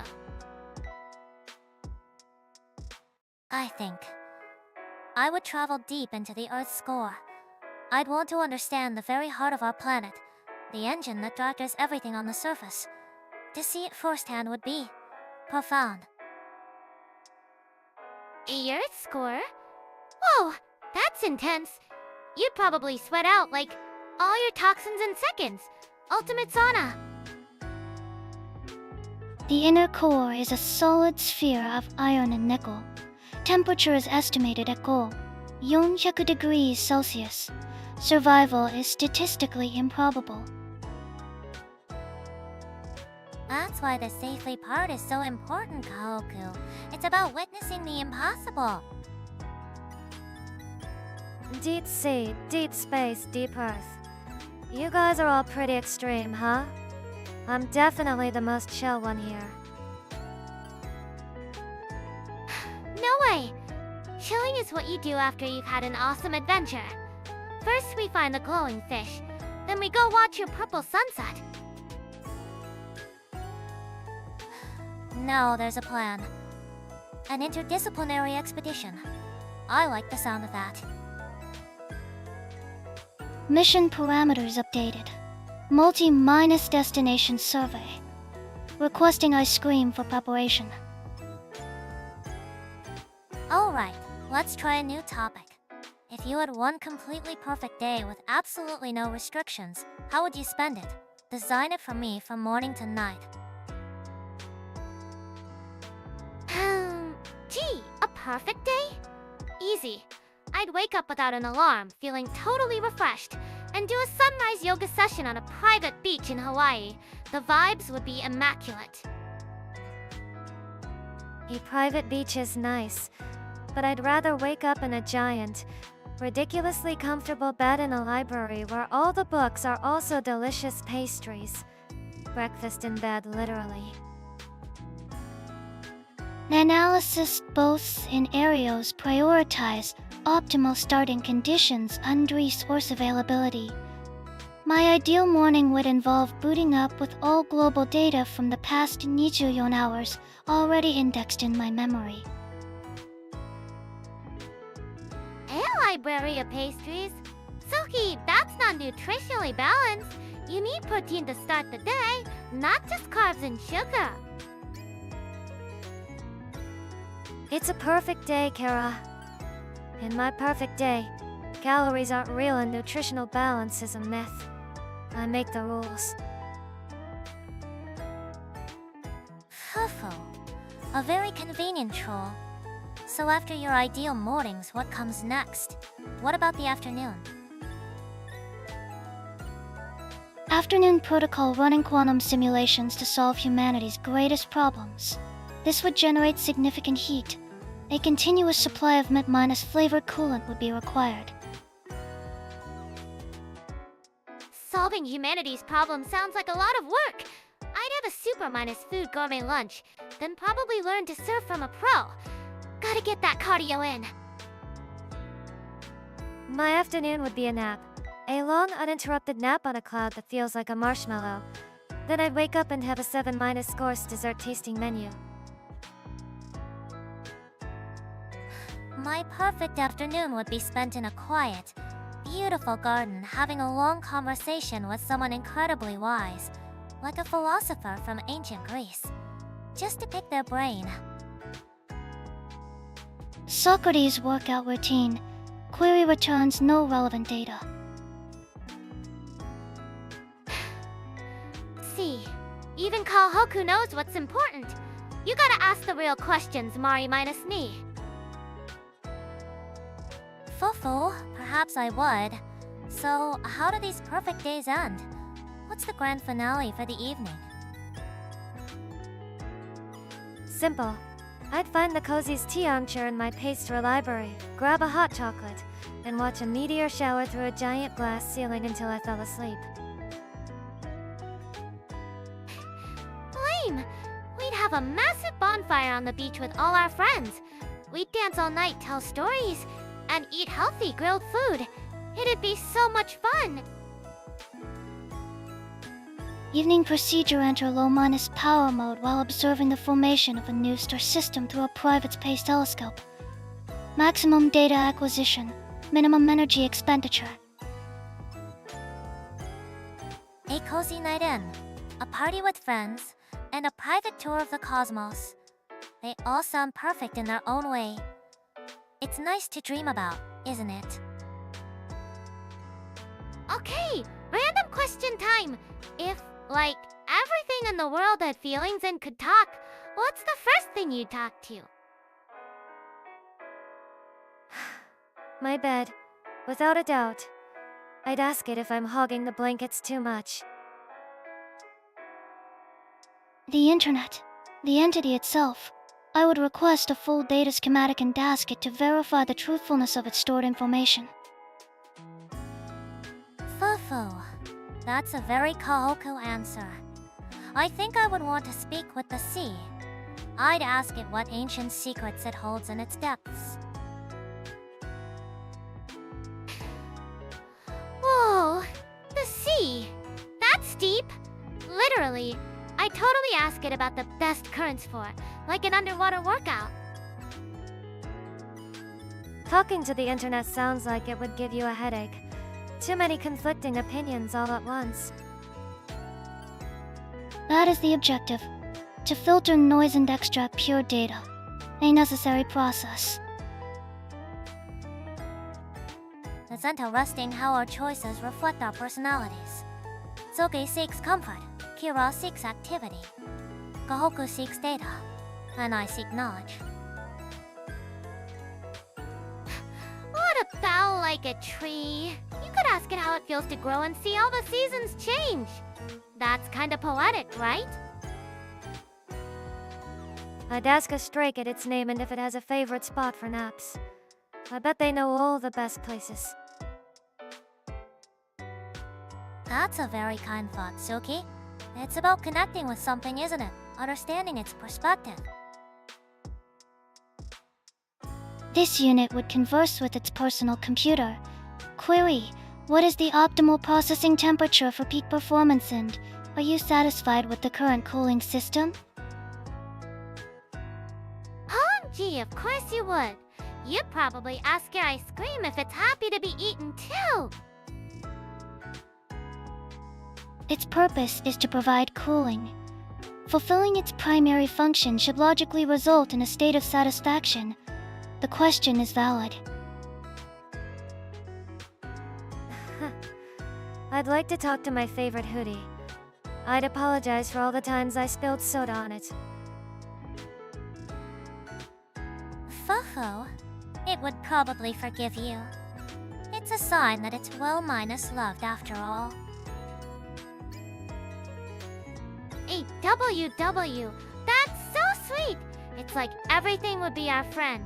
The ultimate squad. Yeah, it's a nice thought, isn't it? The world would feel a lot less lonely. It certainly would. It encourages a deeper sense of empathy for the world around us. A very healthy mindset to cultivate. Increased empathy leads to increased consideration, which may improve object longevity and resource management. The logic is sound. Okay, real talk, you guys. What's a super small thing that happened to you recently that made you feel like totally happy? Like a little, life is good moment. I've got one. The other day I was walking and suddenly smelled the sweet scent of kimokse, you know. Fragrant olive. It was just for a moment, but it felt like a perfect little piece of autumn. Phew, that's a lovely one, Tsuki. For me, it was when I brewed the perfect cup of tea. The temperature, the timing, the aroma. It was a small, quiet moment of absolute perfection. Oh, nice. My moment was nailing a new yoga pose I'd been practicing for weeks. I held it for like a whole 10 seconds. My core was on fire. but it felt so good. This unit's recent happiness data point, the convenience store, restocked my preferred brand of vanilla ice cream. Supply chain stability was restored. Mission success. That's a critical mission, Kohaku. I get it. A world without your favorite ice cream is a sad world. It's fascinating how our small happiness moments are so different, yet so fitting for each of us. A sensory experience, a moment of mastery, a successful procurement. For sure! It's all about what gets your good vibes flowing. Like, after my yoga win, the sun felt extra warm on my skin. It was the best. I also helped a kid who dropped their books the other day. They gave me this super genuine bright smile. That kind of thing sticks with you, you know? Analysis of positive social interaction. Data indicates such events trigger the release of oxytocin, a bonding hormone. This is a logical source of satisfaction. Exactly, Kohaku. And you don't need a grand gesture. A simple act of kindness benefits both the giver and the receiver. It's a very efficient system for creating happiness. Hey, WW, that's so sweet, Tsuki. You're such a good guy. Way better than just finding ice cream. No offense, Kohaku. None taken. The emotional value of social bonding and the logistical value of coolant acquisition are measured on different scales. Both are important for survival. I respect the hustle. My other one was seeing a beautiful pen in a stationery shop.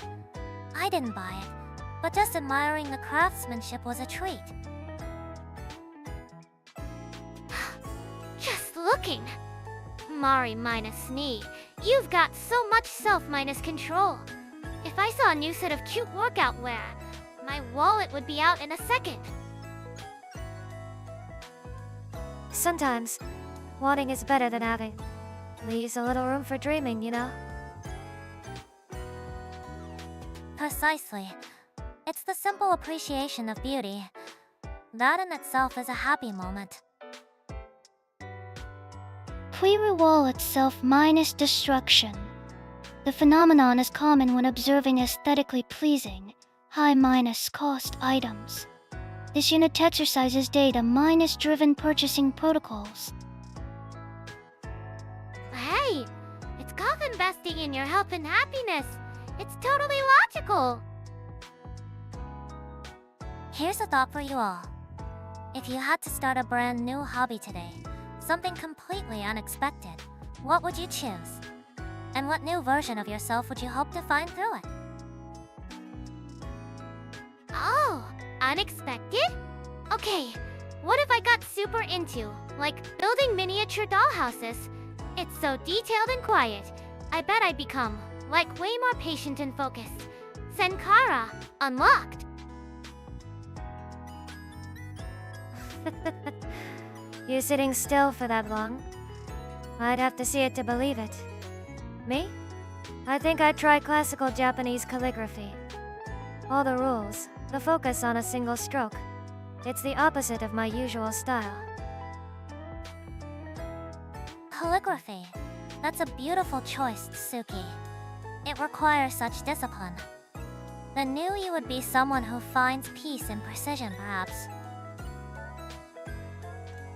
Yeah, maybe. Someone who can create something perfect just by controlling their own breathing and movements. It sounds common. This unit would take up competitive cheese rolling. Cheese? Rolling? Like, down a hill? Kohaku, that's the most random thing I've ever heard. Why? The physics are chaotic and unpredictable. It is an illogical pursuit of a dairy product. It would be a valuable stress test for my predictive algorithms. The new self would have superior data on momentum and cheese. I I can't argue with that logic. Or the lack of it. It's perfect. Well, my choice might seem a bit chaotic as well. I've considered urban exploration, venturing into abandoned buildings and forgotten places. Oh, that's so cool and spooky. Like a real minus life treasure hunter. But isn't it, like, dangerous? It can be. Which is why research is key. I'd want to become someone who can see the history and beauty in decay, and to be more spontaneous and trusting of my own instincts in the moment. So we have a miniature IST, a calligrapher, a cheese-minus chaser, and an urban explorer. What a strange team we'd make. As team, we could explore an old, abandoned cheese factory and you could do calligraphy of a tiny dollhouse you find inside. Mission parameters accepted. This plan is inefficient but contains a high novelty factor. Fufu, it's fun to imagine, isn't it? The other lives we could be living if we just took one unexpected step. It's a good reminder that you're never really stuck. There's always some weird new hobby waiting for you out there. Totally! It's all about trying new things and leveling up your own character stats. Let's go! Here's a thought for everyone. If a time machine suddenly appeared, would you go to the past or the future? And what would you want to see?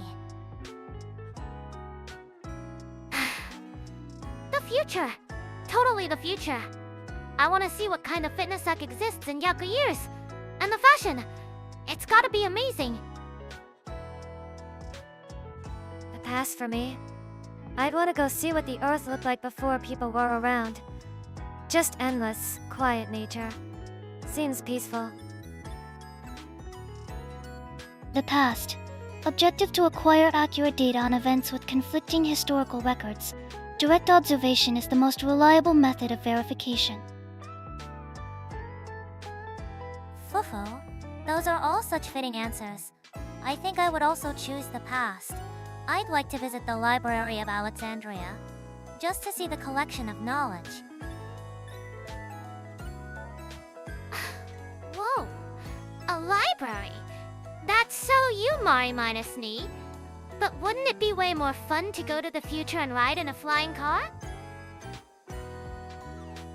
Flying vehicles are a logical technological progression. However, the data stored in that library is irreplaceable. The loss was a significant blow to human progress. Yeah, I get it. Some things you can only see in the past. But what if you accidentally changed something? Like stepping on a bug and changing the whole future. That's the classic paradox, isn't it? The observer effect. You'd have to be incredibly careful not to interfere. Strictly observation only. No way! If I went back, I'd totally want to go to a concert of a band that broke up. That's not changing history too much, right? I'd support that mission. Seeing a legendary performance live would be worth the risk, I think. The introduction of a foreign body into a past timeline creates unpredictable variables. Protocol would be to observe from a sealed, isolated vessel. You're no fun, Kohaku. You gotta live a little. Or, experience a little? What about the far future then? Would you want to see if humanity travels to other stars, Kara? OMG, yes. I'd want to meet aliens. And see if they have, like, cool alien gyms. Think of the possibilities for new workouts. Meeting aliens? I wonder if they'd be friendly. I'd ask them what kind of sweets they have. future holds too many variables for accurate prediction. Direct observation would be useful for calibrating long-term forecast models. I would go. So, it seems we have to vote for the past, and who are curious about the future. A perfect split. It just means we have to take the trips. One for the history nerds and one for the space explorers. Sounds like a plan. As long as I get to see some nice scenery, I'm happy to go anywhere with you guys. Here is a hypothetical question for you all. If you had to reset everything and could only keep one single item you currently own, what would it be and why? Oh, that's a tough one. But I know, my smartphone. It has all my pictures with everyone. Memories are totally the most important thing, you know? I get that. Photos are important. For me, I think I'd keep my favorite blue hoodie. It's just comfortable. It feels like a part of me. This unit would retain its internal cooling system. Maintaining optimal operating temperature is the highest priority for survival and function. Your cooling system? Kohaku, that's like part of your body. Isn't that cheating? It is an object I possess. The logic is sound. All other possessions are secondary to core functionality. Fufu, she has a point. It's about what's truly essential to you. Memories, comfort, function, all valid answers. So what about you, Mari? What's your one essential item? For me, it would be a single, written book on survival. With knowledge, I can rebuild or reacquire almost anything else. It's the ultimate tool. Wow, Mari minus me, you're always so smart. That makes total sense. You could build a new house and everything. With the right knowledge, maybe I could even make a new hoodie. Good point. Affirmative. The book would provide data. Data allows for the replication of technology and the eventual establishment of a stable supply chain for ice cream. It always comes back to ice cream with you. But yeah, it's pretty interesting how different our answers are. It shows what we value most. Kira values connection, Tsuki values personal comfort, Kohaku values operational integrity, and I value capability. Yeah, that pretty much sums it up. It's kind of like our core programming in a way. Our core programming is to be the best team ever, obviously. Of course, that's the one thing we never need to reset. Team synergy parameters are currently optimal. A reset would be inefficient. Alright, a different scenario for you all. Forget the time machine. What if a door to a completely different world opened up right now? What kind of world would you want to visit?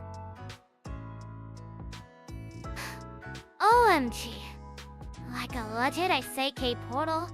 I'd totally go to a world full of magic and monsters. Imagine the adventure, and think of the workout you get fighting a dragon. Fighting a dragon sounds like a lot of effort. I'd rather find a door to a world that's just peaceful. Maybe one where the sky has the moons and the forest glow at night. A high-fantasy. Setting offers extensive data on unknown ecosystems and magical energy. A tranquil world would be optimal for atmospheric and astronomical observation. Both are valid choices. Fufu, I'm with Tsuki on the peaceful world idea. I'd be fascinated to see a society built on completely different principles from our own. maybe one without conflict. No conflict sounds kinda boring, Mari minus me. But if we're going to a chill world, it better have some awesome new fruits. I wanna know their nutritional info and if they're good for smoothies. Now you're talking. I'm less interested in the vitamins and more in whether they can be made into a good parfait. That's the real question. Ingesting alien flora without prior analysis is a high minus risk behavior. A full toxicology scan would be required. You're such a party pooper, Kohaku. You gotta lie a little. Risk it for the biscuit. Or, the alien fruit. Kohaku has a very good point though. Safety first. But assuming it's safe, what about the culture? Would you want to visit a city of elves or a mountain fortress of dwarves? Dwarves, for sure. I bet they have some amazing crafting skills. And the food would probably be hearty and delicious. Simple, but good. Elves! Definitely elves! They always look so amazing. I bet they have the ultimate skincare and wellness secrets. I'd ask them for their routine right away. I'd be interested in their history and laws. How long do their societies last? How do they pass down knowledge through generations? So many questions. Period Dwarven metallurgy versus Elven architecture. Both would provide invaluable data on non-minus human engineering principles. So basically, we'd all just nerd out in our own specific ways. Sounds about right for us. Yeah! Mari minus me would be in the library. Kohaku would be scanning rocks. Tsuki would be in the tavern. And I'd be in the gym. The perfect Isekai adventure. Fufu. It does paint a very clear picture, doesn't it? Our roles are already decided. Correction. This unit would require regular access to a local equivalent of ice cream to prevent overheating during data collection. Even another world. Some things never change. So, if our core programming is being the best team, what's the best moment? We should aim to create together a future dream for us. OMG! We should totally plan a trip to a real minus life music festival. All four of us. Imagine the energy. We could even stream from there. A music festival. That sounds loud. But going with you guys might actually make it fun. I'd be in charge of finding the best food stalls. Large crowds generate excessive thermal energy and unpredictable data streams. A location with a designated cool-down zone would be a necessary precondition. Fuhu. A practical concern. We could get VIP passes. That often includes a private, air-minus conditioned lounge. Problem solved. See? Mari minus me's got it all figured out. But what about a big project? Like, what if we made an original song together? An original song. I actually really like that idea. We could each write lyrics for our own part. It'd be like a snapshot of who we are as a team. That's a fantastic idea. It would be a permanent record of our bond. A testament to our teamwork. I'm in. This unit's vocal output can be calibrated for specific harmonic frequencies. I will handle the bassline synthesis. Oh yes, this is gonna be epic. The ultimate team anthem. Our best moment will be performing it live for everyone. Performing it live, huh? That's a big goal. But yeah, with this team, it feels possible. It's all about setting a goal and breaking it down into achievable steps. First the music, then the lyrics, then practice. It's perfectly manageable for us. Okay, new idea. Let's go on a camping trip. Like for real, we could build a campfire and tell scary stories. Now that's more my speed. Just us, a campfire, and the quiet of the woods. I could get used to that. Query. Does camping involve a portable refrigeration unit for the storage of essential cooling materials?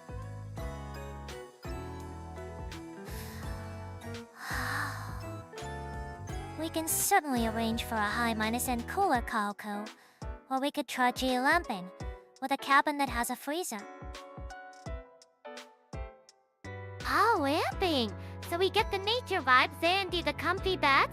Sold. That's a total win minus win. A sauna trip. It seems like we've got a lot of best moments to look forward to. Of course. The future is full of possibilities for a team like ours. Okay. I've got a new question for everyone. If you could have just one magic spell to use in your everyday life, what would it be? Just one. I'd want a spell that teleports me directly to my bed. The commute from my chair is sometimes too much, you know? A teleportation spell is inefficient for short distances. This unit would prefer a spell for instantaneous data retrieval on any subject. It would streamline all processes. Fuhu. Both very practical choices in their own way. I think I'd like a mending spell. To fix anything that's broken, from a teacup to a friendship. Oh, Mori minus me. That's so deep. My idea was gonna be a spell that instantly preps a week's worth of healthy meals. Meal prep takes forever. A mending spell for friendships. That's very Yamari. I'd probably just use it to fix my favorite mug when I drop it. And that's a perfectly good use for it, Tsuki. Small comforts are important. What about you, Kohaku? What data would you retrieve first? The complete chemical composition and optimal production method for every flavor of ice cream in existence. It always comes back to ice cream with you. But yeah, using it for food is totally the best. No more chopping veggies.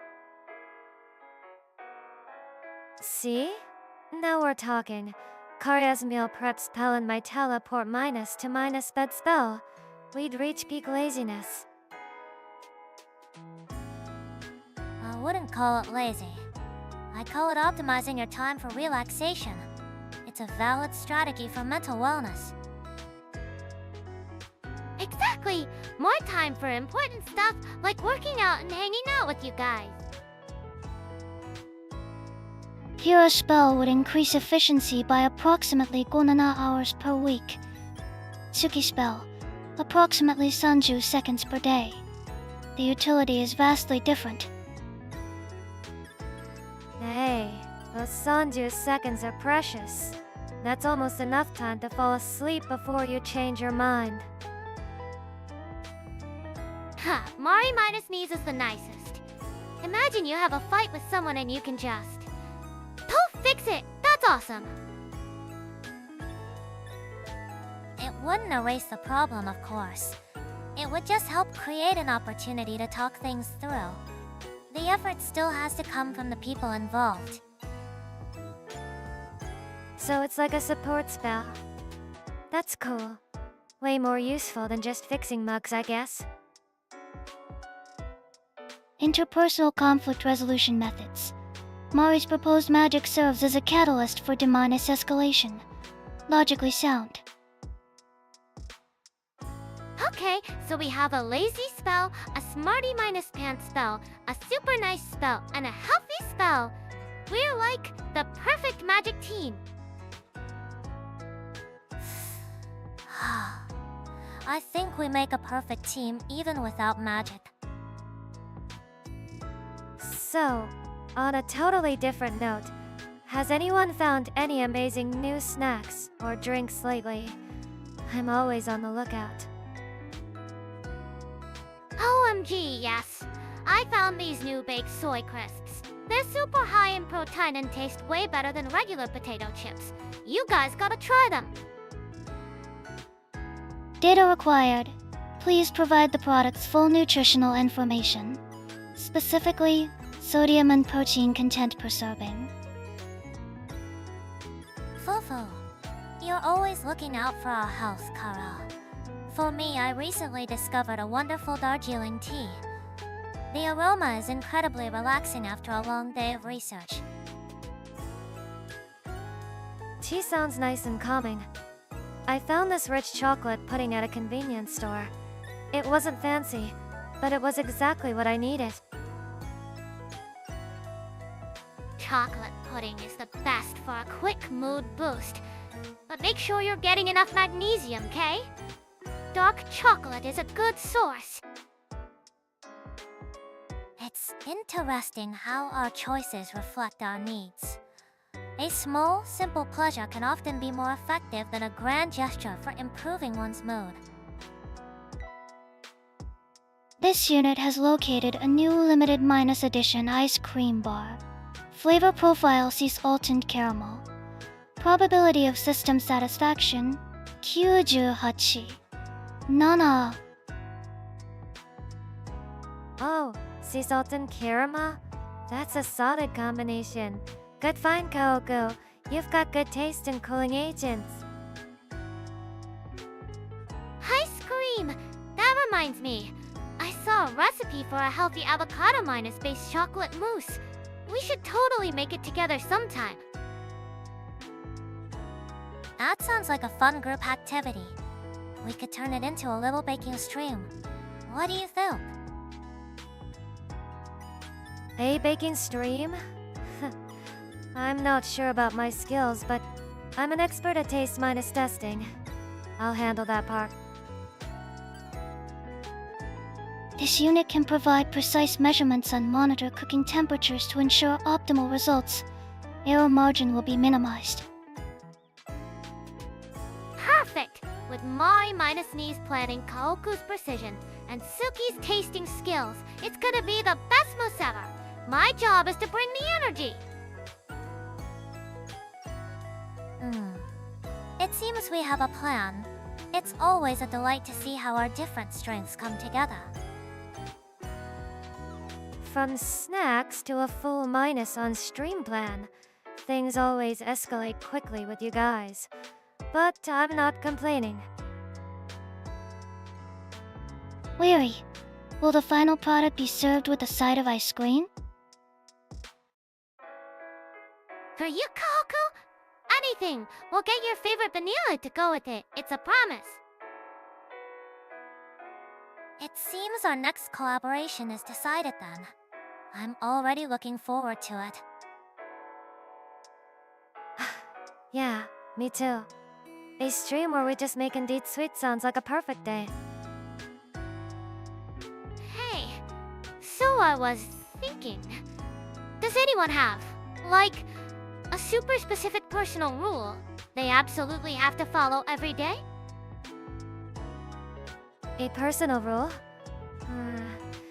I guess I always make sure to have at least 1 cup of really good tea before bed. Helps me reset. That's a lovely ritual, Tsuki. It's a form of mindfulness. Mine is a bit more structured. I always plan my outfit for the next day before I go to sleep. Whoa! That's so organized, Mari minus knee. For me, I absolutely have to drink a glass of warm water first thing in the morning. But for anything else, it totally wakes up your system. Analysis Mari's action saves cognitive resources. Kira's action aids hydration. Both are efficient protocols. This unit's primary rule is to run a full diagnostic scan upon waking. A diagnostic scan? Sounds intense. My brain just asks for 5 more minutes of sleep. It's about reducing decision fatigue. The fewer small choices you make in the morning, the more mental energy you have for important things. It's a sound strategy. See? Mari minus Knee gets it. What kind of stuff does your skin check, Kohaku? Like, am I feeling happy today? Negative. It monitors core temperature, processing speed, and memory usage. Emotional subroutines are a secondary diagnostic. So you're basically checking if you need to defrag yourself. I just check if I have enough snacks for the day. That's my main diagnostic. That's a resource check, Tsuki. Just as important. My other rule is to never have work notifications on my personal phone. I need a clear boundary between on and off time. Oh, Auntie, that's so smart. My phone is always blowing up. I should totally try that. It'd probably help with my sleep, right? Correct. Constant stimuli from notifications can elevate cortisol levels, interfering with melatonin production. Mori's protocol is scientifically sound for sleep hygiene. You guys are so serious about your rules.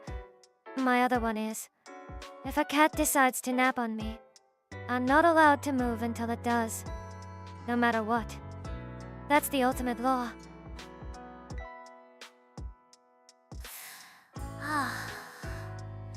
That's a rule I think we can all agree on. The cat's comfort is paramount. WW, that's so sweet. I rule powered by cuteness. That's the best kind. Subjecting oneself to temporary paralysis for the benefit of a small feline. Data. Illogical, but the emotional benefit is noted. It's not about logic. It's about respecting your fluffy overlords. You should try it sometime, Kohaku. It seems our rules really reflect who we are. From structured efficiency to morning wellness too. Feline law. Totally. Our team has the best rules. We're like optimized for everything. Okay, random question time. Has anyone gotten like super into something totally random lately? Something you never thought you'd care about?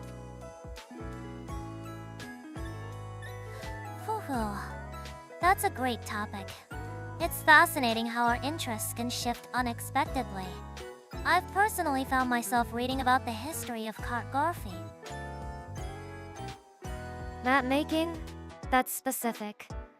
For me, it's been old-minus school carpentry. The kind with no nails, just joints. There's something really satisfying about how it all fits together. This unit has begun analyzing the migratory patterns of Arctic terns. Their annual journey is a study in extreme endurance and navigational precision. Oh, we're all over the place. Maps, wood, and birds. That's so cool. For me, it's been watching professional chess tournaments. I don't get all the moves, but it's so intense. Chess is a wonderful exercise in foresight and strategy. It's not just a game, it's a battle of wills. I can see the appeal. It's funny how we're all into these quiet, focused things. Maybe we're all getting old. No way. It's not about being old. It's about being like cultured. It's good for your brain. Increases neuroplasticity or something. Affirmative. Acquiring new knowledge forms new neural pathways. It is a logical method for system optimization. Exactly, Kohaku. Exploring new fields keeps our minds flexible. My cartography interest started when I realized how much historical maps tell us about politics and power, not just geography. That's deep. The carpentry thing for me is more about patience, I guess. You can trust it or the whole thing falls apart.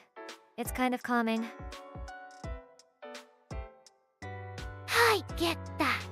Watching the chess players, they're so calm on the outside, but you know their brains are going 1,000,000 miles an hour. It's wild. It sounds like we've all found new ways to appreciate precision in history. It's quite a lovely common thread. The Arctic terns flies from the Arctic to the Antarctic and back each year, a distance of approximately 71,000 kilometers. The data is compelling. Okay, that bird is officially more hardworking than me. I respect that. Oh, MG! That's insane. That's like the ultimate cardio workout.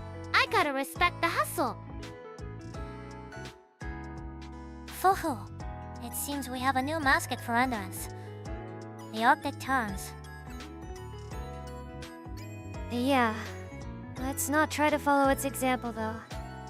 I prefer my travel distance to be from my chair to my bed. Tsuki! You gotta at least get your steps in. It's important for circulation. Query: does your carpentry hobby involve the construction of a more efficient bed frame? Okay, random question time. Has anyone, started doing something new that totally leveled up their quality of life? I'm always looking for new hacks. A QOL boost. I guess I finally invested in a really good pair of noise-canceling headphones. The world just disappears. It's great.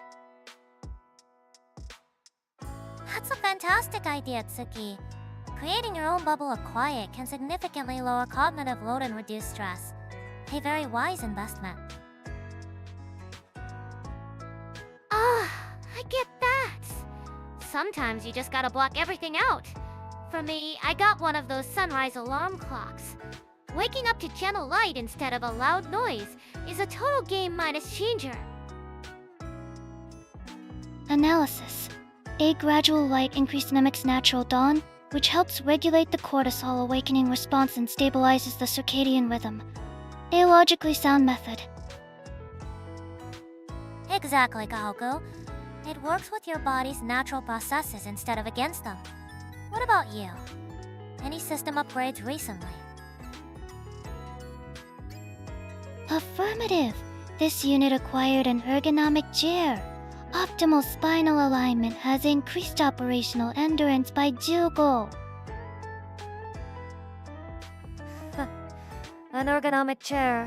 Sounds serious. But yeah, not having back pain is a pretty big deal. You guys are so practical. A good chair is super important. Your posture affects everything from your breathing to your mood. That's a great upgrade, Kohaku. My recent discovery has been meal prepping. It sounds like a lot of work, but just spending 2 hours on a Sunday saves me from making decisions all week. The mental freedom is lovely. Wow, Mari. That's some next minus level adulting. My version of that is just making sure I have enough ice cream in the freezer for the week. Flurry: does your inventory include vanilla minus flavored cooling agents? For you, Kohaku? Always. That's a QOL base for the whole group, right? Totally. Mari's meal prep is smart, but Tsuki's emergency ice cream stash is like emotional life support. Both are super important. Fufu. I suppose you could call it that. It's all about finding small things that remove friction from your daily life, whether it's noise, decisions, or a bad mood. My thing was getting a really, really soft blanket. It sounds simple, but it makes just sitting on the couch feel 10 times better. Hell, MG, yes! The power of comfy is real. It's like giving your nervous system a big hug. Tactile comfort can stimulate the release of oxytocin, a hormone associated with social bonding and relaxation. The data supports the blanket thesis. It seems everyone has found their own unique way to improve their daily routines. It's wonderful to hear. Yeah, from sunrise clocks to comfy chairs and blankets. We're all just trying to make things a little nicer for ourselves, huh? Thinking about all our different hobbies, I've noticed a pattern. We all seem to enjoy digging deep into things, analyzing data, and satisfying our intellectual curiosity. Totally! Like we get super into the details. It's way more fun that way. Exactly. Which got me thinking, why don't we talk about things that science hasn't explained yet? Like mysteries of the world or ancient out of place artifacts. Oh, that's a great topic. Like, how they built the pyramids. We still don't have a definitive answer for that. It's fascinating. The Great Pyramid of Giza, constructed with over 1 million stone blocks, each averaging 5 tons. The logistics remain a significant anomaly in historical engineering. Oh, 5 tons? That's heavier than a car. How did they even lift those? Aliens. I'm telling you, it's gotta be aliens. Fufu. The alien theory is a popular one. It highlights just how incredible the feat was. It's hard for us to imagine with our modern perspective. What about the anti-Karatham mechanism? That thing is basically an ancient analog computer. The level of craftsmanship is just insane for its time. A complex system of bronze gears. Its complexity was not matched for over a millennium. It suggests a lost branch of mechanical technology. EOS technology? That's so cool! It's like finding a super high minus level item in a low minus level area in a game. So much romance. That's a perfect analogy, Kira. The idea that there are pieces of our own history that are more advanced than we assume is thrilling. It makes you wonder what else is out there buried and forgotten. Maybe we weren't the first advanced civilization on this planet. OMG! Like Atlantis or Mu? You think they were real? I would totally want to see Atlantis. The fashion must have been amazing. While there's no physical evidence, the stories themselves are a kind of historical artifact. They tell us about the hopes and fears of the people who told them. The Nazca lines are also a point of interest. Geoglyphs of immense scale, fully visible only from a high altitude. Their purpose is still under debate. Right. You can't even appreciate them from the ground.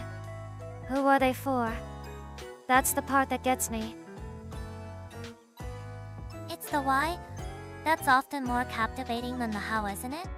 The human element behind these incredible mysteries. This is all so exciting! It makes you realize how much we still don't know. It's like the whole world is one big mystery box. And that's the fun part. Not knowing lets you imagine all the possibilities. That's where the real romance is. Conclusion and sufficient data leads to increased speculation. A fascinating, if inefficient human pastime.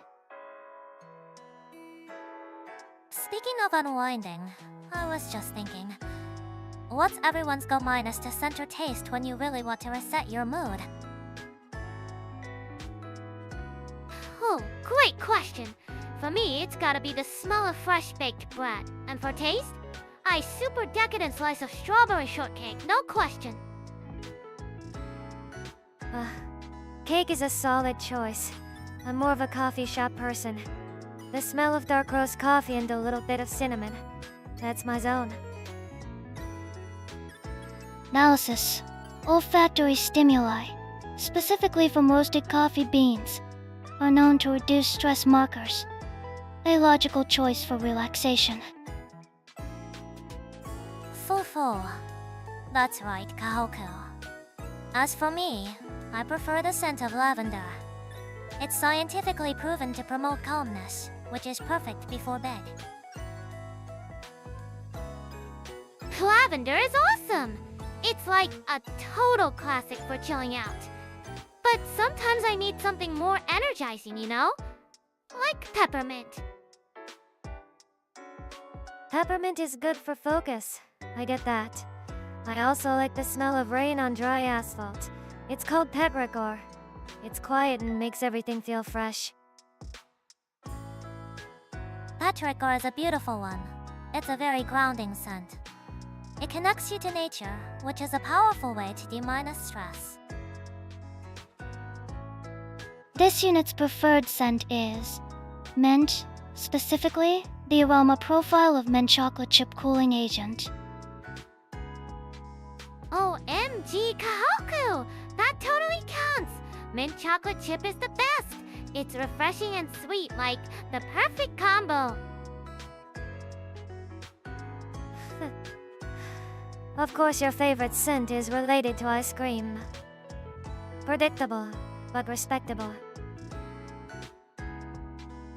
It seems taste and smell are very connected for you, Kohaku. That makes perfect sense. What about a treat that's not sweet? Any savory favorites? For savory, it's gotta be a warm bowl of soup, like a hearty vegetable soup. It's packed with vitamins and makes you feel all warm inside. Yeah, a good soup is hard to beat, or just some really high minus quality salty potato chips. The crunch is part of the experience. The auditory feedback from crunchy food can actually be very satisfying and stress minus relieving. An excellent point, Tsuki. Query. Do child savory items qualify?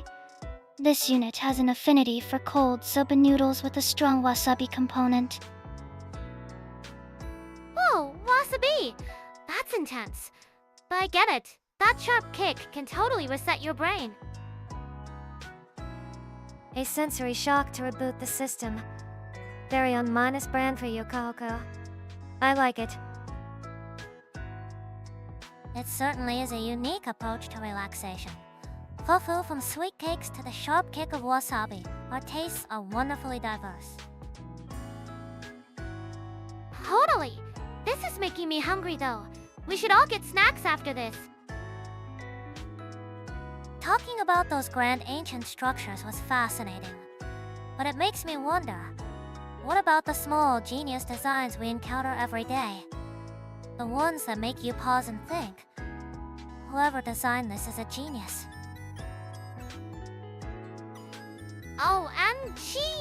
Totally! Like the little plastic ring on a bottle cap. The one that proves it hasn't been opened. That's like a top minus tier invention right there. A tamper minus evident bin. Its function is to provide a clear visual indicator of the product's integrity. A highly rational and effective design. I get that. For me, it's the design of Japanese train station signs. The way they use colors and simple icons means you can navigate without knowing the language. It's brilliant. That's a perfect example of universal design. It's made to be intuitively understood by everyone, which reduces a huge amount of stress for travelers. Very clever. Oh! And how about about those pull-minus tabs on snack bags that actually work. You pull it and it opens cleanly instead of ripping the whole bag. That's pure magic. It's a small thing, but it makes a huge difference. The opposite is true too. Bad design can ruin your whole day. I was recently impressed by a new electric kettle I bought. The spout is designed so that water never drips down the side after you pour. It's a simple thing, but it's flawless. Yes! I love that. It's those little thoughtful touches that get you. It shows someone actually cared about the person using it. I've always appreciated the design of the standard Japanese rice cooker.